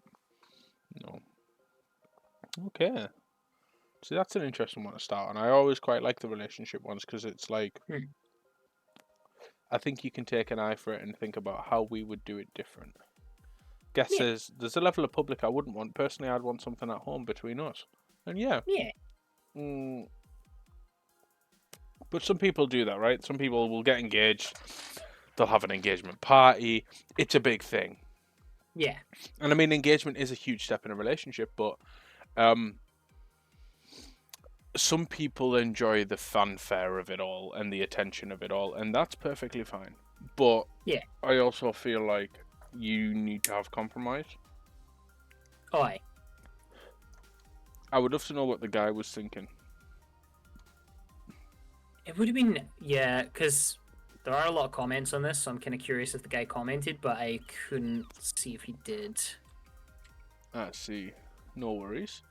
Opa says also related, part of being a good friend is being honest, kindly, and keeping friends accountable. I agree. I would just add, in place of kindly, I think sometimes it depends on the person, but I think sometimes it's good to be direct as well. And I'm someone who I don't bullshit around. Like, if I have a problem with somebody, I won't attack them, but I will tell them, I will explain to them. Like, I'm not happy with this situation or this thing that you've done. This is why. Can we talk about it, or can we sort this out? I don't beat around. I don't piss about it, because I think maybe part of it's the autism. Maybe it's not being as afraid of conflict. I don't know. But communication, these things always come down to communication, right? But I think it's vital to be upfront and be honest. And I think it's probably a good... Yeah, maybe it's Maybelline. And Ruby says, that's so true. Yes, struggle with that sometimes. Opus says, direct is good, just avoiding the I'm just brutally honest, folks. Yeah, I mean, it's an approach that... It's all about the approach, isn't it? It's you... what would we call it? We'll call it cultural awareness. It's being aware of who that person is, how they tend to take their communication, and adjusting to be relevant. If you're being factual with someone, if you're being straight up with someone, hey, look, I didn't like that. I thought that thing you did was bullshit. But amending your language in such a way that the other person will be able to digest the information you're giving them. Well, thank you so much for the Prime, Myth. Thank you very much. Much appreciated. Thank you for the Bezos books. I'll be sure to use these in some way, shape, or form. Maybe on a butt plug. Who knows? Or some new scissors. Yes, they serve the same purpose, right? I did lose my last set of scissors. I'm not sure what happened to them. Maybe they're still up there. Who knows? Okay. So I'd like to read you one. Yes. Unless there was more updates to yours. No, that's the final update. Okay, so... Am I the asshole for telling my wife that her friends are judgmental pricks? Oh, okay. Spicy. When my wife Annie was pregnant, we were part of an antenatal group. Most of the women there are either on maternity leave or have left their jobs since having their babies. Annie is a senior engineer and I'm a primary school teacher, so she makes a lot more money than me. So she went back to work relatively soon after the baby boy was born, while I'm taking about a year out to look after him. The group all stayed in touch and met up occasionally, and problems started pretty soon at these meetings. Firstly, Annie loves fashion and clothes. She doesn't overdress, but she never really wears any casual clothing. She always wears makeup and gets her hair and nails done regularly. Annie showed up briefly at the group once, and once she'd gone, I had a couple of them ask me if I'm pressuring her about her appearance after she's given birth and is stressed with work and the baby.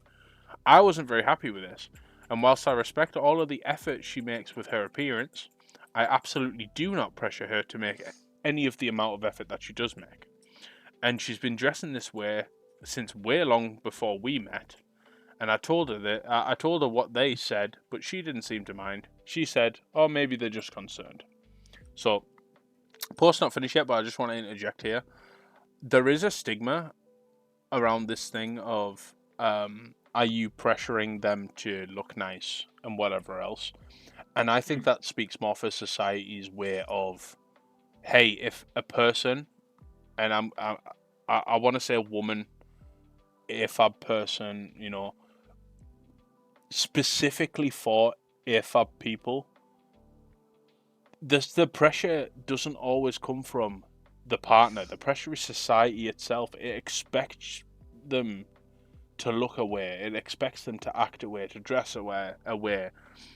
And it may not be that there's any one person particularly saying it.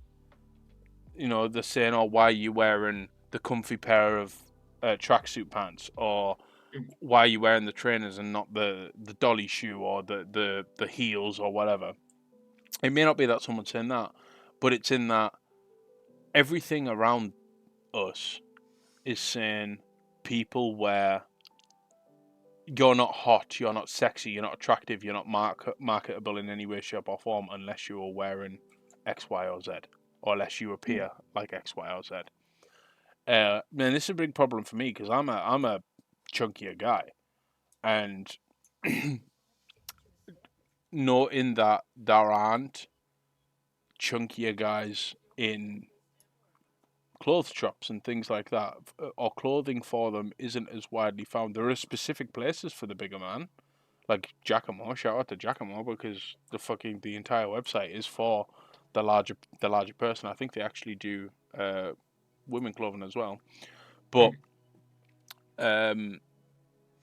I think there's a wider societal issue in there. Anyway, Miss says it's why I simply refuse to wear anything. Judge me now, Mom. I mean, yeah, absolutely right. Like, just be naked. Anyway, so she said that she thought the group was just concerned. A couple of times that they've inquired about how much I do around the house, they ask whether I'm doing enough for the baby and that they hope I'm not making Annie have to do more work. None of the women have been asked these questions. Now, that's another point, is unfortunately, fathers tend to get a harder rap. And that's genuinely because a lot of issues tend to come from the dad. It's a very fucking common thing. But that's not everyone. And I'm not going to be a hashtag not all men kind of guy. But Yeah. I was doing some shopping yesterday when I bumped into one of the ladies. It's been a while since I went to the last meeting, so I asked when we'd be meeting up again. And she said she'd check our group chat. I'm not on that group chat, so I didn't even know there was one.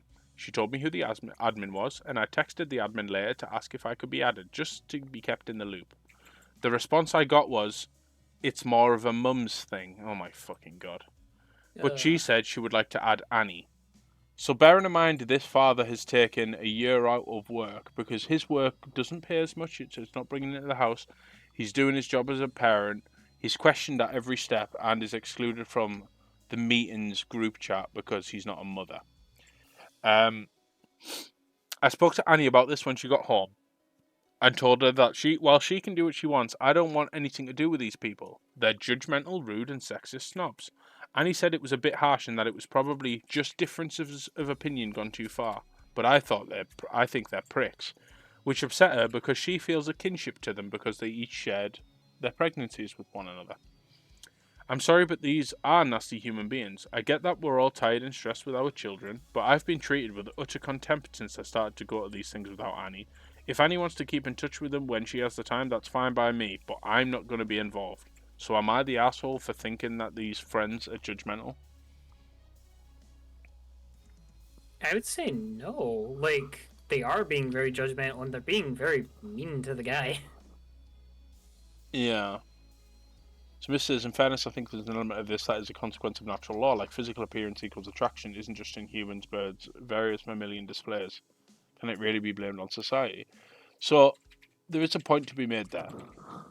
There is an interesting point to be made there. So yes, okay, there is a biological, or not even biological, we'll call it like primal mate selection, innate thing. the issues that we blame on society aren't from the primal. No problem, Foxy. Thank you very much for joining. Enjoy your sit down in bed, and I hope you get warmed up. The issue here isn't from the primal perspective of it's no problem whatsoever. We hear every week. Isn't from the perspective of this is what's attractive. It's more the issue that we are, as a society, becoming pressured into appearing in a certain way. So I think there's a difference between I think there is a difference between an innate attraction, because an innate primal attraction isn't to spend your life with someone. It's mating. It's a sexual attraction because it's the what's it called? It's the want of reproduction. But we kind of have to move beyond that because we are. That's not in any way incorrect, but we are beyond. We have basically, I know Gus says, literally our higher thought and the ability to create societies and culture separates us from animals, and we've developed critical thinking. So there is that layer where there is a full societal pressure to adhere to certain normal and what's considered normal or what's considered sexy or what's considered attractive, and that is that moves aside from primal or innate attraction. That moves into a new sphere, which is the expectation that you need to look or appear a certain way in order to be attractive, and that's not a biological thing. That, to me, at the very least to me, that's a cognitive thing. That is a way that things like marketing and advertising use tools at their disposal to shift their product. And the way they're shifting their product is by trying to utilize a societal norm built around these expectations of what attractiveness is. When everyone, in actual fact, everyone has a type. You know, they have an idea. You may go for that type. Typically, the person you fall in love with may break a mold, but everyone has a type, or everyone has a person that, you know, is their ideal. But unfortunately, what we consider to be a type is heavily influenced by the environment around us, and the environment around us currently is the pushing for a regression of what people should look like to make a baseline expectation of. Basically, it's to turn everyone into a fucking Dark Souls default character. Like, this is what the Dark Souls default character should look like, and this is good, this is positive, this is what we consider normal, when in actual fact it's not. People can look and be like whatever they want to look and be like, but shouldn't feel pressured by things in society in order for alteration, to change themselves in some way, shape or form. And there's a confidence about that. There's a mental, a cognitive confidence that is slowly chipped away at, I feel, in many scopes. But yeah, I think there is something to be said for a primal sexual attraction. But I also think we're at a point where we're moving. That still is a thing. That still exists. It's not invalid in any way. But the environmental impact of what advertising and marketing for industries like beauty and fashion are doing to society as a whole. But then just slightly falling back into where we were. This is the whole thing with the fathers, right? Because we see this guy is a dad who's being treated less than because he is the dad. So the mother likes to appear nice. They like to put effort into themselves. They do that for themselves, and that's fine. But the immediate thought is they're pressured into doing this, or you can't be as good of a parent because you are X. And that obviously speaks to wider societal problems. It's a sad thing that shouldn't exist, but it does. Anyway, What do you think, man? Where you like? Because I've sort of, I know I'm tangenting a lot here, but I honestly do think, like, I don't know. I feel like humans should be able to fucking just interact with each other and like figure this shit out. But honestly, I don't think they're giving him much of a chance to actually talk and get to know him. And I don't think he is the asshole because they are treating him so unfairly. yeah, I feel like I don't. I think it's a build. So they have a preconception that's based on things they've seen, maybe experience, but then they've tarred him with that same brush without giving the chance to learn or to understand, and without actually believing him. Things seem to be going exceptionally well over here. Yeah, it's pretty good. It's yeah. What do you think? So, do you have another Am I the Asshole?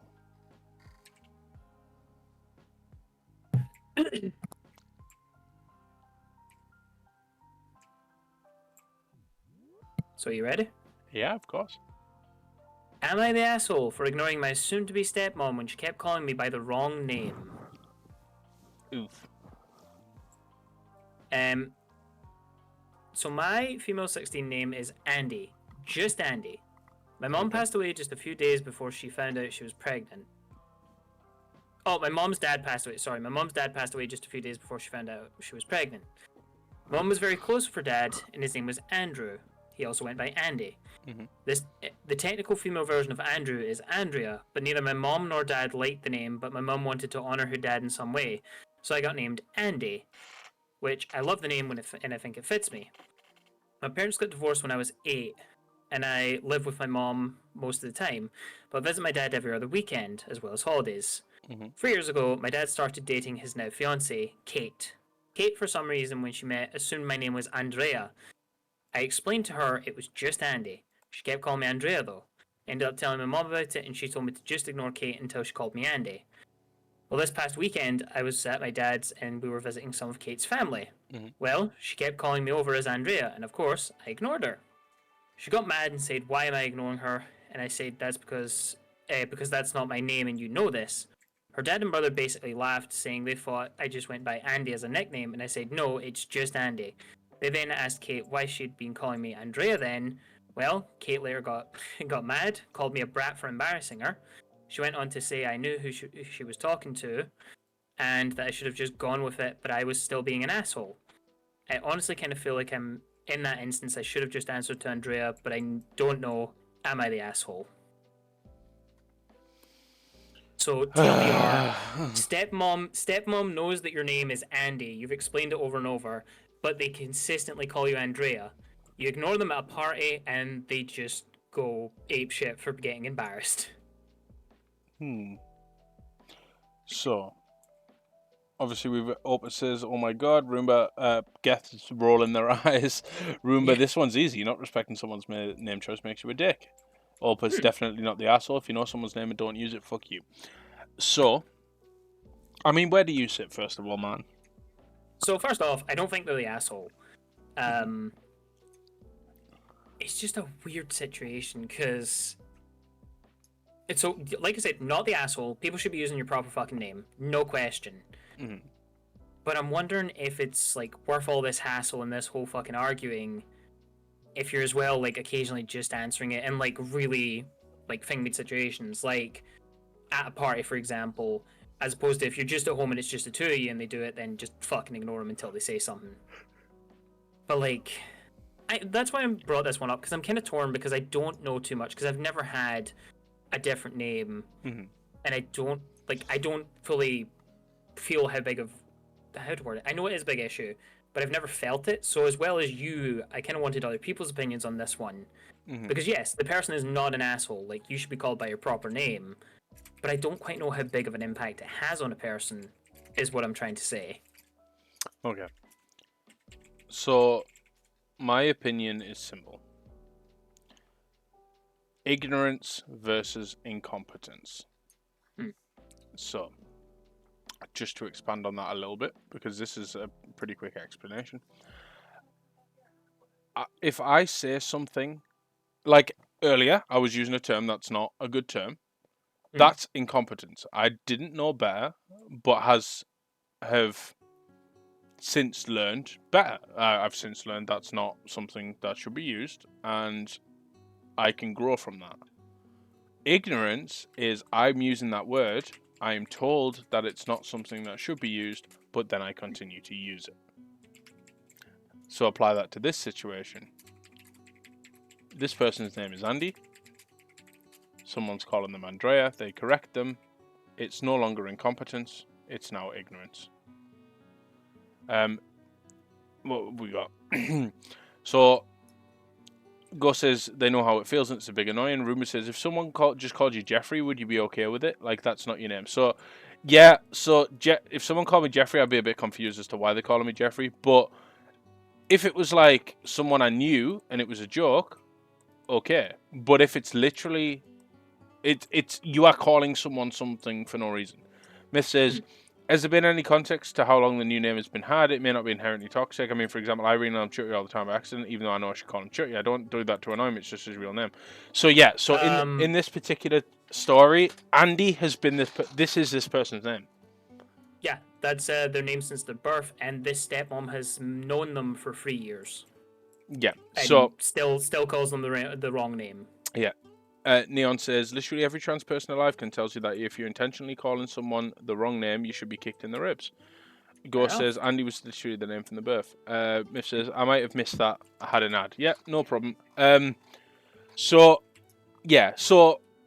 it comes down to ignorance or incompetence, and in this situation, it's ignorance. Yeah. Ignorance is the negative. Incompetence is the progressive to me. It's taking it on board, moving on. I guess I did kind of miss the part where it said 3 years, so yeah, okay, fair point. Yeah, no, not an asshole. What I don't understand is why she's calling them Andrea. She's calling them Andrea. No idea. Is it like she's been corrected? Is it just that she doesn't like the name, therefore she's giving the person another name? Opa says, given that this is family, it's 3+ years, and it's a birth name, this suggests something intentional. Yeah, ignorance. We've got Roomba says, probably because Andy is a quote-unquote boy name. Earth says, I had the same situation in school where the teacher refused to use my actual name because it was not a Christian saint name. Guest says, personally, there's a point where we're trying to correct someone's not worth it. Some random store cashier. No, they don't need to know. Random customer info. Years of known people. Yeah, no, you learn the name. Opa says, also using it around other people and introducing them like that. Yeah, again, it's being intentionally ignorant, which is asshole-ish behavior.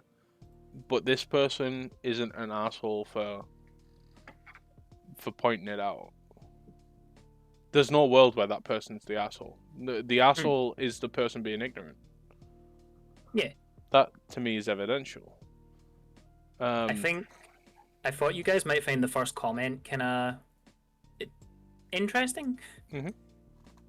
Not the asshole. Your dad is an asshole for letting his soon-to-be wife disrespect his daughter like that. I mean, is there a bigger red flag than not bothering to learn the name of your partner's kid? Fucking hell. I thought that one was interesting because think about it. If like the dad is also kind of related in this a little bit too.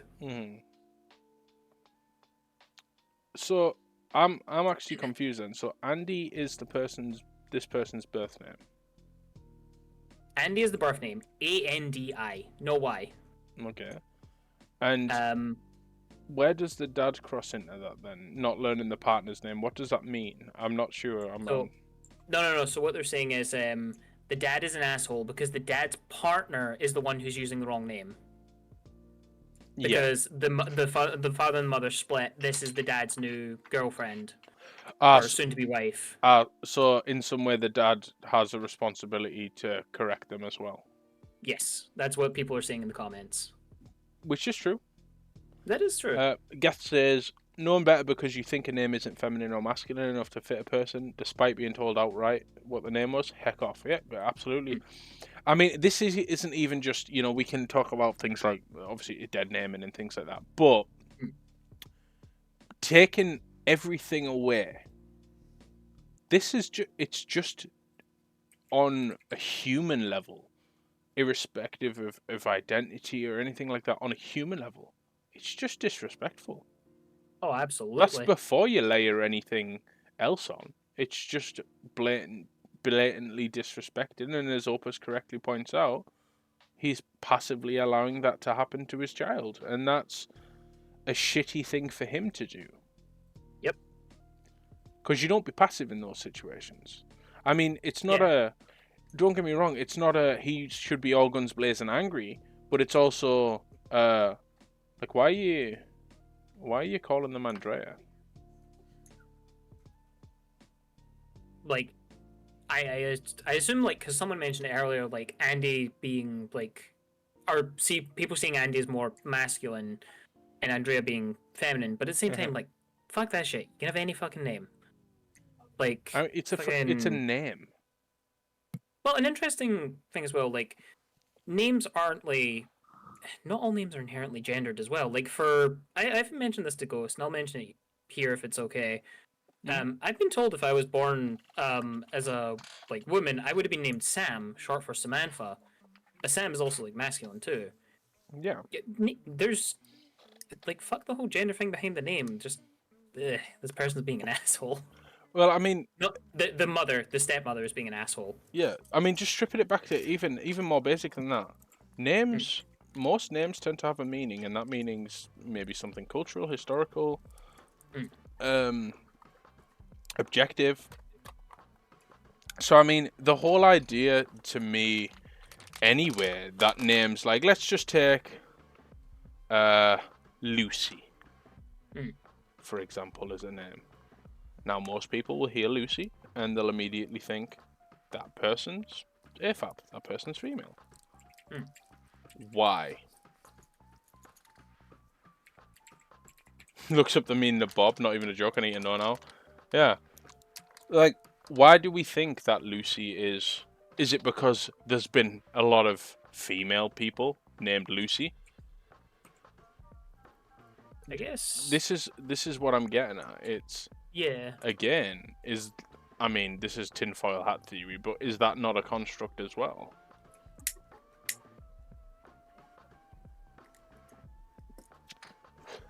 That's fair. Ersk says, my name's not a real name. My mother created it while fusing all my family names capital letter. I found it a beautiful idea, so when the teacher refused to use it, I refused to answer. Well, absolutely, yeah, stand up for it. That is completely fair. Ultimately, even, again, taking that aside, it's just disrespectful. Roomba says, because society likes to place things in nice, neat little labels and nice, neat boxes. I question you calling them neat, because they're fucking not neat. Yeah. But yeah. This is the thing. It's a tradition thing, isn't it? It's a societal... It's a cultural and societal tradition. But ultimately, a name could mean something like a hunter or a certain flower or something like that. It could be delicate, it could be strong, but yeah, it's a construct that makes it male or female, or anything in between.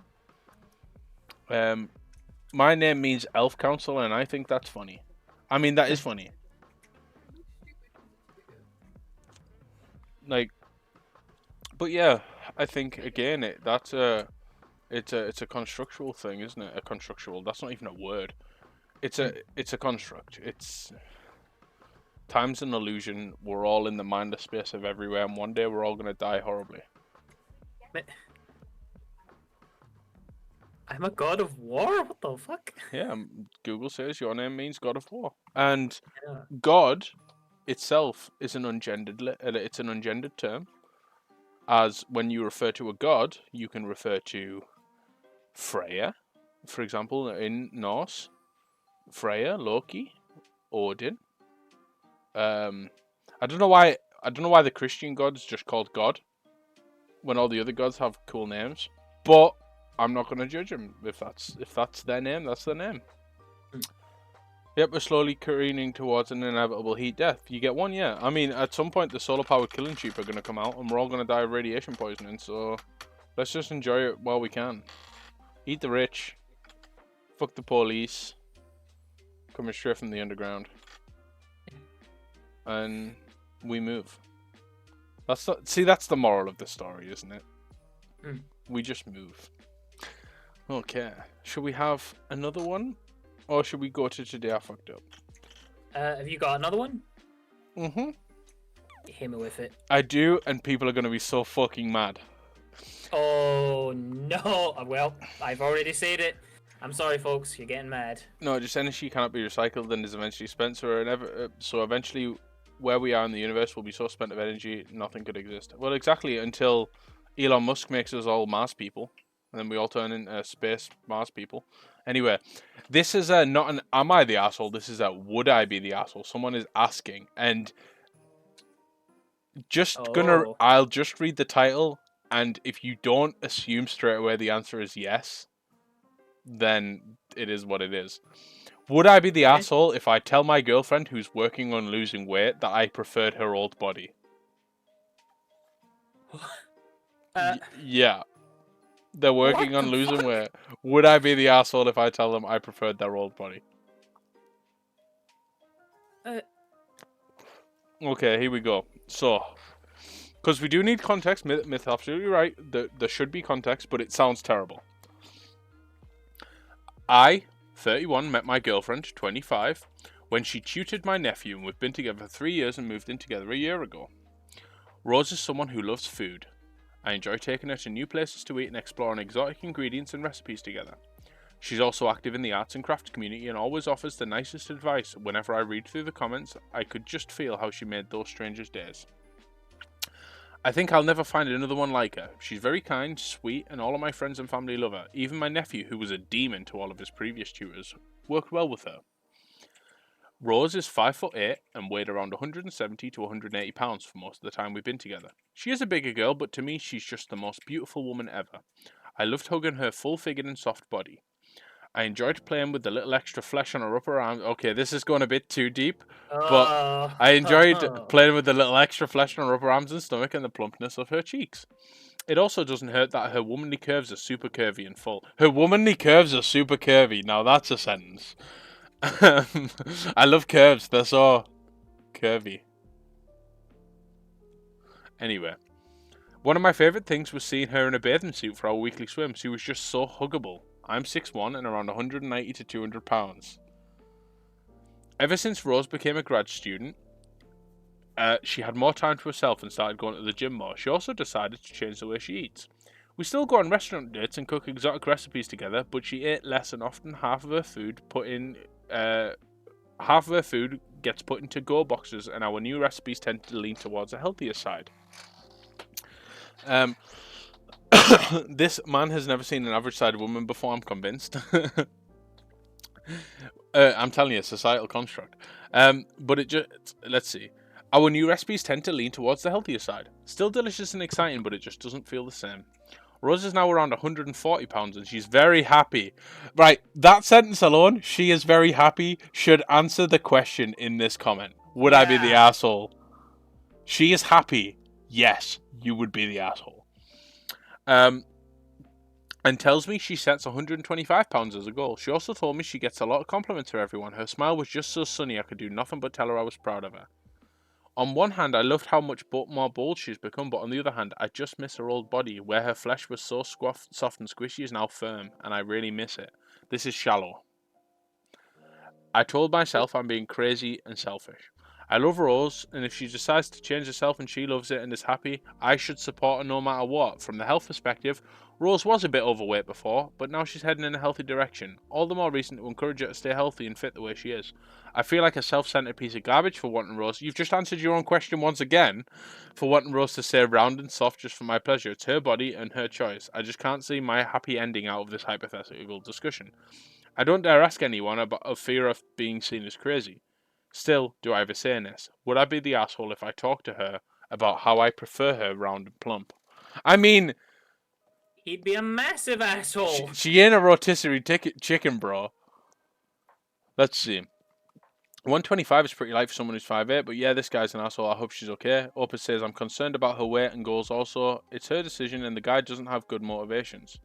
125 is pretty light. Let's see.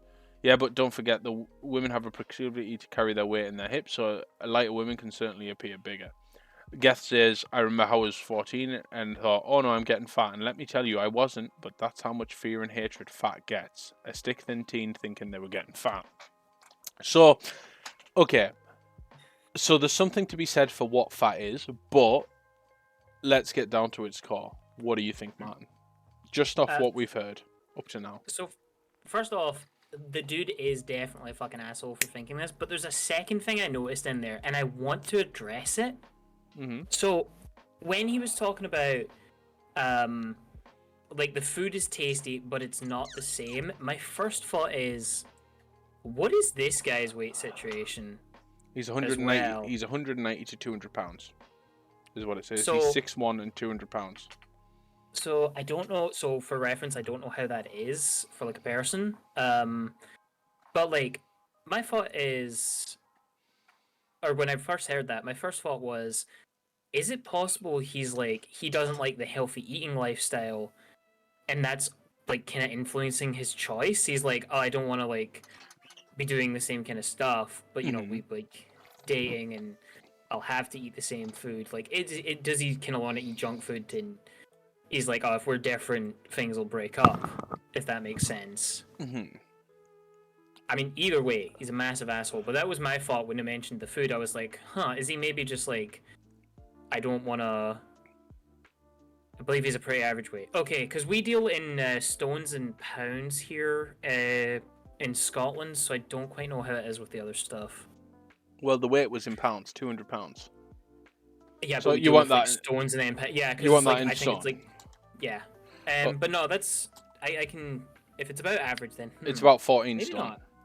But he's 6'1", 14 stone is not chunky, but that's lighter than me. That's lighter than me. I'm like 16, and I'm 6'2". So yeah, he's slimmer than me. So it wouldn't be okay. Yeah. Sorry, I just when I heard that I was like, I wonder if he just likes like the junk food and he's worried about other stuff as well. Yeah. So Myth makes a good point there, saying men can be simple creatures. I think he's got a preference, but his preference does not and should not supersede someone's bodily autonomy and certainly health. So I want to break I could break this down a little bit for you if you want into what I think of each section. It's up to you if you'd like to hear that. But I'm down. Okay. So first of all, we have a partner who clearly he has the preference. We have the other partner who is making a conscious change to themselves because they feel like they'd like to make that change and feel like they'd be happier. So that's point 1 you. He has an honest preference, but exactly as Myth says, the partner's wanting to make a change to themselves. It's not unhealthy for them to want to do that. And they're not going to... Yes, the title was Would I Be an Asshole? It's a hypothetical. So, Mordred says, honestly, from the sound of it, it comes out that they haven't actually gone through with telling them. No, they haven't gone through with it. And recognize that it is a terrible idea, but you're looking for confirmation, then yeah, it's not a good idea, and he should put her choices first. Exactly. So, yeah, part 1 of that is she wants to make a conscious choice, and she is changing herself because she wants to do that. He shouldn't intervene with that. This is her personal happiness. She's not a slave to whatever he wants. Secondly, I need to pick at the food because he says that he enjoys, and I quote, I enjoy taking her to new places to eat and exploring exotic ingredients and recipes. However, when it comes to the food, we still go on restaurant dates and cook recipes together, which is the thing he said he enjoys, but she eats less. I don't see what difference it makes how much she eats, because they're still doing it. And our recipes tend to lean towards a healthier side. When it comes to food, right? And I love food in any of its forms. Of course, there's foods I don't like, but I have a love for the exploration of food, flavor, taste, everything like that. So what difference does it make if the food's healthy? If you just enjoy the exploration of food, it doesn't make a difference, right? Whether it's healthy or not. Unless he, as you pointed out, unless he has an issue, an eating disorder. Miff says, oh no, they're not an asshole. He seems to understand it's not the right thing to do, and him simply having a preference doesn't make him an asshole. So, no, I think he's done... It's a weird one, which I'll summarise itself. Part of exploring the food is taste, and if the taste is shit, that ruins the experience. Yes, but a healthier food doesn't necessarily mean a shit taste. So he prefers her being large. She clearly wants to make a change in herself. They're still doing the things that they both enjoy, exploring food. He shouldn't tell her that he prefers her old body, because what's that going to do for her self-confidence? She thinks she feels like she's doing the right thing, and then she's going to be shot down and say, well, actually, you looked better before. You're in some way less attractive to me because you're not what you used to be. I mean, the positive thing he understands that it's not the right thing to do. What I feel a bit strongly on is the fact that he's gone online for this confirmation, because I think that's a bit of a slope as well. Because she could see that, because it's out there. But I don't think he is an asshole for thinking and considering the possibility. I think he's totally fine for inquiring in confidence as to whether that's the right thing to do. I don't think he's an asshole for that. I think where he is an asshole is his perception that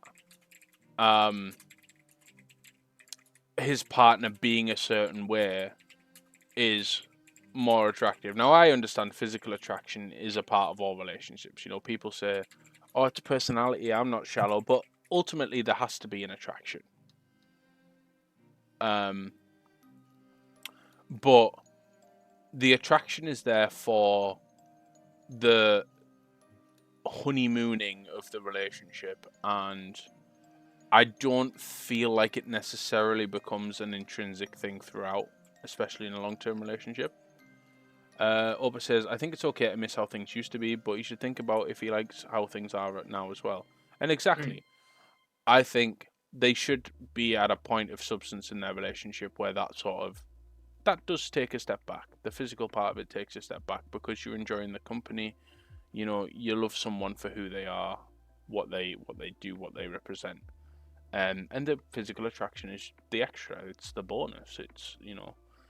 But I think he's still getting what he wants out of the relationship because they're still exploring food. It's something they love to do. Whether the food's healthy or not, I think is immaterial. If there's more healthy food that he's not. Thank you so much for the follow, Heavenly. Up says, if the relationship's really in danger because of different eating habits and a thin body, then the relationship shouldn't be happening at all. That's another thing to be said as well. Because she's feeling good about herself. And if he can't accept that she's feeling good about herself, then that's an issue for the longevity of their relationship. And I think that also in a little way comes down to how much he respects her as a person rather than respecting her as his partner. Thank you for the head pat. You should really boot me, it makes a squeaky noise. Anyway, so yeah, that's my breakdown of it. I think they're still getting what they want out of it. But I think he's inquired. Thank you so much for the boot. It's in my mouth. There we go. Anyway. So... oh, you want some Oh, we got a Chutty Wisdom redeem. Okay, here we go. Are you ready? Are you ready for the Chutty Wisdom? I'm prepared. I hope so. So... hold on, let me think of some... Let me shout out... Let me cover you guys in a wisdom bomb right now. I have way too many channel points to spend. Well, you spend away, my friend. That's absolutely fine. So...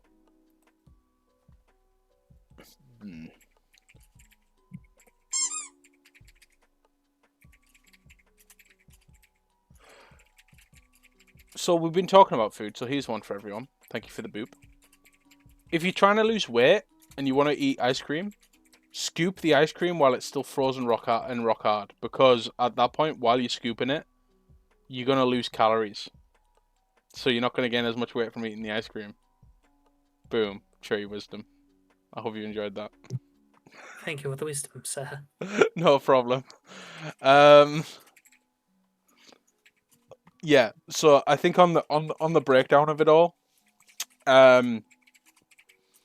I think he's done well to not just come out with it there and then. But why'd you microwave the ice cream?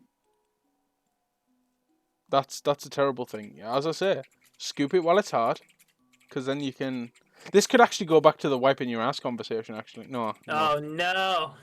If you lose your weight, just scoop the shit out your ass with your hand, like... And then just wash your hand after. Just sing 2 happy birthdays, and then you know you're all good. But yeah, I think he's done well not to bring that out straight away, but terrible thought. He shouldn't do it. That's going to break them. You do 30 seconds and it's soft enough to scoop, but you also get the soft melty bit, and it's a bit like a creamy custard. Right, that is a thing. So, today, I fucked up. Man, Yeah. what did you fuck up today? So I have 2. Okay. I think this first one is a bit better. So, are you ready? Yep. Today I fucked up not knowing Zoom was using my PS5 controller mic and called my manager an asshole. Oh, God. Happened just a couple of hours ago. Bit of a background, I work remotely most days and my camera is always off during meetings. So, I figured this out on my own. No one would call me out or anything, but I was sitting in a meeting and my manager decided it'd be cool to add an entire project onto my already packed workload. I used a Blue Yeti mic, so I pressed my unmute button and said, yeah, sounds good, I'll hop on that, like a good little employee, and then pressed my mute button again. Think I was on mute, I said, fucking asshole. Pretty loud and clear, and then continued scrolling on Reddit in my other monitor. So a couple minutes later, I felt a sneeze coming on and checked my mute button on my Blue Yeti. Still red, so I let that shit go, loud as fuck. Then a couple of people in the Zoom said, bless you. I said, thanks. After a moment, I realized they'd heard my sneeze for the muted mic. Literally this gif, and it's like a shocked fucking face gif. I clicked on Zoom settings to see what mic it was using, and well, it was using my PS5 controller mic that was sitting right next to me on my computer desk. Oh, and no. is basically always plugged into my PC. I quickly sorted back to my Blue Yeti and sat there, staring at a keyboard like I just had a fresh lobotomy. There's no way they didn't hear my call my manager a fucking asshole. Hope I still have my job tomorrow. Learn my lesson though. Either always mute on Zoom / check what mic Zoom is using, or unplug your PS5 controller before meetings. Also pretty sure I fucking farted too. That is push to talk or in super. That is an F in the chat. That is like, get some Fs in the chat, everyone. Like, you done fucked up. That is done goof 60 million. Joke's on you, up as my PlayStation controller is broken. Yeah, I mean, there's not really much idiot should have used push. I don't think you can use push to talk in Zoom. I don't think that's a thing because you're on cam. So big F for you, Greg, for not knowing what Zoom is. You boomer. I don't even think there's much. Those situations like that lead to dank promotions. I've seen TED 2. I know what real life is. I've never used Zoom. Controllers shouldn't have mics in them. Get that shit out of here. I mean, it is kind of weird that the controllers have mics in, but I also understand why they do as well. My PlayStation 5 doesn't need to hear my pop off automatically because I got an achievement. Ain't Zoom what kids are called today? I mean, yeah. Are you a boomer or a zoomer, baby? So I think ultimately, there's not really too much to be said about that. That's just a big F. Yeah, he just fucked up and used the wrong mic by accident. I mean, idiot, but also, dare I say, based. I mean, the fact that the boss didn't respond, like, Fuck. Yeah. By the way, I've just been thinking of some more wisdom for y'all. Anyone want to hear about Chutty's get rich quick scheme? Oh no. So you should trespass on property. If you trespass on someone's property that says trespassers will be shot, you should then, if you don't get shot, you should sue them for breach of contract. Make some money.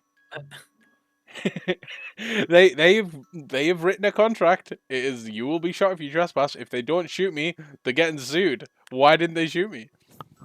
Could you imagine a court case like that where that whole thing happened? You go to court and it's like, okay, you will be served justice. Yes. You will get Perfect. shot. What? Myth asks just in regards to the today I fucked up. Wait, can you be sacked for that though? In today's world, like, isn't there protections against getting instantly sacked unless you've done something brutal? Yes, There would but at least be calling something your manager disciplinary. an asshole is gross misconduct. Hmm. Imagine thinking bosses tell the truth about why they're firing you. The problem is that in America you will definitely get shot. Well, that's it as well. Also, here's another one just for the people out there who have kids.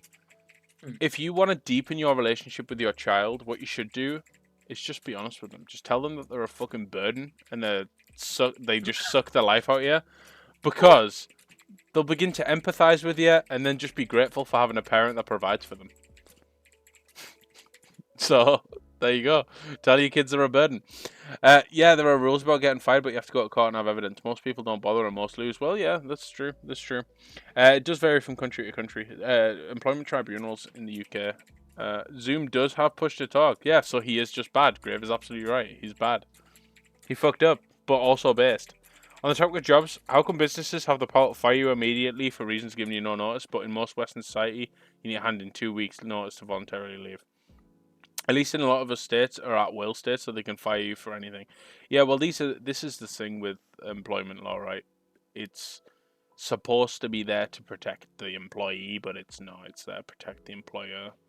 But also, that manager's a fucking pussy. Like, someone calls me an asshole on a Zoom meet, and I'm gonna be like, I'm just gonna maliciously comply and just be like, well, I believe that's really that was incredibly inappropriate. I'm not sure why you feel that way or why you said that, but I feel like that was incredibly inappropriate and totally unprofessional. And then you just make them look like a dick. Opus says, but yeah, it would be nice to have balanced work. Right? It would be. It would be. I can't disagree. So, America is clown country. I mean, the UK is basically baby America at this point. Let's be real. So, today I fucked up by being willing to do anything to make my girlfriend orgasm. Now let your mind wander on that one for a minute, Martin. Okay. Last night, my girlfriend asked me to stop going down on her because she wasn't going to climax and it was getting late. I said I was willing to keep going, but she said we both knew she never got off with anyone and nothing was going to change that. How the turns have tied. America used to be baby UK. Tuesday is also regarding 2 weeks' notices. They're not required. They're a courtesy. Depends. In the UK, you can be contractually obligated to give you notice. Most companies will just say put you on a garden leave for it, though. Anyway, last night my girlfriend asked me to stop going down on her because she said she wasn't going to climax and it was getting late. I said I was willing to keep going, but she said we both knew she never got off with anyone and nothing was going to change that. Imagine if you've just been like hamming it down, like you've been giving them like the tongue twister gak 3000 mega blow, and they're like, this ain't working for me. I would be so my testicles would be in my chest. I asked if she wanted to use one of her toys, and she said she wasn't in the mood for it. I said there must be something I could do to get the job done, and she said it is what it is, and encouraged me to focus on the fact that she enjoyed getting me off. At that moment, she got dressed and prepared for bed. Oh, you were already in bed, and she gets dressed to come back to bed, dude. Virgin alert. No, I'm just kidding. I was still naked and still struggling to accept the idea that my girlfriend was doomed to always depend on toys to get off. I have nothing against anyone using accessories in the bed. I wouldn't call them an accessory, but I could tell that deep down my girlfriend would really like it if she should climax through human contact. My girlfriend eventually got tired of hearing me go on and on about trying new things and figuring out ways to get her off that she finally interrupted me and said there was something we could do that might work. She said I wasn't going to like it though. Uh-oh. Oh. I said I was willing to do anything if it meant getting her across the line. My girlfriend said, okay, and opened her closet. She pulled out a hoodie and said, right, okay. He's willing to do anything. She's saying there's going to be one thing. So Myth thinks it's pegging. What does everyone think it is? Because I guarantee you'll never guess what it is. I have a feeling it's a form of roleplay, and I don't want to say the word. Just know it rhymes with a fruit. Roleplay that rhymes with a fruit. I will type it to you. CNC, weird roleplay, costume roleplay, consensual, non-consent. I don't want to know. Oh. What? I've messaged you the word, the fruit. Oh, so CNC, right? Okay. Yeah, I didn't know the safe. Why did you message me? I didn't know what you meant, so you messaged me the fruit. Why didn't you just message me the word? It was a TM, bro. Because out of context, it's weird. No, like you just messaged me a random fruit. Thank you so much, Nikamori, for the follow. And in 2 weeks, when you see that message, you will be confused as fuck. Okay, if you said weird roleplay, you have no idea. Waterboarding? My god, I am teased. Okay, so if you said weird roleplay, prepare your anus. She pulled out a hoodie and said her first boyfriend had it on when he took her virginity. I asked why did she have it. She shrugged and said she didn't know. I asked what she wanted us to do with her ex's hoodie, and she said I should put it on and let her get on top of me. As soon as I put it on, my girlfriend became really dominant. She pushed me down and got on top, and the animal inside of her came out. An animal I didn't know existed. My girlfriend didn't get off, but she milked every minute. She then put the hoodie back in the closet when we were done and said she was willing to let me wear it again if I was feeling passionate about trying anything to get her off. Not gonna lie, it wasn't the biggest confidence boost to realise that my girlfriend was not only attached to her ex, but also needed his personal belongings to bring out a wild side and potentially get at a climax, which I've been unable to do since the beginning of our relationship. All I wanted to do was make my girlfriend feel good in bed, and now it seems like I'm competing with her ex to do that. I hate hoodies now. Are you ready for the last line? The bombshell. Also, her ex is dead. No. so not only in a weird twist of fate, she turns animalistic and goes absolutely ham on his dick, but he's fucking dead. Jesus. TLDR, I made it clear to my girlfriend that I was willing to do whatever it takes to make her orgasm. My girlfriend said challenge accepted and gave me her dead ex's hoodie, which she believed would help her climax if I put it on. The hoodie didn't make her come, but it definitely brought out a wild side. Being cooked by a corpse. Fuck the friend zone. This guy's in the ethereal zone. I mean, this guy has been transported to another plane of existence. Like, I'm sorry, I would perish. Like him. But not in a sexy way. Clearly she finds that sexy. But is it the idea? So for me, right? He's wearing. By the way, there's a spiky Mikey in the game in PCG. So it is hilarious and it is awkward. But I mean, him being dead is. But is it? Is her wanton sexual desire? Roomba says, I was going to say sometimes men need to understand it's okay if your partner needs help, but this woman built different. Go says, right, that moved it from weird to trauma. Miff says, is she perhaps telling the whole truth? Like, is she really unable to, or is she just hung up on her ex? I mean, it's possible. But did she want to relive the experience of losing her virginity again? Because if she went absolutely Donkey Kong on him, there's something in that for her. There's something in it for this person. Is it the losing the virginity? Is it the ex? We'll say it has to be the ex, right? Because it's the hoodie.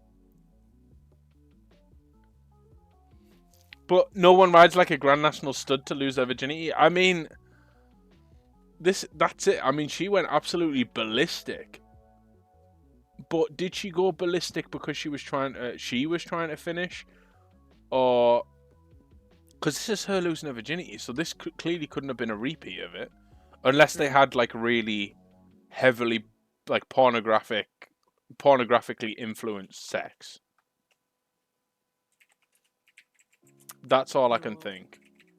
Because wearing the dead ex's hoodie in... that's just... Maybe she's just a top. What if her ex was a power bottom and she likes to feel in control but doesn't want to demasculate? I think... Roomba, I think she needs a little therapy. Yeah. Or Agreed. Or an exorcist. Maybe they could have a seance to bring him back to life. Seance the fiance back into existence. I mean, what more can we say? I mean, Martin, what do you have to add? Please add something to that. Bitch is crazy. Don't stick your dick in crazy. Don't stick your dick in crazy, or don't let your pussy wrap around crazy. I mean... I've never heard that version, but fuck.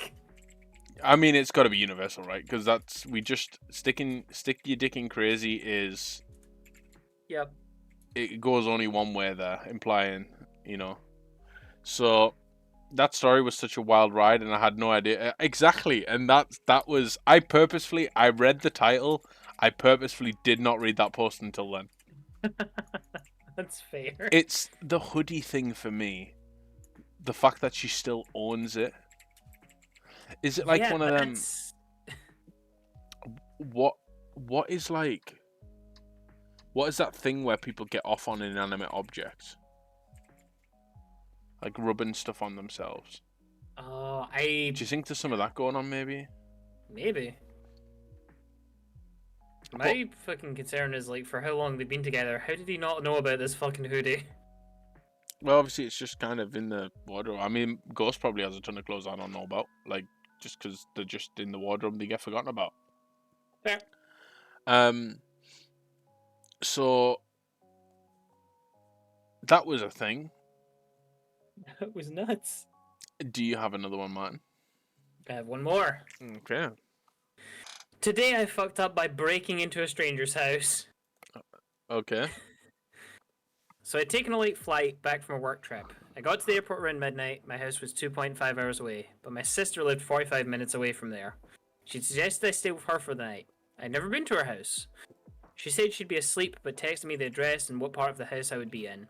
I got directions off maps and arrived near 1 a.m. I double-checked the address from the text against the address on the door, and then went inside. The door was unlocked.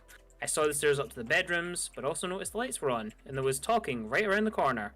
So I, luggage in hand, walked around to say hi to my sister, and walked in on a couple I'd never seen before sitting in their kitchen. I was like, "Oh, hi. I don't think I'm in the right house. I'm gonna go now, sorry." And the guy was like, "Yeah, you're not in the right house." He wasn't threatening, but obviously not happy either. I'm just really glad they were still up and I didn't try and walk into one of the bedrooms. And also, they were not carrying it all at that time. I went outside and called my sister, waking her up, and she immediately realised I was at the house next to hers and she'd given me the wrong address. Also, it's her fault. She apologised to them the next day. I ribbed her about it a bunch, but at the same time, I'm kind of lucky to be alive. Yeah. What the fuck? So clearly this person lives in the States if they're talking about carrying, like, you know.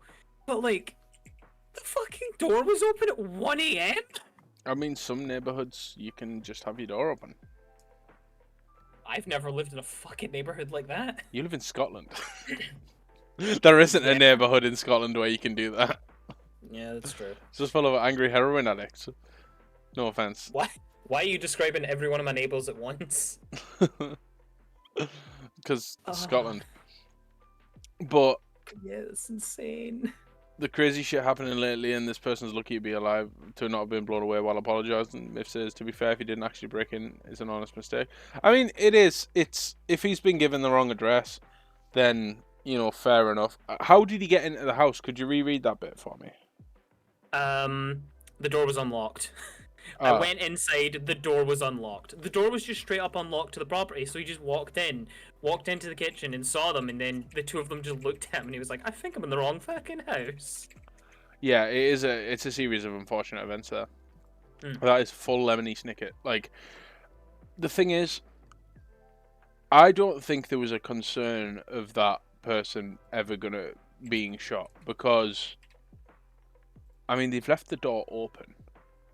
If it was the type of neighborhood where you would feel a gun was necessary, why would you leave the door open? Fair point, actually. You know what I mean? I mean, I don't understand America, but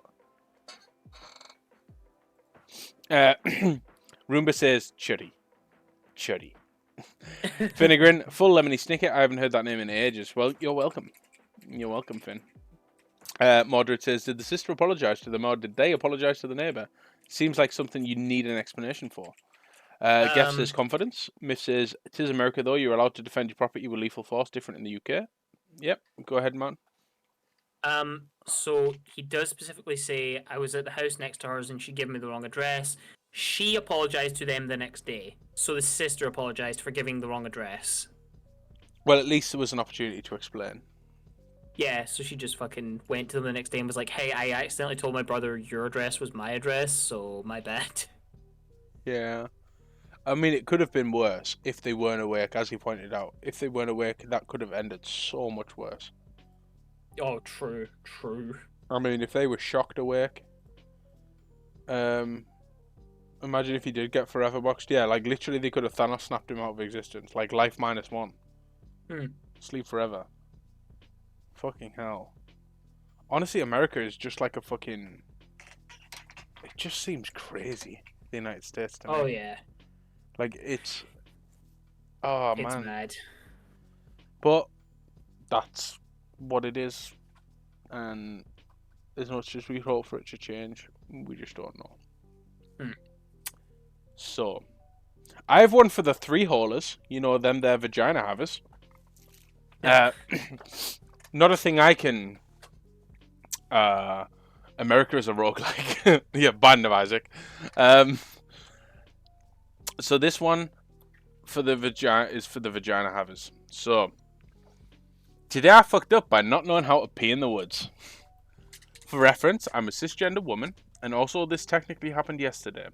I went on a lovely hike after work yesterday. Knowing I'd be sweating a bit, I swigged a bunch of water before I left, and I then walked a few miles to an awesome park along a river in the city I live in. About an hour and a half in, I found myself along a very secluded trail with lots of trees and privacy. I realised quite suddenly that I have to pee and thought, whoa! Laurel with a raid of 1. Laurel raid. Thank you so much, Laurel. And you, Zoe here. Double raid. Oh, wait, what's going on here? Why does it say only 1 when there's more than 1? What the fuck? Oh well, welcome in, Zoe. Welcome in, Laurel. Thank you so much for raiding. That's really kind of you. How was your stream? Oh no, that's another 1 raid. Oh, fucking hell. Thank you so much, guys. Welcome in. Welcome in, welcome in, welcome in. Mwah. Kisses for everyone. Myth says, no one ever introduced her to the she-of-we? Do you mean the she-we? Anyway.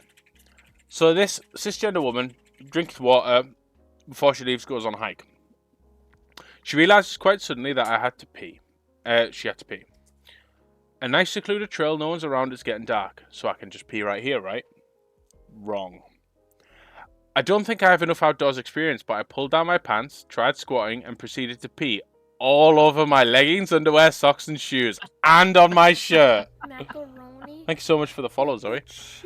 I've never seen so much pee in all of my life. Then I just took everything off entirely and put it to the side and just peed in it. So she went full commando just because she couldn't figure out how to piss. What were you guys doing on your stream? Your stream was super fun. You played PvP game. You played some more Valorante. Nice. Or Fortnite maybe.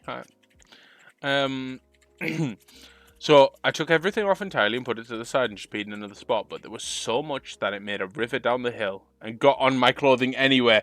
So she's pissed on herself, on her clothes, because she doesn't know how to pee outdoors. I mean, this is specifically for the 3-holers, right? Because I haven't got a clue. Like, I don't know what the mechanics of pissing outside with a vagina. But so she's peed on her clothes, took her clothes off, moved somewhere else, peed, and the pee has gone down the hill onto her clothes anyway. That's some like fucking. How is three holers not an insult? Because the vagina, the vagina and the beehole, there is three holes. I remember when I first said that to Martin, and what did you think the third hole was, Martin? Shut up. So I said three holers. I hope you don't mind me saying this, Martin. I'm trying to remember what I said.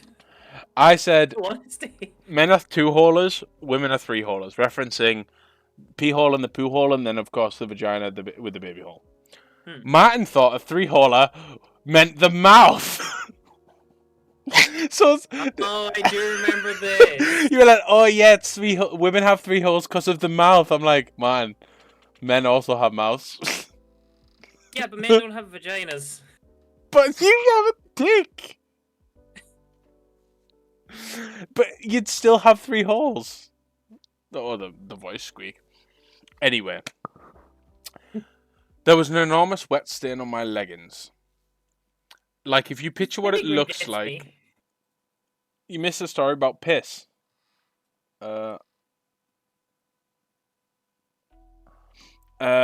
raid alert went off twice, and my phone went off without time. I don't remember I had the food cooking. Why is my phone joining in the jamming? Neon. Okay, so basically what you guys have missed, is a lady goes out for a hike, but she doesn't have much experience of peeing in the wilderness. So she goes to try and squat and pisses all over her clothes. She then removes her clothes, moves to a different spot, and pisses. And the piss then trickles down the hill onto her clothes anyway. There was an enormous wet stain on my leggings. Like, if you picture what it looks like when someone full-on pees their pants. That's how I looked. Realising I couldn't go home like this, I took my leggings and tried to fan them out, but to no avail. They were soaked, and I had to wait it out. Why piss uphill? See, that's an interesting point. Why piss uphill? Let's see. She didn't remove underclothes. Well, I guess she pulled her underwear and her leggings down and went to squat. But I guess the angle was wrong. Like, is there an optimal angle for peeing with a vagina? Please tell me. I think I understand what might have happened. Because obviously you don't just stand up and it goes forward. Like with a pee-pee, it goes forward. I guess it doesn't with a vagina. It just kind of goes downwards. So you have to get the angle when you squat, I guess. But if you're squatting the right way, it would kind of go forward, and I think that's what happened. Oh, dude, there's a whole science of peeing in the woods of the vagina. Have a ghost. Listen, peeing outside is like major math. Oh, you have to go out with like a protractor and work out the angle. It's simple. She wanted the higher ground. It's over, Anakin. I'm pissing on the higher ground. Wow, that would have made Star Wars a way different movie. I sat on some sand along the river and listened to my audio book, waiting for my clothing to dry. It was getting dark, so I got up to go home. My already wet pants were now covered in sand too, but honestly, it just didn't matter. I walked about a mile to catch a bus, took off my shirt and tied it around my waist, even though it's a tank top, and just hang on with my sports bra. I think it means it just went on with my sports bra. Laurel says, yeah, pretty much. You know, the aiming isn't really a thing. Well, yeah, I guess so. Yeah, there just seems to be like an optimal piss angle that you need to have with a vagina, I guess. It's over, Anakin. I have the high ground. You underestimate my... how's the weather, Anakin? So just went on with my sports bra. It is. So that I could try and cover the wet stain. Then I realised it was my cute new shirt that my partner's mum had just gotten me that I was wearing for the first time. And I just fucking peed all over it. I got catcalled on the street by someone driving by and wanted to facetiously shout back, "No, I'm not what you think. I am. I peed all over myself. Take your business elsewhere."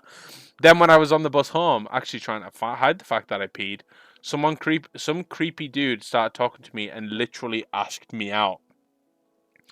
When I told my sister everything later, she joked to me that how I should have just told the guy that I peed my pants. But anyway, I also felt terrible about the fact that I was on public transport in pee-soaked clothing. making it a grosser place for everyone else who was just trying to get home and hadn't peed all over themselves. I got home, quickly went to shower because my partner's brother who lives with us was home and easily could have seen what a mess I was. I took off my pants and sand and twigs fall out of me all over onto the bathroom floor. Then I got in the shower and peed even more, which I didn't think could be possible. Anyway, thanks for tuning in. I really screwed the pooch on this one and I'll try to be less hydrated next time. Alright, so never go jogging again and move away from embarrassment. Yeah. I mean, yeah, I obviously I can't sit here, we can't sit here as dick havers and judge the mechanics of peeing. Clearly, we've had an example from vagina havers that it is difficult. Yep. It's difficult to pee outside. There's a whole angle, there's a mechanic thing.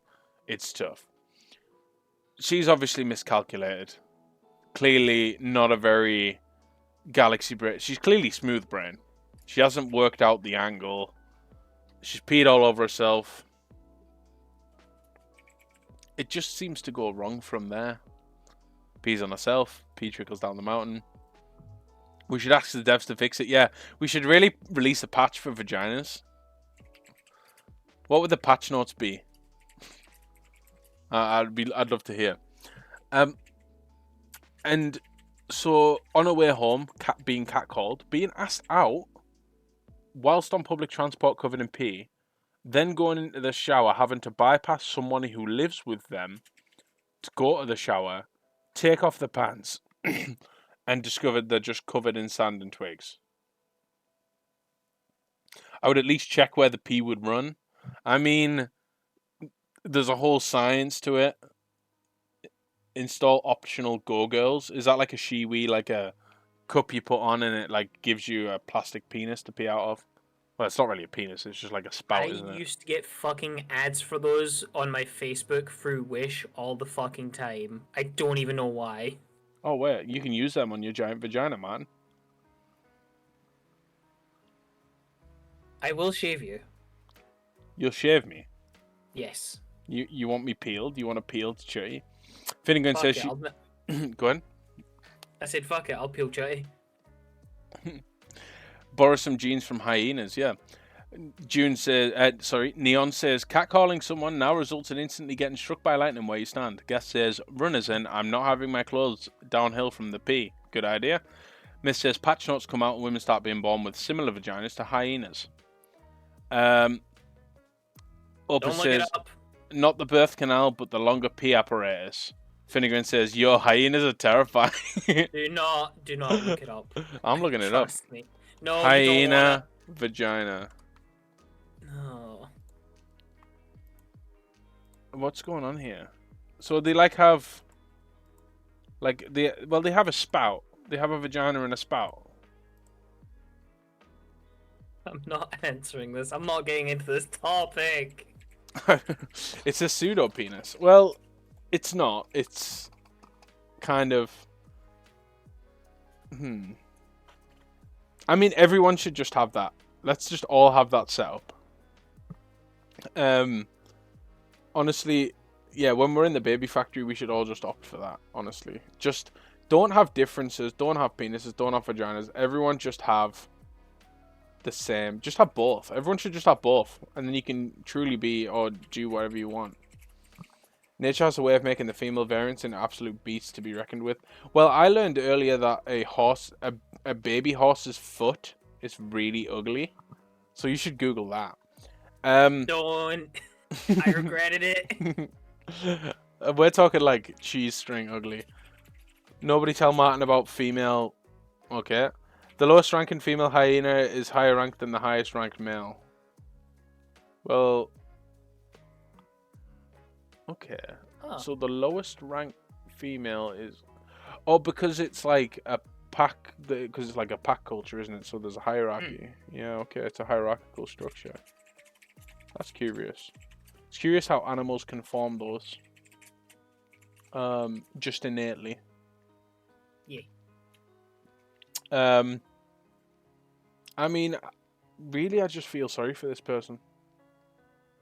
that she's had such like Oh, absolutely. it's just a rough day, and that is like grr Mondays. Like that is, yeah. Hyenas, birds, mantises. Nature is wild. Yeah, I mean nature is just wild. Same though. That would be the worst day for me. I mean, I don't know if I told. I think I probably told this last week about me, the story of me on the beach. So me and Gus went to the beach together. We went down onto the beach, and Ghost's sandal broke. So that was the first omen that I should have known it was going to be a bad day at that point.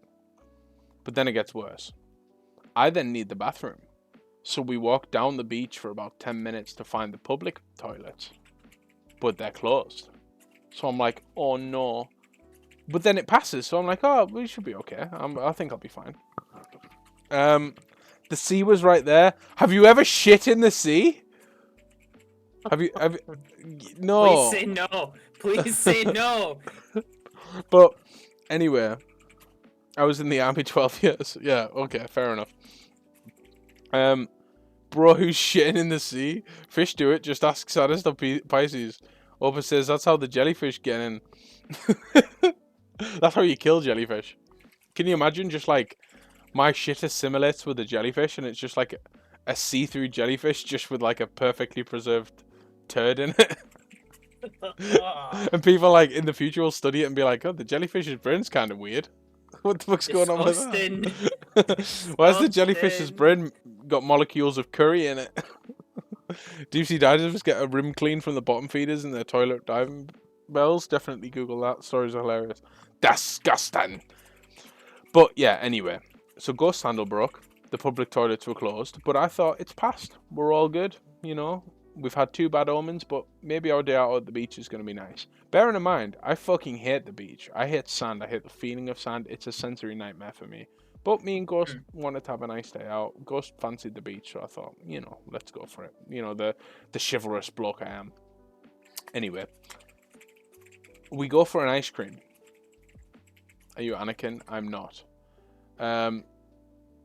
Chutty is Anakin confirmed. I don't like sand. Well, I don't like sand. So, anyway. So we go for an ice cream, and I grab I get my ice cream, and we think, oh, let's go for a sit down. It's kind of warm. We'll just have a sit. So I found a bench, and I sat down. Yeah, typing intensifies. Yeah, Ghost, you be typing. You be typing a lot.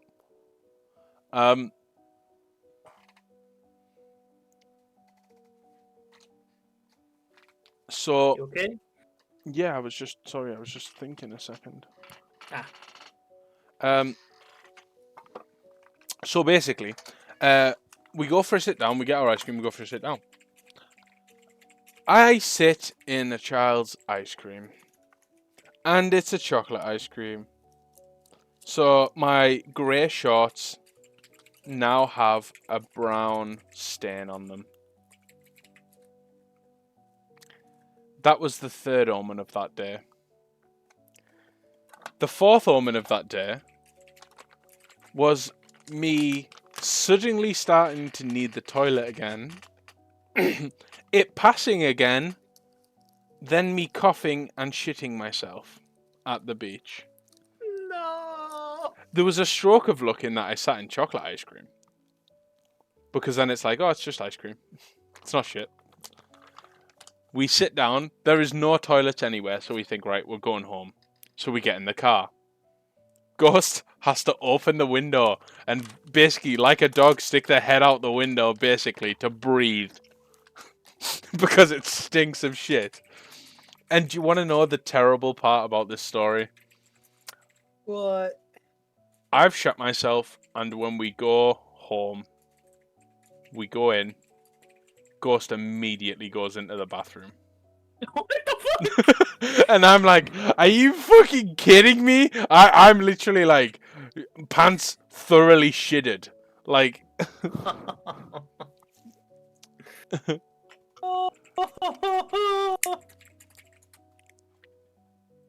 Please tell me they like immediately came out the bathroom at that point and we're just like, oh, sorry. But Yeah, they did. Yeah, I'll Okay, be fair. Yeah, no, they did. They hadn't thought, but that's okay. I mean, I wasn't holding it anymore, I suppose. But yeah, and I think on that note, Oh my god. I know. I think on that note, though, that's where we're gonna end tonight's episode of Chattybee. So thank you very much, man, for joining me. It's been great having you on, and I hope you've enjoyed your experience of being on. I hope you enjoyed the conversation. Dude, thank you for having me. This has been a fucking blast. Perfect. I'm glad you enjoyed it. We can definitely rearrange and have you on again. That's no problem. I'm down. Thank you everyone who came in. Thank you so much for the raids, the follows, the subscriptions, everything. It's been wonderful.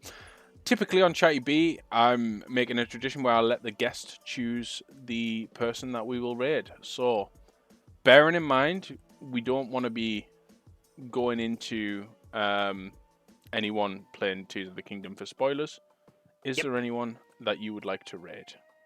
I actually have a member of my community who's currently playing Cult of the Lamb, and I think that'd be kind of interesting. If you okay with that? Yeah, absolutely fine. Could you shoot me the name? Yeah, hold up. But once again, everyone. Oh, I'm so sorry, Funfetti. It's okay. Once again, the VODs will be posted in. They will be posted up to YouTube.